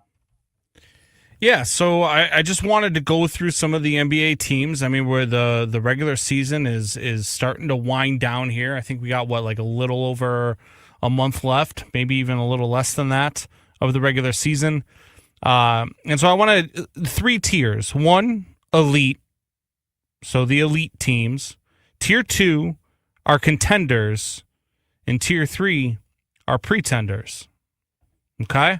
And I got a bunch of teams here that we can run through. So we got plenty of time. Let's go ahead and run through these teams. Let's start in Detroit. Let's start with the Detroit Pistons. Which tier would you put the Pistons in? I'll put them in tier 2. They're a contender for sure. But, they haven't really done anything, I think, in my opinion, to earn the status of elite. Excuse me, got the hiccups. Again, they're number 1 in the East, and that's great. Regular season, they've been awesome. They have been elite in the regular season, but we know that NBA titles aren't won in February or March. They're won in June, and they're won after a grueling gauntlet of the NBA playoffs. And I big question marks, obviously, about the Pistons' postseason experience. Last year was really their first taste. My Knicks sent them packing in 6 games. Now Cade Cunningham's playing at an MVP level. He probably finished 3rd in the MVP voting this season. He's been awesome. They got one of the best defenses in the NBA, and they're probably going to be the 1 seed. But again, it's been, I believe, 8 straight years, or 6 out of the last 8 years. I saw the stat the other day. I think it's at least 6 out of the last 8 years where both number 1 seeds have not gotten to the conference finals. The other number 1 seed is most likely going to be the Oklahoma City Thunder, and I think they repeat as NBA champions. So if that trend continues, that means the Pistons wouldn't even make it to the conference finals. And I think that, even if they do, I don't think they're getting to the NBA finals. So yeah, they've been a great team this regular season. I can't put them in tier 1 as elite because I just don't, I don't trust their lack of postseason experience. So I'll put them in tier 2. They're definitely a contender. That's to say the least. I also agree with you that they're definitely not in the elite category. Look, this team has been good. Cade Cunningham is an absolute dog. I just don't think that this team's depth is that good. I don't think, and that's what you need come playoff time, right? You need a deep bench come playoff time. And when it comes to the Detroit Pistons, they're just not that deep. And that's why, for me, I have them in tier 3. I think they're pretenders. Wow. I think that they go out early in the Eastern Conference playoffs. I think they're a team that will learn from that, and they're a team that over the next couple of years might turn out to be elite. But I don't think they're there yet, and I don't even think that they're contenders in the East this year. I think they get bounced early, so I'm going to go with pretender.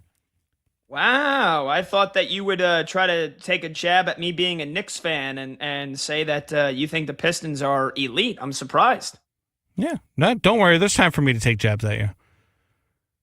All right, let's move on to another team. Let's go to the Western Conference. Let's go to the Oklahoma City Thunder. Are the Oklahoma City Thunder Tier 1, Tier 2, or Tier 3 for you? I mean, this is a no-brainer. Tier 1. They're the defending NBA champions. They've got the same exact core as last year. Their bench. You want to talk about their bench? They got Alex Caruso coming off the bench, AJ Mitchell, they Isaiah Joe. They've got some freaking dogs, man. And again, they have played most of this season without the full health of their starting lineup, and they're still 52-15, number 1 in the West. SGA is going to win the MVP again. We've seen Jalen Williams again. That's the biggest question mark. What is his health going to look like in the postseason? But he scored 40 in an NBA Finals game last year. That's a guy you can count on. Same thing with Chet Holmgren. Absolutely no questions asked. They're Tier 1. Yeah, for all the things that you said, I'm also in Tier 1 with the Oklahoma City Thunder.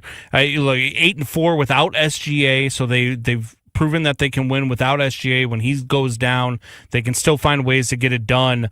This team is so deep. Their bench is so deep. I love everything about this team. They are very good. They are in Tier 1. They are elite. Let's go to another team in the Western Conference, the team that's in second place, chasing down the Oklahoma City Thunder, the San Antonio Spurs. Are they elite, contender, or pretender for you? Yeah, I'll put them in Tier 2. You know, I've had my fair share of criticism for the San Antonio Spurs. Despite, again, what's been an awesome regular season, 48-18. Victor Wembanyama has missed some time, but Stephon Castle, the reigning Rookie of the Year, he's taken another step forward. Devin Vassell is like a microwave man. When he gets going, he can go for 20, 25 any given night. Another team, they've got a pretty damn good bench. You know, again, Keldon Johnson used to be a starter for this team, and he's given them like 6 man of the year type play over the last couple of months here. Maybe not 6 man of the year, but like borderline. He's a great 6 man. That's for damn sure. Scoring 13 points per game. That's 5th on the team. De'Aaron Fox gives them great veteran guard play. The one thing that's keeping me from putting them in Tier 1, De'Aaron Fox and Luke Cornett, they've got minimal postseason experience. Harrison Barnes has the most. Obviously, his time with the Golden State Warriors. But this team's lack of playoff experience is something that it deeply concerns me. And Victor Wembanyama's physical health, how he holds up if they expect to get to the Western Conference Finals over 3 series, which could be anywhere up to 18 to 20 games of rough, tough, rugged, physical basketball. That's what I worry about most, is Wemby holding up over the course of the postseason. And what do I mean by holding up? Not even just getting hurt, just his play, his productivity, his elite defensive skills, which takes so much athleticism and energy for a guy that is his size. That's what I worry about. We've seen guys that are elite athletes that kind of just get worn down over the course of a very physical series. And that's what I worry about with Wemby. So I'll put the Spurs in Tier 2. Yeah, I think you're crazy. And I don't worry about the lack of playoff experience. I think that their lack of playoff experience will go away once they get some playoff experience. Like, this team isn't going to go away. This team is really damn good. They've proven it in the 5 games they've played against a team that we both put in elite status, which was the Oklahoma City Thunder, where they're 4-1 against the Thunder. They've proven it when they lose Wemby. They're 10-6 without Wemby. They've proven it when Wemby goes down last night. They still put up 131 points on the Denver Nuggets. The last time they played the Denver Nuggets, they didn't have Wemby. They put up 139 points against the Denver Nuggets. This team is really good. They can score. They are deep. They can hit you from anywhere. This team is in elite status. This team is just every bit as good as the Oklahoma City Thunder are. Now, you might be right. Wemby might wear down over the course of a 7-game series against the Oklahoma City Thunder. The Oklahoma City Thunder might best them in a best-of-7 series, but I bet you it'll be a really damn good series. And I bet you the San Antonio Spurs will give the Thunder every damn thing that they have if they don't beat them. So that, for me, is why the San Antonio Spurs are in elite status. All right, let's go to the next group of teams, right? Those are the 3 teams that have been basically the best in each conference. So some teams that are closer, that are getting closer. The Boston Celtics. I know you hate them. I get it. I understand. But this team has to be elite, right? Yeah, they are. They are, because, to basically have, let's see, Tatum's been back for 4 games. He's played in 3. So before they got Jason Tatum back, they were 41-21, second in the East. To do that without Tatum is incredible. It's absolutely incredible. Actually, hold on here, Combs, 1 second, because I got Alabama on my TV. They're trying to put up a buzzer beater to win the game, and they're not going to call a foul, and it looks like Ole Miss is going to stun Alabama. Wow. Bama's center just got crushed underneath the bucket, and they don't blow the whistle, and Ole Miss gets it, and they call a foul on Alabama with about a second and a half left. I could not keep my eyes from watching that one there. Ole Miss missed a free throw on a 1-and-1, and it opened the door for Bama. All they needed to do was hit a layup, and LeBaron Philon, their best player, gives it off to his center. Wow. And that actually might have been a clean play. I'm not sure. But it looks like Bama's going to go down. And it looks like Ole Miss is going to win 3 straight games in the SEC tournament. And barring a miracle here, Ole Miss is going to go to the SEC semifinals, a team that went 4-14 in the conference this season. Wow, that's a shocker. That is a shocker. There's 0.8 seconds left here. And I believe Alabama, do they have any timeouts left? I think they do. I think they've got a timeout left here. But again, I'm 99% sure college basketball hasn't changed the rules. I don't think you can advance the ball on a timeout. So even if, no matter what happens with Ole Miss, Bama's got less than a second left to inbound the ball and jack up a heave here. And if Ole Miss misses, that's probably the worst thing. And they do miss, and Alabama calls a timeout. All right, they got a shot. We'll see how many tenths of a second they put on the clock, but Alabama's basically going to have to run an inbound alley-oop here to try to win the game. All right, back to what we were saying here. The Celtics, yeah, I do hate them, but they are elite. Like I said, 41-21 without Tatum. I've got my question marks about how good they can be in the playoffs with Tatum if he's not 100%, but, I mean, he's looked like it so far in the 3 games he's played, man. So it's a pretty easy one. They play great defense. Jaylen Brown's been amazing this year. Peyton Pritchard, the reigning 6th man of the year. They got good size. They got 3-point shooters. They're a tremendous team. They have to be elite. Yeah, I agree. And now that they've got Tatum back, they might be the best team in the East, and I don't even know if it'll be close. I really don't. Like, this team is so damn good, and they're fun to watch, man. And they were fun to watch before Tatum, and now you add Tatum to that. To me, this team is man, it's going to be hard-pressed to not see them in the NBA Finals. Do we want to do one more, or do you want to go to break and then finish the rest? Yeah, we'll take a quick break. We'll come back. We'll finish the rest, and we'll get an update on Team USA, and we'll let you know whether or not Alabama was able to win this on an alley-oop buzzer beater. That's got to be the play they're drawing up here with half a second left to go. So we'll get you caught up on a little bit of everything when we return. I'm Pat Boyle. That's producer Brandon Combs. This is BetMGM tonight on Westwood One Sports.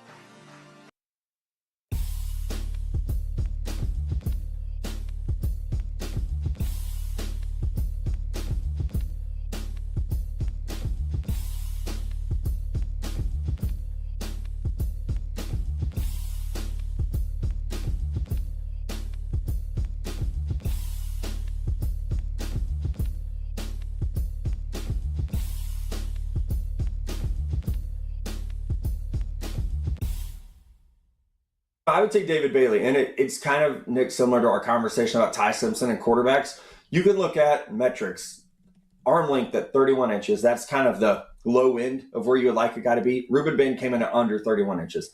In the last 30 years, a pass rusher has never been drafted in the first round with sub 31-inch arms. So you're betting on an outlier again. To take that one step further, in the last 30 years, there's not been a player with 10 sacks or more in an NFL season under 31-inch arm length. So you're double betting. Not only are you saying, we're going to break the mold to make you a first-round pick, we're now expecting you to break the mold as a pass rusher to become something that no one else has been in the NFL. So I look at that, and people will ask me, how do you use analytics? How do you use data in your job? Just like that. I use it to say, okay, no one's ever done this before. Do I believe that you as a player have the traits to change that, to break that mold?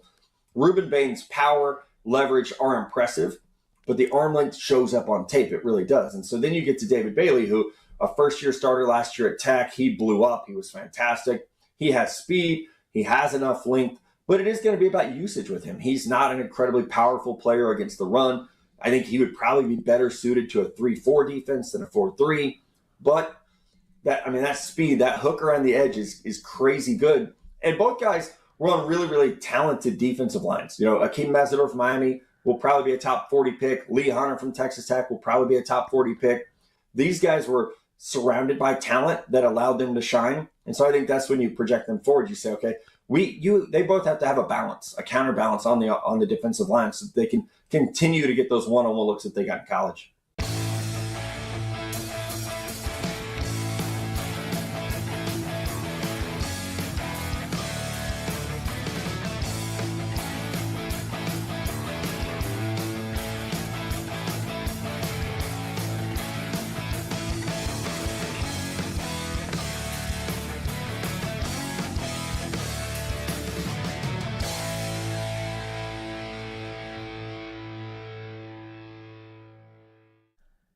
Something else that's worth considering with Shai Gilgeous-Alexander. And he has already reached in his career dizzying heights, right? Think about some of the things we've just said about him and what he's done. I don't think there's any question, and I would love to have someone who watches the games disagree with me. He's playing right now the best basketball of his career. So he has not peaked yet. It may not even be close to his peak. That's how crazy this is. Like, he's still getting better. And that is a scary prospect for the rest of the league. So the Celtics, they lose last night, right? But no Jason Tatum, no J-Dub for Oklahoma City. That needs to be said. No Jason Tatum for Boston. And the Celtics are in it till the very end. Which just goes to show you, like, how awesome the Celtics team is. The Celtics not even close to 100% in the game. Boston doesn't have a number of their stars in the game. No Derek White last night for the Celtics as well. And Boston able to literally take it down to the final possession in Oklahoma City against the Thunder. And I don't know how you watch the game, how you think about that game afterwards, and not feel like the Celtics can absolutely get to the NBA Finals and have a great series with OKC if they get there.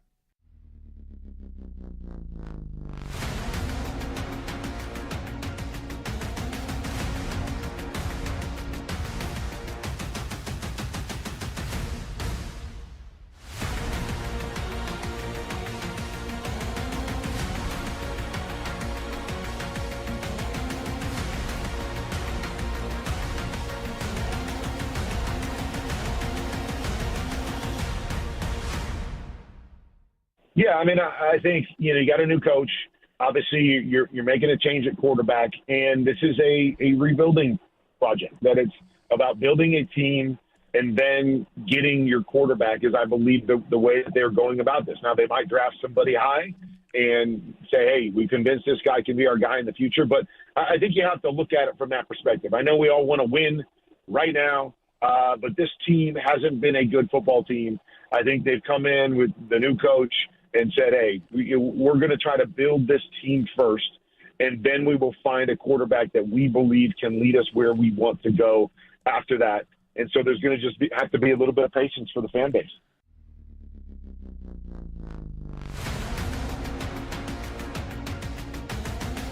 Live scores, sharp options, no waiting till tomorrow. BetMGM Tonight is back.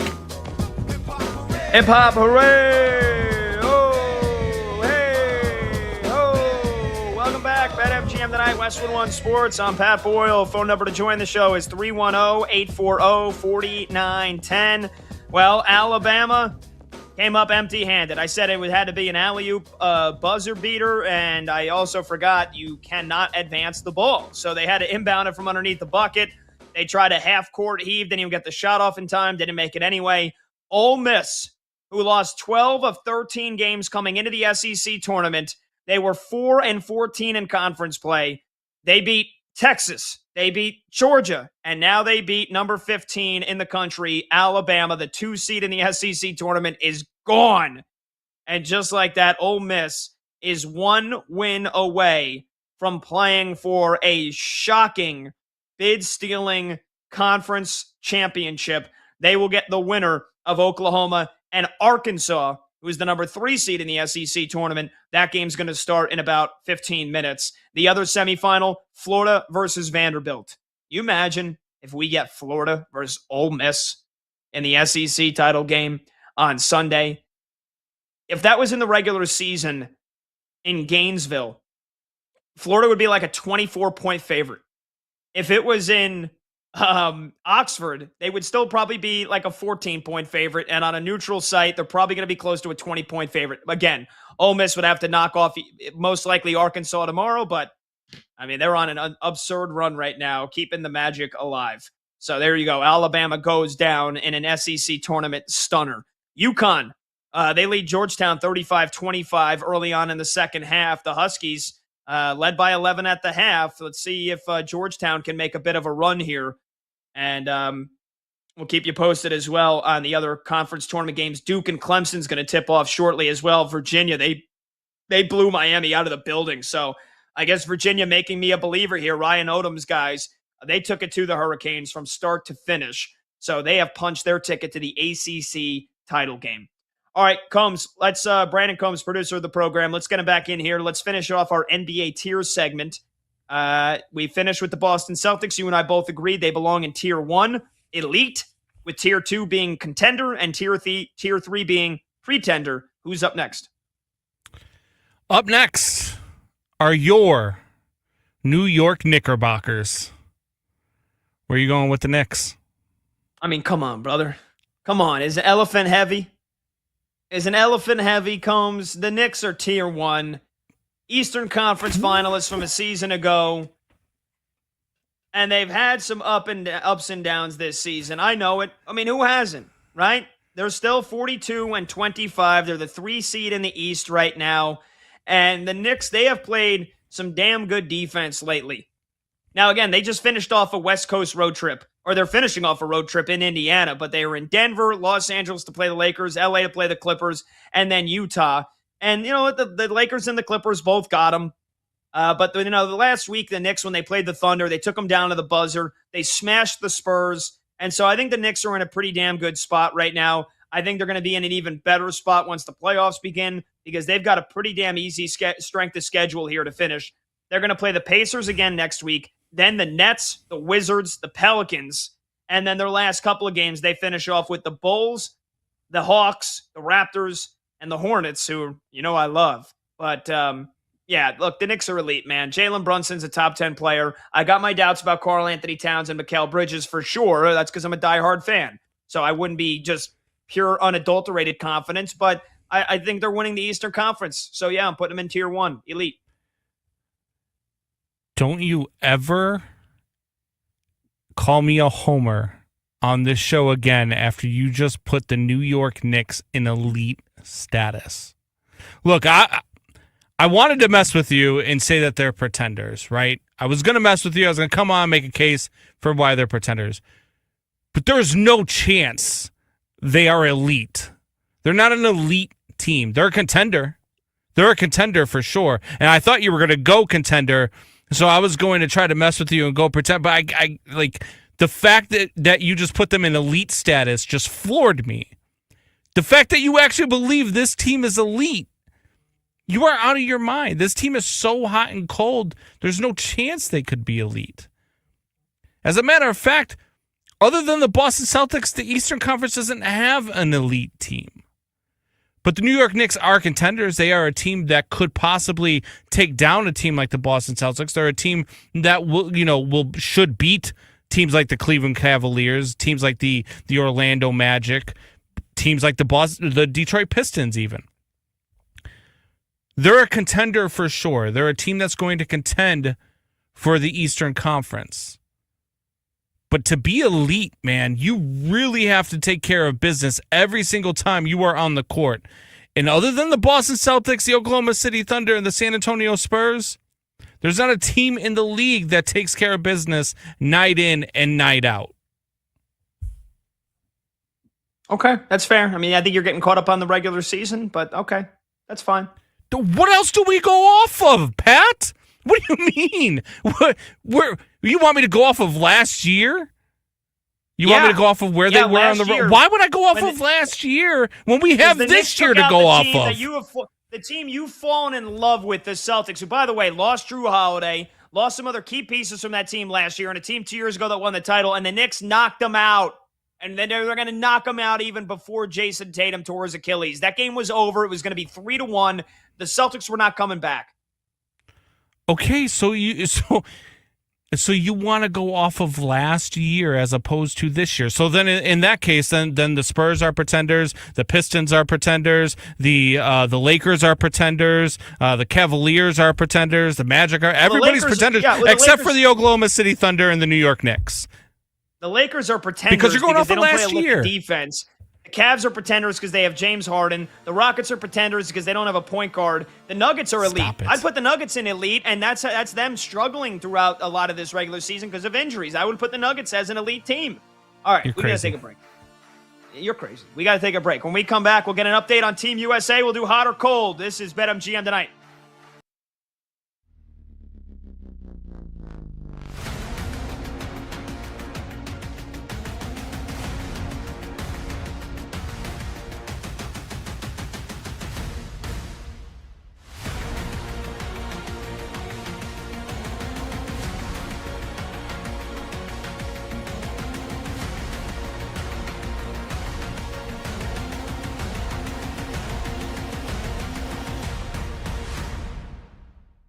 Too. I think Mekhi Lemon from USC is the best. And Cardinal Tate is close. Jordan Tyson from Arizona State, if it wasn't for the injuries, I think would be higher for me. But Lemon, I look at someone who can win with route running. He can win with angles and leverage and toughness.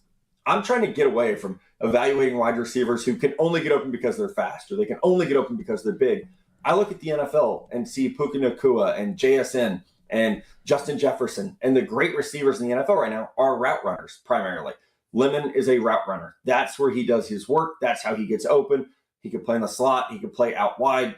It's that middle of the field toughness that he has. And I would tell people, go watch the Iowa game. If you want to see like what a guy looks like when he's carrying his team, there's so many moments where he knows he's going to get rocked going over the middle, but he doesn't give up. You know, it's that toughness. I think he had 10 catches, like 154 yards that day. But he, to me, is the best receiver in this class and somebody that's going to immediately boost any offense that he gets in.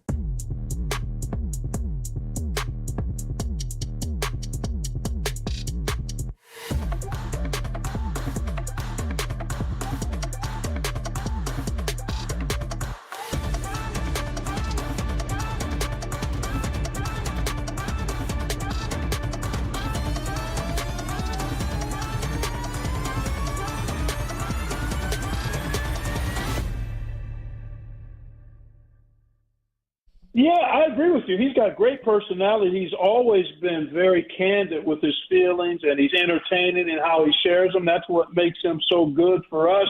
And even when he was out of coaching temporarily, he did a couple of years with ESPN and was fantastic. I'm thrilled that he's part of our team. I think it's part of who he is. I don't think it's something that he's put on for this particular role. He's always been a personality, a showman, an understanding of the media and entertainment value. He's brought some tremendous insight for us as part of our team. So I think he's extremely valuable and a great asset for us, but it's because of who he is. I don't think he's fabricating or adding anything. He's always been very much opinionated, and his opinions are based on not only feelings, but his facts. So no, I just think he's being him, and he ended up in a place where he created a little bit of a storm, which is part of the debate, right? That's part of what we enjoy in this time of year, and certainly when you're talking about the talking heads that are pontificating and predicting and having opinions about what's going on. So I think he's a great add to our crew in terms of who he is and what he brings.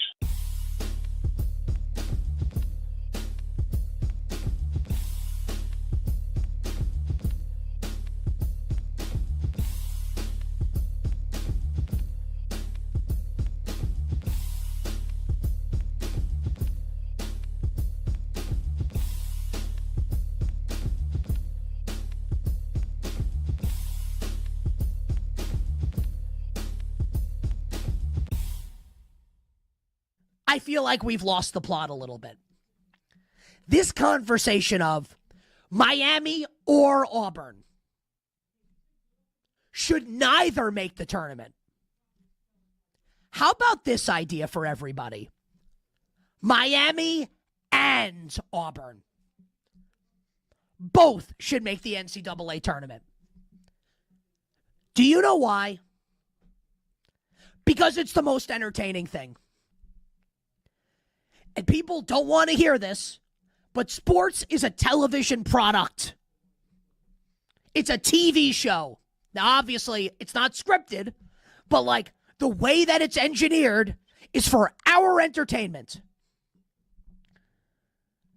Friend of the show, Jeff Goodman from the Field of 68, tweeted yesterday, and he's 100% right. Jeff said, you want people to watch the first four?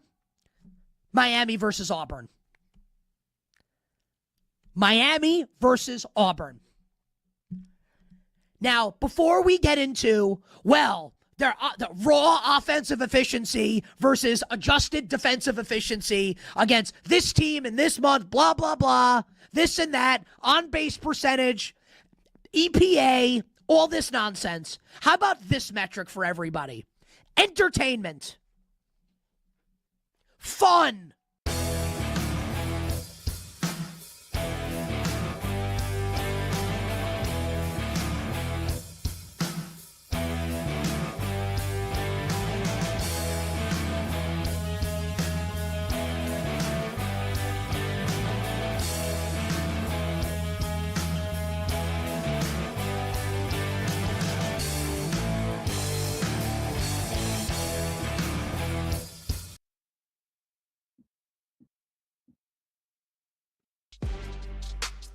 The day shuts down. The games light up. This is BetMGM Tonight on Westwood One Sports.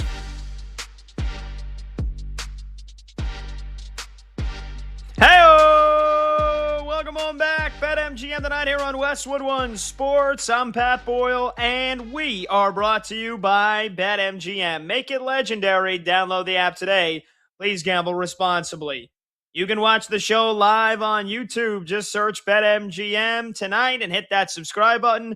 You can watch the show live on Twitter at BetMGM Tonight, and you've got plenty of different ways to listen to the show. The Westwood One Sports app, the Odyssey app, SiriusXM Channel 375, and hundreds of local affiliates throughout North America.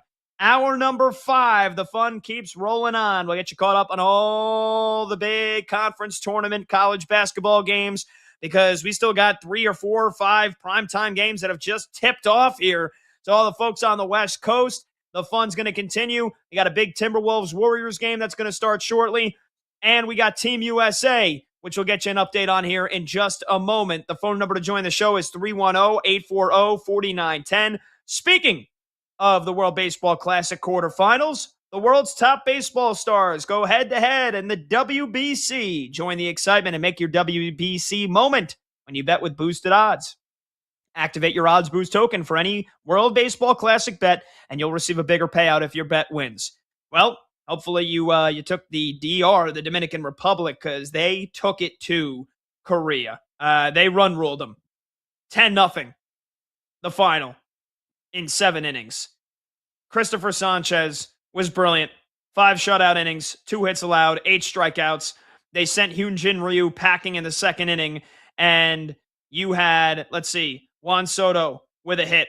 You had Fernando Tatis with a couple of RBIs. Ketel Marte with a couple of RBIs. Vladdy with an RBI. Manny Machado with an RBI. Junior Caminero with an RBI.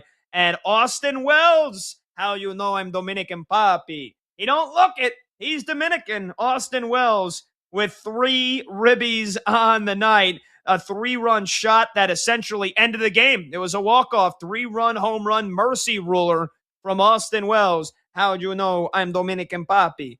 And the DR shuts out Korea 10-0 in 7 innings. They're on to the semifinals on Sunday night or Monday night. I forget when that game is going to be.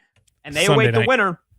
Sunday night. Thank you, Combs. Combs, they await the winner of USA and Canada, and things are getting a little interesting in Houston. Tell us what's going on with the red, white, and blue. against our neighbors from the north. Yeah, so United States was up 5-0. Canada just put a run on the board. It's 5-1 with 2 outs in the 6th inning. Look, it's been all United States in this game. The United States offense has been good. The pitching has been good. Brad Keller did just give up a run. Owen Casey came across the score, so it's 5-1 now. But, hey, it's good for me because I have Canada plus 4.5 at plus 100. So I do have that going for me. I thought this would be a good game. I thought it would be a closer game. I knew U.S. would win, but just thought it would be a closer game. So the Canada plus 4.5. Let's go. Yeah, and we haven't really we've kind of scraped our way to 5 wins here. So you had an RBI ground out from Kyle Schwarber in the first. You had a 2-run error in the third when Bregman got an infield single, and then you had a throwing error by was it Alejandro Toro that brought in 2 runs, or Abraham Toro, and then Bryce Turang with an RBI single, and your guy Pete Crow Armstrong, welcome to the game, PCA. He's got 2 hits today, one of them being an RBI single. But yeah, Canada has just answered back. So Logan Webb, 4 2/3 shutout innings. He did a good job. But we'll see now if the bullpen, let's see, hopefully don't implode here. If the USA wins, it'll be U.S. versus the Dominican Republic in the semifinals on Sunday. That one would surely be electric. It'll be in Miami, Combs. What's the percentage of fans you think in that game? You think USA gets outnumbered by Dominican fans in Miami? It's likely. Dominican fans travel very well, especially in Miami. Oh, yeah. I will say this though, you did mispronounce PCA. It's pronounced MVP. So from now on, that's how you should refer to him. MVP. But anyway, the MVP on his own team. Yeah, we'll be there. We'll be there. But yeah, no, I think it'll probably be 60-40 Dominican fans in Miami, I would say. And look, dude, that stadium is going to have more fans in that game than they have all of last year for Marlins games. Well, that's not exactly a high bar. No, I know, but that game will probably be a sold out crowd because you'll have for sure. What is that stupid stadium even seat? 60,000 people. You'll probably have at least 35,000 Dominican fans there, without a doubt. Yeah, I mean, 60,000, that's a stretch. I'm looking it up right now. Lone Depot Park. Oh, that's it. Only 36 or 37,000. Oh my God. Yeah, 37,442. Third smallest stadium in Major League Baseball. Yeah. But still. Okay, so then my numbers were way off. So if it's 37,000, you probably have at least 20,000 Dominican fans, if not more, man. I mean, how many USA baseball fans are showing up on a Sunday night in Miami? I mean, a lot. Stop it, Pat. Yeah. A lot. All right. There's going to be a lot of American fans there. It's going to be a great game. The Dominican I saw Jeff Passan as Bo Naylor. Bo Naylor goes deep. For Canada, it's 5-3 now. 5-3 now. Come on. Come on.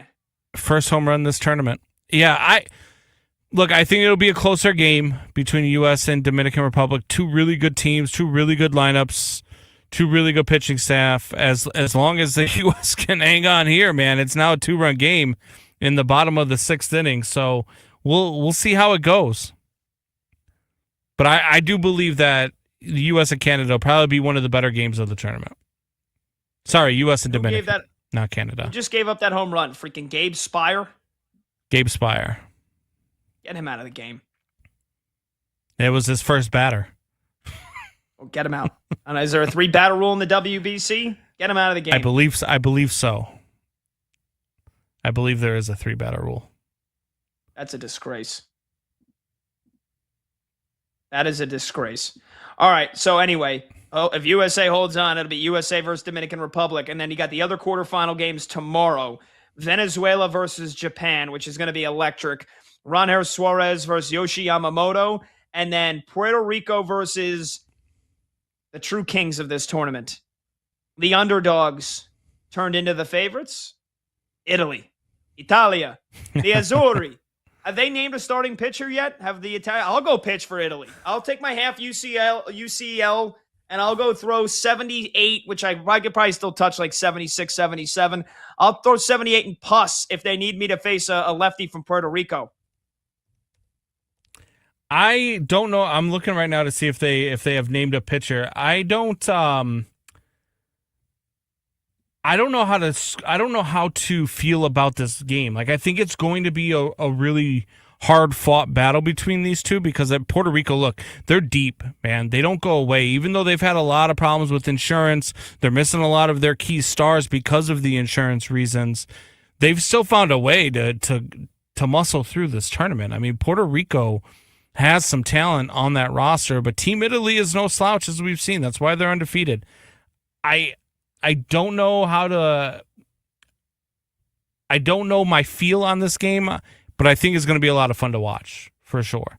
So if I had to make a pick, gun to my head, I'm probably going with Italy in this one. Jeez, hopefully nobody's putting a gun to your head. Well, you know what? It's a metaphor, Pat. Plus, I live in Chicago. You never know. Monty and our video producer Monty in our show chat said, you don't like the 3-batter rule? I love it. Not for like playoff games. No. Playoff games and games like this, a knockout game, no. You shouldn't have to face 3 batters in a playoff game. The reason they put in the 3-batter rule was to save time because, managers were trying for the matchup rule, bringing this lefty to face a lefty, then go right back to a righty, and all the pitching changes took up too much time. In the playoffs, we shouldn't be worried about time.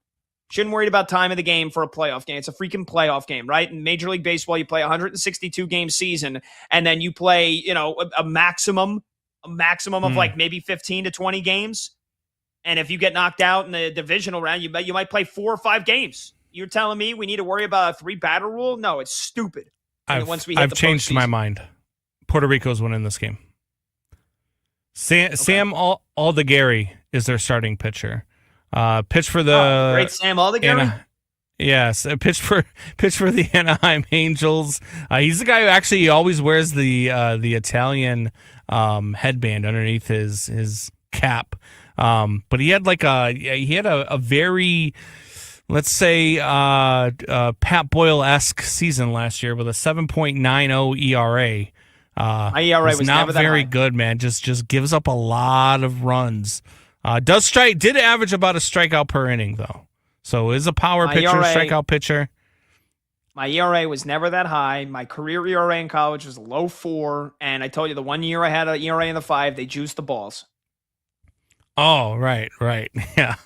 That's what it was. It was the juice it's balls. funny it too. Wasn't... You never bring up my Northwoods League stats. That was like my cup of coffee is the closest I'd ever would gotten to, pitching professionally. Northwoods League is like right behind the Cape Cod League in terms of prestige. I know it. And in my time with the I pitched for Madison at first, and I was pitching with bicep tendonitis, and they were like, "Yeah, Pat, like your ERA dropped like 6 miles an hour." Excuses. You always got okay. Even better. Even better comes in the first 2 games of the year that I pitched in the Northwoods League. I pitched 10 innings and gave up 1 run. I had a sub-1 ERA through my first 2 starts in the Northwoods League. Then I got bicep tendonitis. Through your first 2 starts until people started seeing you more, and then all of a sudden. No. Then I got bicep tendonitis. I was hitting 83, 84 on the gun the first 2 innings, and then both times in the 3rd inning, my velo dropped to 78. My manager's like, "Are you good?" And I was like, "Yeah, I'm fine." Meanwhile, my arm is on fire. What's going to be your excuse whenever we finally meet face to face, and I hand you a ball, and I put on a helmet, and I take an at bat from you, and I take you deep? You're not going to touch it. You're not going to touch the ball. Also, you failed to mention too. So then I got transferred. You don't think I'm going to touch it? What is I got transferred. You don't even know me. Listen to me. I got picked up on waivers by the team in Canada, Thunder Bay. My catcher was Mike Papierski, who played with the Giants and the Reds as late as last year or 2024. And again, I still basically had some of that bicep tendonitis in the first start, and then they moved me to the pen for a little bit. I didn't pitch for like 2 weeks. So then in the final, let's see, 1, 2, 5, 9, 12, 17, 30. In the final 18 innings of that season, I gave up 3 earned runs. 3 earned runs against guys that are playing in the big leagues right now. Well, like 2 of them are. But Most guys got drafted. Yeah. Anyway, it doesn't matter. I don't need to make a trip down memory lane, but when you start throwing shots, I got to defend myself. I mean, all I said was he had a very Pat Boyle-esque season last year. I didn't say... Again, you say he had a 7 ERA. I never had a 7 ERA. I had a 5 ERA 1 year. They juiced the balls. Well, he's got a 4.15 ERA this spring, so that's why I meant Pat Boyle-esque. He had a high ERA, and then, it kind of came down the next spring when he's facing single-A guys. Okay. All right. Why don't we do a little hot or cold here, Combs? Why don't we do a little hot or cold? You've had enough of this? You want to go to hot or cold now? You've had enough of the baseball talk? Why don't I would hate baseball too if I had a 5.88 ERA. All right. Hot or cold? By the way, you wouldn't touch. I'll throw you fastballs down the middle of the plate with a half of a UCL. You wouldn't touch it. I'll tell you what. 1 month of my salary versus 1 month of your salary. I at least have a base hit. At the very least. You don't think I would touch it. I will at least have a base hit. Deal. You got a deal. I face guys now who throw mid-70s, right, in men's league. Okay. All the time. So I pitches, don't know why you think that I couldn't hit you. Is it one at bat? Like you would get one official at bat against me, and you have to get. You tell me. You're the one who doesn't think I would touch it. Yeah, sure. One at bat. All right, one at bat. God, all right. You're gonna be so angry with yourself. So angry with yourself. All right. I can't even take you. I look. The doubt that starts to creep in your eyes when I tell you that I'm playing men's league ball. I mean, you got a little nervous there because now it went from I would give you 20 pitches right down the middle to all right, you get one at bat. I never said 20 pitches. Monty, you are my witness. I would throw you fastballs down the middle of the plate, but if we're talking about a month of salary on the line, then you're getting the circle change, you're getting El Cambio, you're getting a backdoor breaking ball. Like you're going to make. What happens if you walk me? What happens if you walk me? Then it would be like no contest. No, what? If I walk you, because you can't throw strikes, I don't get a chance. What do you mean? If you walk me, it's a fresh at bat. All right, deal. We go with the Trevor Bauer rules that he's doing online. If you watch Trevor Bauer's social media, he's going after all these. Oh, dude. I mean, that's a whole nother. We could go a whole nother hour just talking about the Trevor Bauer situation. But yes, I follow Trevor Bauer on social media, and yes, he's still out there, and he invites major league players to come into a batting cage with him and see what they can do against him. And they play a game up to 20 points or whatever, and yeah. It's for funny. Real money. Is literally as early as a year ago. Hell, I don't even know if it was a year ago. I think it was May. When the Yankees had starting pitching injuries, and I was doing shows on WFAN locally, or I was doing my full-time show on the old network overnight, and then I would be filling in on the weekends on the Fan. And literally as late as last May and June, people were calling in. I think the Yankees should, they should pick up Trevor Bauer. And it's like, dude, I don't think he's never going to throw another pitch in Major League Baseball. All right, I mean, hot or cold. We'll do this one, and we'll break, and we'll finish. We'll actually do hot or cold next, since you want to basically just make the show all about how you can get a hit off me. Hot or cold? Hot or cold? Trevor Bauer never throws another pitch in Major League Baseball. Well, it's hot because he got blackballed from Major League Baseball because he was honest about the clown that runs things. And he was honest about it, and that's why. So ever since then, he's been blackballed, even though nothing's ever been proven. The allegations against him have all been thrown out of court. He's been found innocent, and he's never been able to pitch again. Cy Young winner. It's interesting. Okay. I Just think saying. it's hot as well. I don't think he's ever going to throw another pitch in Major League Baseball either. Okay.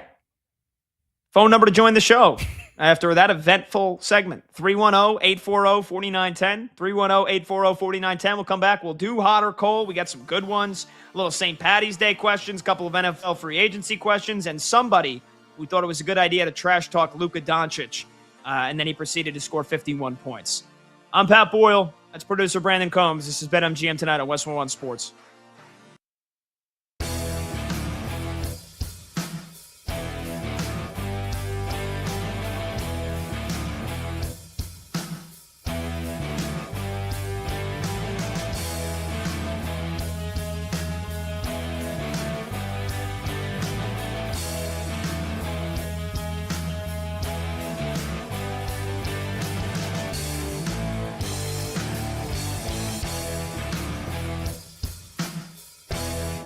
There was like 28 throws that I, pulled out that I thought, okay, they're not the number one read. They're wide receiver or running back screens where he actually had to, stay in the pocket and read things out. And that's where it got tough for me, is that if somebody hadn't been around him, but we know the Miami coaches have been around him, so they probably have a way better feel on who he is than maybe us that are trying to evaluate him and, evaluate him in a backup role. But it was a tough evaluation because you saw some really good and you saw some, oh, man, he's got to be better at this and he's got to do this better as a starting quarterback. And so I don't know. I really don't know what he's going to be. I really don't know what he is at this time. To your point, he's got all the physical ability. That's not the question. The question is consistently when you have to show up and you have to throw the ball 35 or 40 times a game, can you be that guy? Can you make the right decisions? Can you make the right throw over and over again? And that's what I don't think anybody really knows outside of maybe the people that were in that building.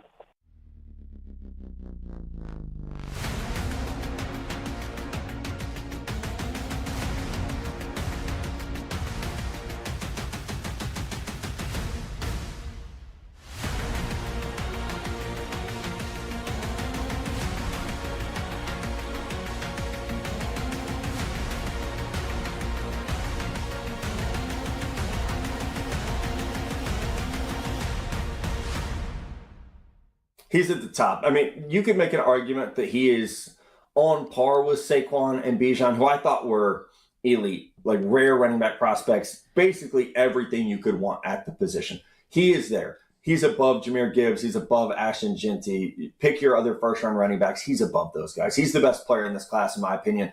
It's everything you want. 6 foot, 214 pounds. He runs with power between the tackles, but he has the speed to rip off multiple 90-yard touchdown runs over the last 2 years. He's a great receiver, not just out of the backfield, but you can split him out wide. He can run routes. He's everything you want. Contact balance is elite. Vision's elite. There's a game where he hurdles a dude on the sideline and somehow like almost accelerates as soon as he lands. It's ridiculous, just the gifts that he has. But then the toughness, the vision, everyone I've talked to raves about him as a human being as well. So I think he's pretty close to just like a perfect prospect. I don't know what the downside would be. This wasn't a great Notre Dame team, so you can't even say, oh, well, it's Notre Dame. That Notre Dame's offensive line was okay last year. This is not, he's not running behind an all-American offensive line. So I think he's just incredibly special, and he should be drafted in the top 5 picks.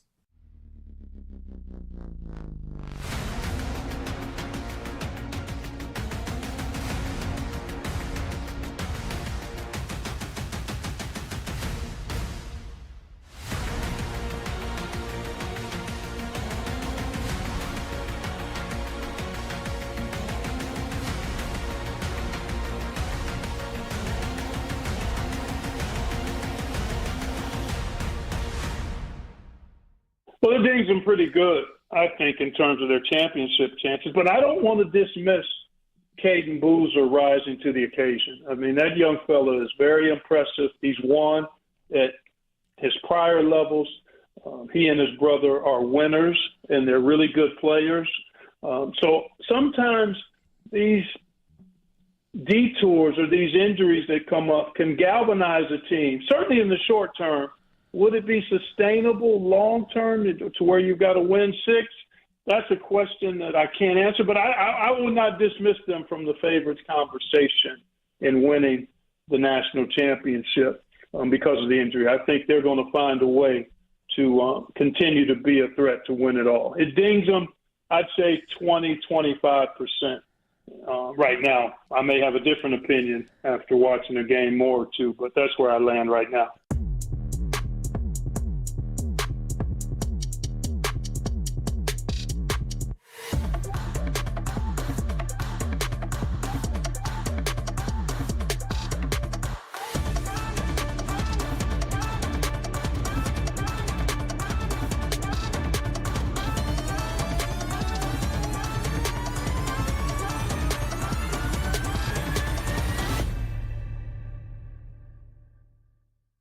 Yeah, I mean, so many things to see, and how this team shows up, and what it looks like when they come to play. But I mean, I think that the natural Live scores, sharp options, no waiting till tomorrow. BetMGM Tonight is back. Welcome on back. BetMGM Tonight, Westwood One Sports. I'm Pat Boyle. Phone number to join the show is 310-840-4910. You can also hit me up on Twitter at PatBoyle44.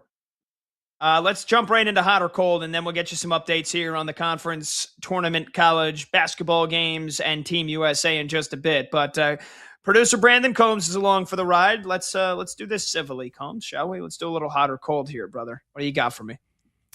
Absolutely. I'm in baseball mode, Pat. I'm in baseball mode. So let's start here. The Cincinnati Reds are the biggest threat to the Cubs winning the NL Central. Hot or cold? It's cold for two reasons. Because it's not I guess you could say the Cincinnati Reds are the biggest threat, but not to the Cubs. They're the biggest threat to the Milwaukee Brewers. Or if you're being serious there, it's not the Reds that are the biggest threat. It is the Milwaukee Brewers. I know you like to think that just because they lost, they lose Freddie Peralta and they lose some other guys from the bullpen, that they're not going to be as good. But the Milwaukee Brewers are probably going to win the NL Central again. That lineup is incredible. I mean, that top four, Jackson Chourio, your guy's favorite second baseman, Bryce Turang, William Contreras, and then Christian Yelich. You don't beat that. You don't beat that. They're going to have Cubs pitchers shaking in their boots all year. Andrew Vaughn is going to pick up right where he left off after they got him from the trade deadline last year from Chicago. And then that starting rotation, Woodruff the ace, old reliable Brandon Woodruff. Mizorowski might win the Cy Young Award. They got the Mets. Again, they traded Freddie Peralta. And I think you guys are not realizing that Brandon Sproat's going to end up being a better big league pitcher than Freddie Peralta is when Brandon Sproat, has like 200 innings and 240 strikeouts this year. So it's the Brewers. They're the biggest threat to the Cubs, or the Reds are the biggest threat to the Brewers. First of all, I know what you're doing. Second of all, it worked because you are out of your damn mind. The Milwaukee Brewers are not the same, especially not without Freddie Peralta. You got Brandon Woodruff, who's already dealing with a lat issue, so that's probably going to be something that pokes its head throughout the season, because pitchers with lat issues, typically they don't go away. Quinn Priester, Jacob Mizorowski, who couldn't get his fastball over the plate for strikes, let alone his breaking ball or his changeup, any of that. So let's slow the roll on thinking that the Milwaukee Brewers, whose fourth pitcher is Chad Patrick, which sounds like a made-up name in MLB The Show Create a Character mode. And then you got Kyle Harrison as their fifth starter. Who? You might as well just throw you out there. So, I don't believe that this Brewers team is going to be as good as they were last year. I think last year they played above board. Look, I love William Contreras. I think William Contreras is a hell of a catcher, one of the best catchers in the major leagues. I love his bat. Andrew Vaughn's not going to be the second coming of Babe Ruth like he was when they picked him up via trade at the trade deadline last year. He's going to be the Andrew Vaughn that we saw for most of his career with the Chicago White Sox, which is a bust for the number 3 overall pick in the draft. Bryce Turang, I just watched him roll over on an easy ground ball that Nico Horner would have scooped up in his sleep. This team is not all that. Jackson Chourio, William Contreras, I'll give you, but you're going to tell me that the corpse of Christian Yelich The corpse of Christian Yelich is something to worry about. When you start looking at the Cincinnati Reds and everything that they have, the young core that they have, Ellie De La Cruz, and then they go back and pick up. Yeah, the Ellie De La Cruz, the StatCast legend who, what was he going to hit 230 this year? But, Ellie De La Cruz hit a 120-mile-an-hour home run. Yeah, and then proceeded to go 2 for 35 in his next 10 games. But they've also got Matt McClain. They've also got Cabrian Hayes. They've also got Spencer Steer. They've also got TJ Friedel. Noel V. Marte is, if you don't know who Noel V. Marte is yet, you're going to learn pretty damn quickly because he is a stud as well. And then they went out this offseason and added back Eugenio Suarez to this lineup. And then Tito Francona as their manager. They're absolutely the biggest threat to the Cubs. The Brewers are going to finish 4th in the division. The Pirates are better than the Brewers this year. The Pirates. Come on. You're just a hater. Look, I understand that Craig Counsell left Milwaukee and you thought that you were getting some great heist, and then he ends up getting out-managed by Pat Murphy again. Like, I don't know what to tell you. Also, I've been hearing about the Reds' young core for like 2 years now. Need to see it before I believe it. Noel V. Marte, he's not even the best Marte in his old household. And Tito Francona is overrated as a skipper, at least nowadays. So, are you out? Okay. Sorry, man. The truth. By hurts. the way, Owen Casey's up at the dish with a 1-2 count with 2 outs in the bottom of the 7th. They have the tying run on second. It's 5-3. David Bednar is on the mound for USA. All right, well, there's a Yankee that you could trust to get the job done. So Bednar will strike him out. No problem. I mean, he's put runners on second and third, so slow your roll there, guy. He's got to make you sweat. He's got to make you sweat a little bit. All right, I got a hot or cold for you here. I got a good one. Talking trash to Luka Doncic is a bad idea. Hot or cold, Combs? Hot. I've seen this story so many times with Luka Doncic, where you start talking trash to him, you start getting in his head, and you think that you're going to make him get him off of his game. You're going to get him to start missing shots, and instead the exact opposite happens, and he becomes Michael frickin' Jordan. Like he is ridiculous when you start talking trash to him, because he's one of those guys who will take it easy until you say something that crosses that line for him, and then all of a sudden he's going to beat you by himself. So hot. Talking trash to Luka Doncic is always a bad idea. Yeah, look, I like your guy Matas Buzelis, but that's where I got this from. He admitted afterwards that he was talking some trash to Luka Doncic, and he goes, I think that was a mistake. I think I woke him up. And Luka said, somebody was talking trash to me. He goes, Matas Buzelis? He goes, yeah, that got me going. And Luka Doncic, 51 points, 10 rebounds, 9 assists last night in the Lakers win over the Bulls. So, yeah, talking trash to Luka, definitely a bad idea. I love Matas as well. I think he is a kid that the Bulls can absolutely 1,000% build around. I love his game, and he is a trash talker. He is one of those guys, and he is a crowd magnet. Like, I remember watching him in the G League. I was working the game when he was there and playing for the Windy City Bulls. And in his first dunk with the Windy City Bulls in the G League, he ran around the crowd and started high-fiving the crowd on his way back to the other end of the court. The dude is one of those people with just that flair and that attitude. I love watching that kid play ball. It's going to be fun to watch him in a Bulls uniform for a long time. But yeah, bad idea to talk trash to Luka, as David Bednar gets the freaking strikeout of Owen Casey. It'll remain 5-3 heading into the 8th inning. Here we go. What'd I tell you? Don't worry about Bednar. Speaking of your New York Yankees. Hot or cold? The New York Yankees will finish 3rd in the AL East. Cold. The Yankees are going to win the division. And a lot of people were saying, are the Yankees basically just running it back this year? Like, oh, wow, that's not going to work. And every year it's the same thing. It's, the Yankees are going to stink. Oh, the Yankees are going to bottom out. Oh, Aaron Boone's not that good of a manager. And every year, what do the New York Yankees end up doing, Combs? They've won 92 games or more in 4 out of the last 5 seasons. And in 7 of the last 8 seasons, they've won 91 games or more. They did miss the playoffs in 2023. Sure, that was a year that was wrought by injuries. Aaron Judge, smacking his toe on that stupid prehistoric slab in Dodger Stadium. The Yankees lineup is too good. They have too high of a ceiling. The pitching rotation, like right now with Garrett Cole and potentially with blanking on his name, the big lefty. Carlos Rodon. Carlos Rodon. Potentially starting the season on the IL. The Yankees rotation is still incredible with Max Fried, Cam Schlittler, who, remember, blew everybody's nips off in that postseason game against the Red Sox. He looked untouchable. Luis Heel, if he could stay healthy. Will Warren's proven he's a solid 4 or 5 guy. And then you get Garrett Cole, and then you get Carlos Rodon back. Like, you better hope the Yankees go under 500 in the month of April, because they're going to be the best team in baseball from May to September. They're going to win their division. Finishing 3rd in the AL East, no shot.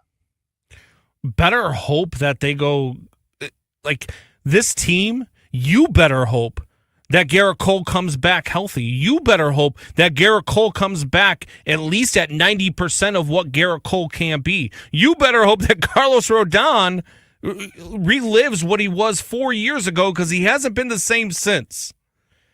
And then Ryan Weathers and Cam Schlittler, as you like to put it. I think his name is pronounced differently, but we'll leave that off the air. I do not think that the Yankees are as good as a lot of people think that they're going to be. I don't think that I think there's a lot of holes in this lineup. I think this lineup is going to deal with a lot of injuries because they've got a lot of older players that are going to have a lot of injuries. So I think that the Yankees are in trouble. I don't think that their bench is deep enough to compete with teams like the Toronto Blue Jays and, yes, the Baltimore Orioles.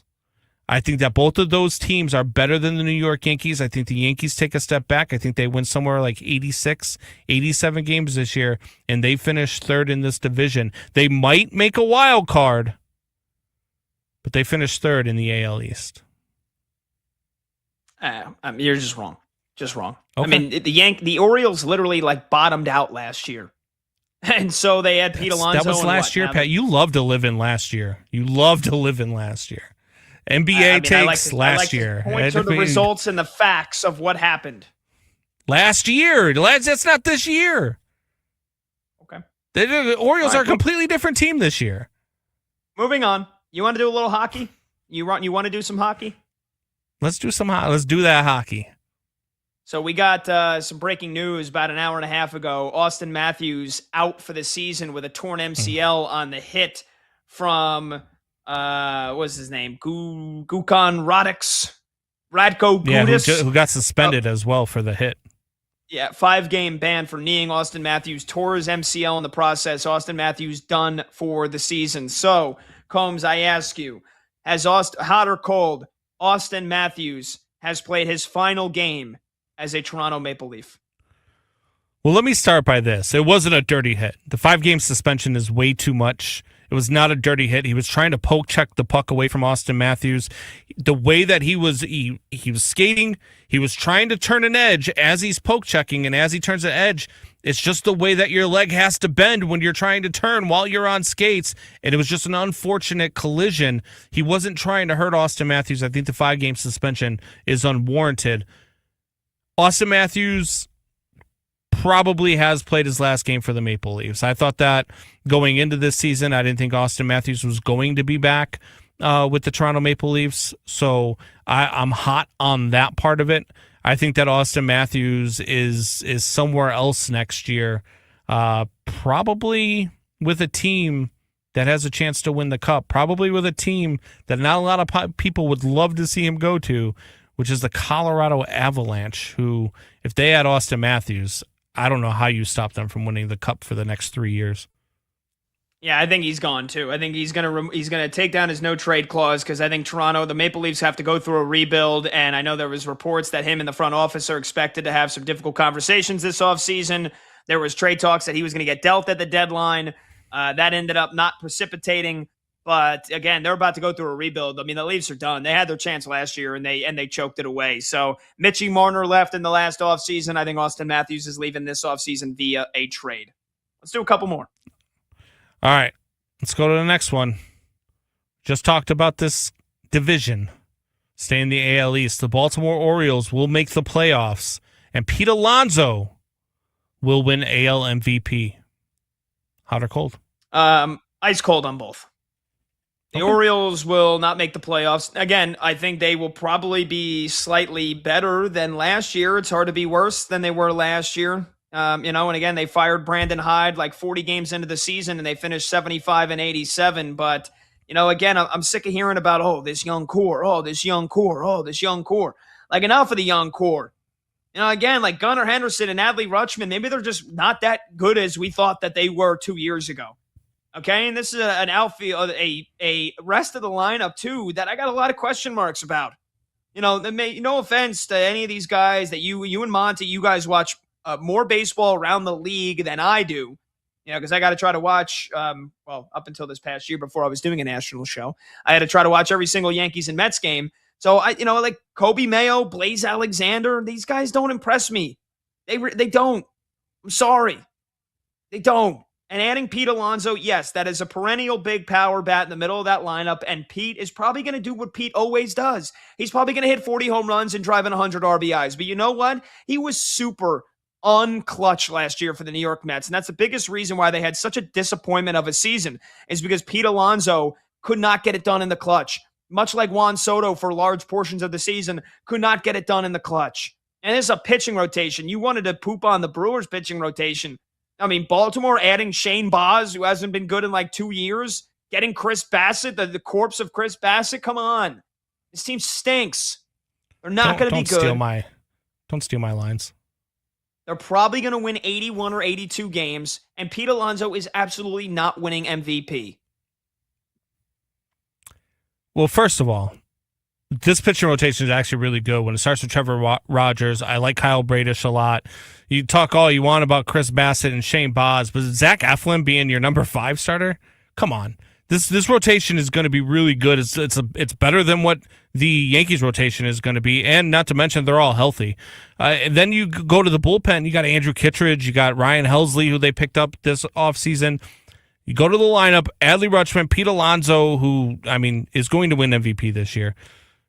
Jackson Holiday, Kobe Mayo. Hopefully Westberg isn't lost for a season because that will hurt them a little bit. I like Westberg quite a bit. Gunnar Henderson. Taylor Ward might have been one of the more underrated pickups this offseason as well. I like Taylor Ward out in left field. Colton Cowser, Dylan Beavers. The addition of Tyler O'Neill to add depth to that bench as well was very overlooked to me. So I really like this Orioles team. I think they do make the playoffs, and I do think Pete Alonso does make a bid for MVP. I think he has a big year in Baltimore. Yeah, I just don't see it happening. Like I said, he's going to put up the numbers that he does, 40 home runs and 100 RBIs, and everybody's probably going to say, oh, wow, what a big year for Pete Alonso. But his numbers in the clutch and with runners in scoring position is probably going to be terrible. So okay. I disagree. Shocker. All right, let's do one more, and then we'll take a break. Let's do one more. Okay. And we can make this quick because it's a PG-13 question. All Spending money on somebody's OnlyFans is incel behavior. Hot or cold?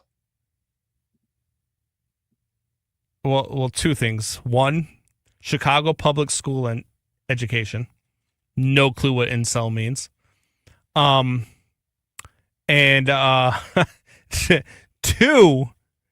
Two, I think that spending money on any of that type of stuff, to me, there's way too many options that don't cost you any money for me to ever spend money on something like that. So yeah, I'm cold.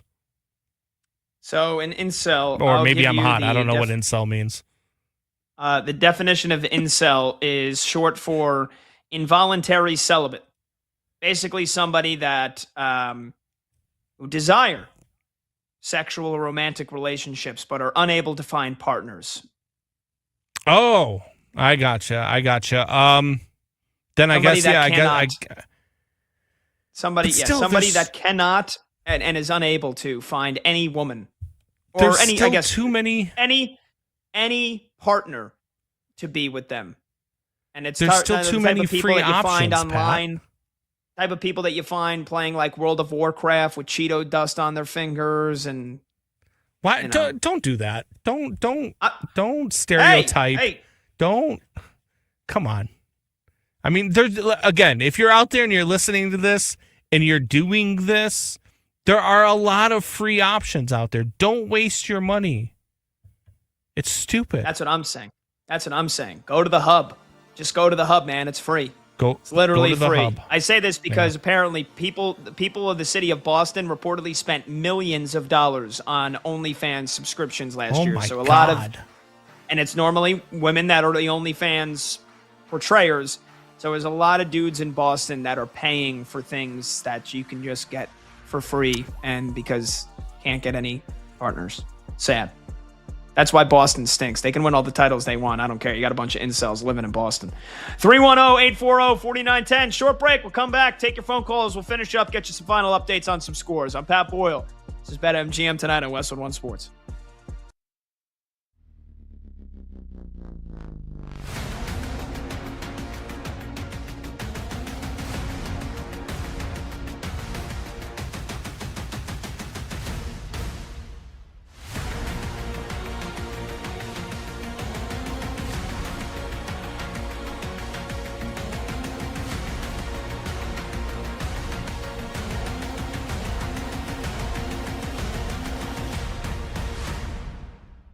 And Kyler's going to work with Kevin O'Connell. And Kevin O'Connell comes from this tree, right? And Kevin O'Connell ain't going to be the type of coach that's going to harbor a quarterback that doesn't do the work. That ain't happening. I promise you that. Kevin O'Connell has to feel good enough about Kyler Murray's work ethic to make this signing, to hand the reins of this potential Super Bowl winning team over to Kyler Murray. And if this is true, and Kyler is now going to put the work in. And I think a legitimate criticism of Kyler has been, he said in the past, I'm going to paraphrase here. Basically, and again, this is a big time paraphrase by me. Basically that he's like a Jedi. And that when the game starts, he sees everything. And he watches too much film and he feels like it's not good for him. Like, okay. I love when people in life say things like that. Like, this thing that all the successful people do, I'm the only person that doesn't have to do that, and I will succeed. Listen, we're all delusional when we're younger, right?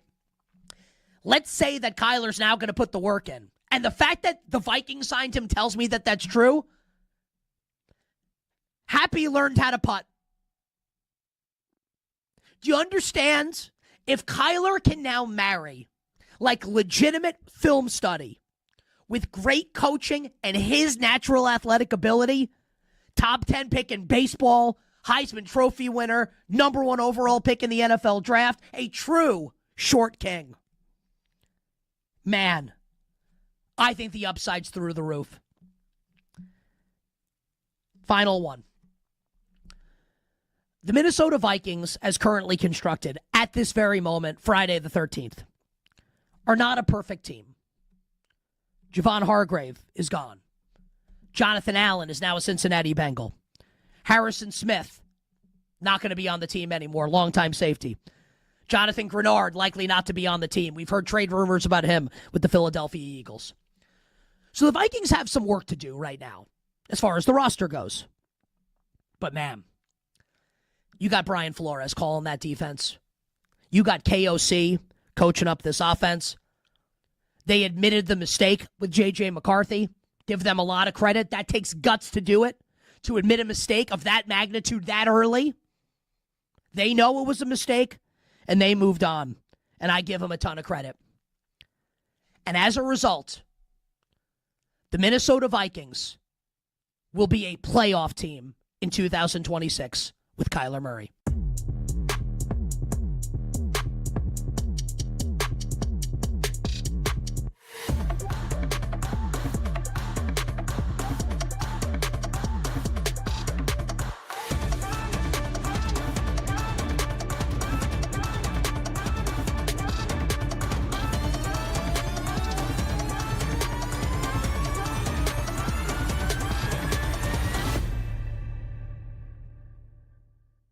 Initially, I was in your camp, Nick. I was like, we expanded from 64 to 68 in 2011, in part because we increased the number of Division I teams.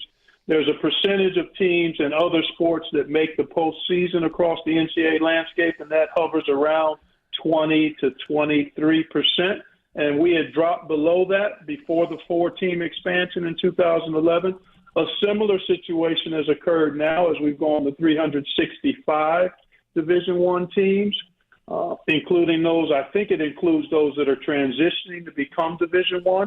So now if you think about a 20% threshold of 365, that's 73 teams. So from the mathematical standpoint, I could get on board with that and have gotten on board with that. Expanding for the sake of expanding. Other folks are in the camp of more games, and that's where you fall. And I don't have a problem with that, but I want some rationale behind more games. And the mathematical one that I just shared is what's allowed me to be okay. I don't want to see it beyond 4 to 8, and I don't think it will go that way, but I do think the winds are blowing towards expanding either 4 or 8, and it could happen as soon as, the next year or two. Initially, I was totally opposed. I really was. I thought it was not broken. Why fool with it? But now that I've given it a little more time and thought, I would be on board with a modest expansion.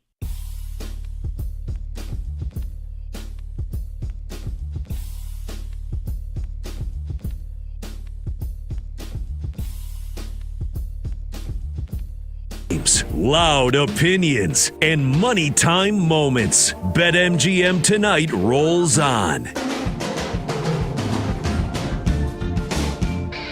Welcome on back. Final segment here, BetMGM Tonight, Westwood One Sports. I'm Pat Boyle. Phone number to join the show is 310-840-4910. I believe we got Josh Graham coming up at the top of the hour, Westwood One Sports Night, so make sure you stay locked in here. Keep listening all night long, all these late night conference tournament college basketball games. He'll be able to take you through them. Let's get you a scoreboard update here really quickly, because you got some of the top teams in the country. Right now, second half, ACC tournament semifinals, number 1 Duke. I thought Clemson would give them a much bigger test after Florida State nearly beat them at the buzzer last night, but Duke blowing Clemson out here. It's 43-24 Duke inside the first minute and a half of the second half. Cameron Boozer's got 13 points and 8 rebounds. Clemson is just 7 for 28 from the field, shooting 25%, and they're just 2 of 13 from deep. They beat North Carolina last night, and when they played Duke in the regular season, they lost to them on the road by 13. But I remember following that game, and that was a game that Clemson, they at least hung tough for a little bit, and then Duke ended up putting them away in like the final 10 minutes. But man, they are just getting taken to the woodshed here. And again, Duke without their starting point guard, Caleb Foster, who may or may not even play at all in the NCAA tournament, and their starting center, Pat Ngongba. Halftime in the second semifinal in the Big 12 tournament. This game much better, much closer. Number 5 Houston leads number 14 Kansas 33-25. Darren Peterson with 12 points on 3 of 6 shooting. Guy that once was thought to be the number 1 draft pick in the NBA. And then, he basically brought load management to college basketball. There were questions about his commitment. He's been playing every game lately. He just hasn't been that good. It kind of stinks because it's almost turned into a non-story. It's like, wow, this guy's just not that good. He has not that he's not that good. He has not been playing well. So I don't think he should be the number 1 pick in the draft. But Houston doing a good job defensively outside of Darren Peterson. Again, they lead Kansas 33-25. And then UCLA, I said this before the Big Ten tournament began. And I said, look, I was very vocal. I crushed Mick Cronin after his little spat with a reporter when he was like, you raising your voice at me? Yeah, you did. Oh, Mick Cronin. I'm the curmudgeon. And then they got on a run. They beat Brad's Illinois. And I was like, watch. I was like, I just got a feeling UCLA is going to make a run in the Big Ten tournament. And they lead Michigan State, who's number 8 in the country. UCLA leads at 72-61 with under 6 minutes to go. So if they close that out, they'll be in the semifinals tomorrow, taking on, I believe they'll take on Purdue, who beat Nebraska. And then in the SEC tournament, Brad, my co-host Brad Evans, predicted Oklahoma would knock off number 17 Arkansas. Right now, the Sooners lead at 32-27 with under 4 minutes to go in the first half. UConn ended up closing out Georgetown pretty easily, 67-51. So you got a hell of a Big East tournament championship game tomorrow. Huskies against the Johnnies. Dan Hurley against Rick Pitino. The other games to keep an eye out for tomorrow, Wisconsin against Michigan in the Big Ten semis. Vanderbilt versus Florida in the SEC semis. And again, like I said, Big East Championship, UConn versus St. John's. Really quickly, producer Brandon Combs, give us one more final score update here on Team USA. Are they going to close out Canada and face DR in the semis? What's the score? It's 5-3 right now, top of the ninth. Bryce Harper is Bobby Witt Jr. just walked. 2 outs, top 9, 5-3. As Wilkinson's on the mound, he's struggling to find the zone. 4 straight balls to Bobby Witt. 3 straight balls now to Bryce Harper. And you've got the captain, Aaron Judge, on deck. Oh, baby. All right, we'll see. Westwood One Sports Night is next. Hopefully you're hearing about USA, a W coming up shortly. But that'll do it for us. Thanks to Brandon Combs. Thanks to my co-host, Brad Evans. Thanks to Monty. Another great job with the list. Thanks to Chloe Pratt, Max Sheedy, Zach Kroll. I'm Pat Boyle. You got to be here on Monday. We're going to be breaking down the brackets, getting you set for March Madness. We'll see you Monday, 6 p.m. Eastern, BetMGM tonight on Westwood One Sports.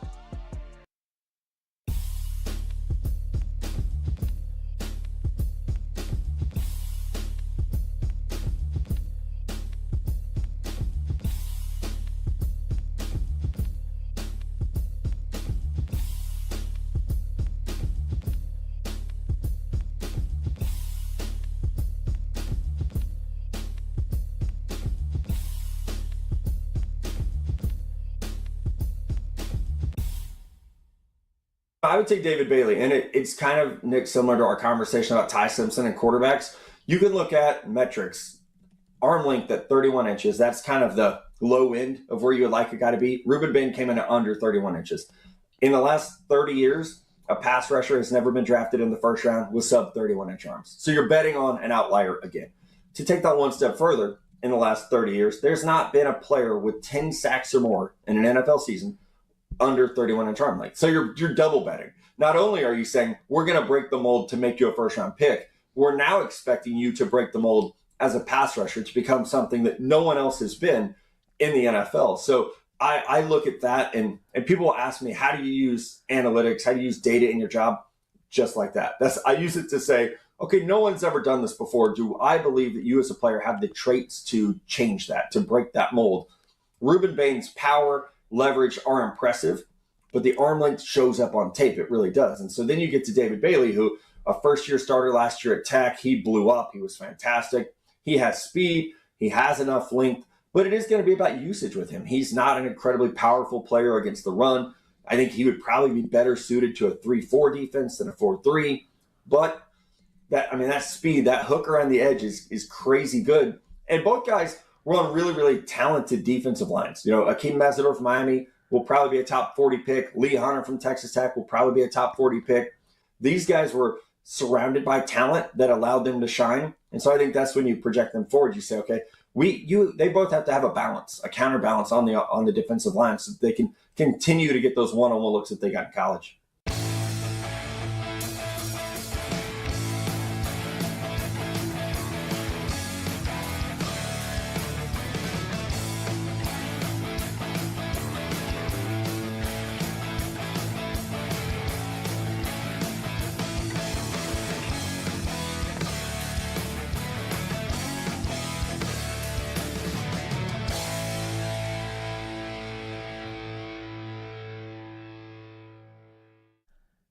Something else that's worth considering with Shai Gilgeous-Alexander.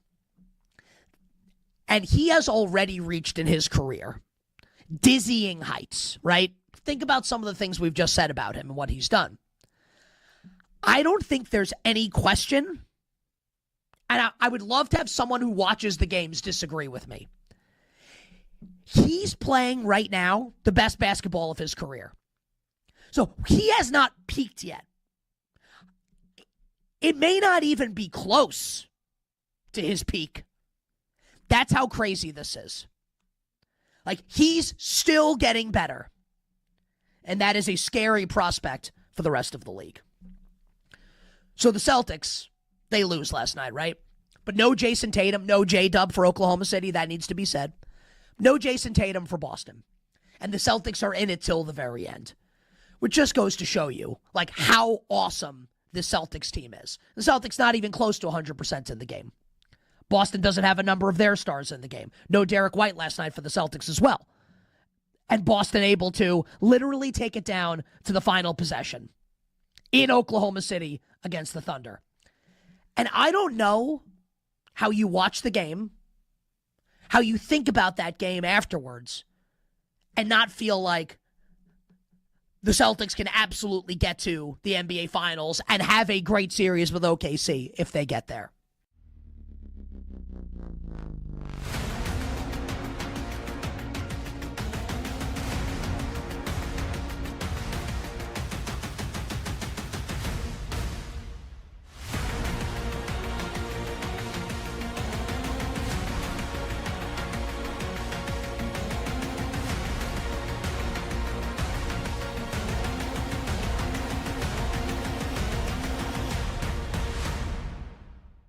Yeah, I mean, I think, you got a new coach. Obviously, you're making a change at quarterback, and this is a rebuilding project. That it's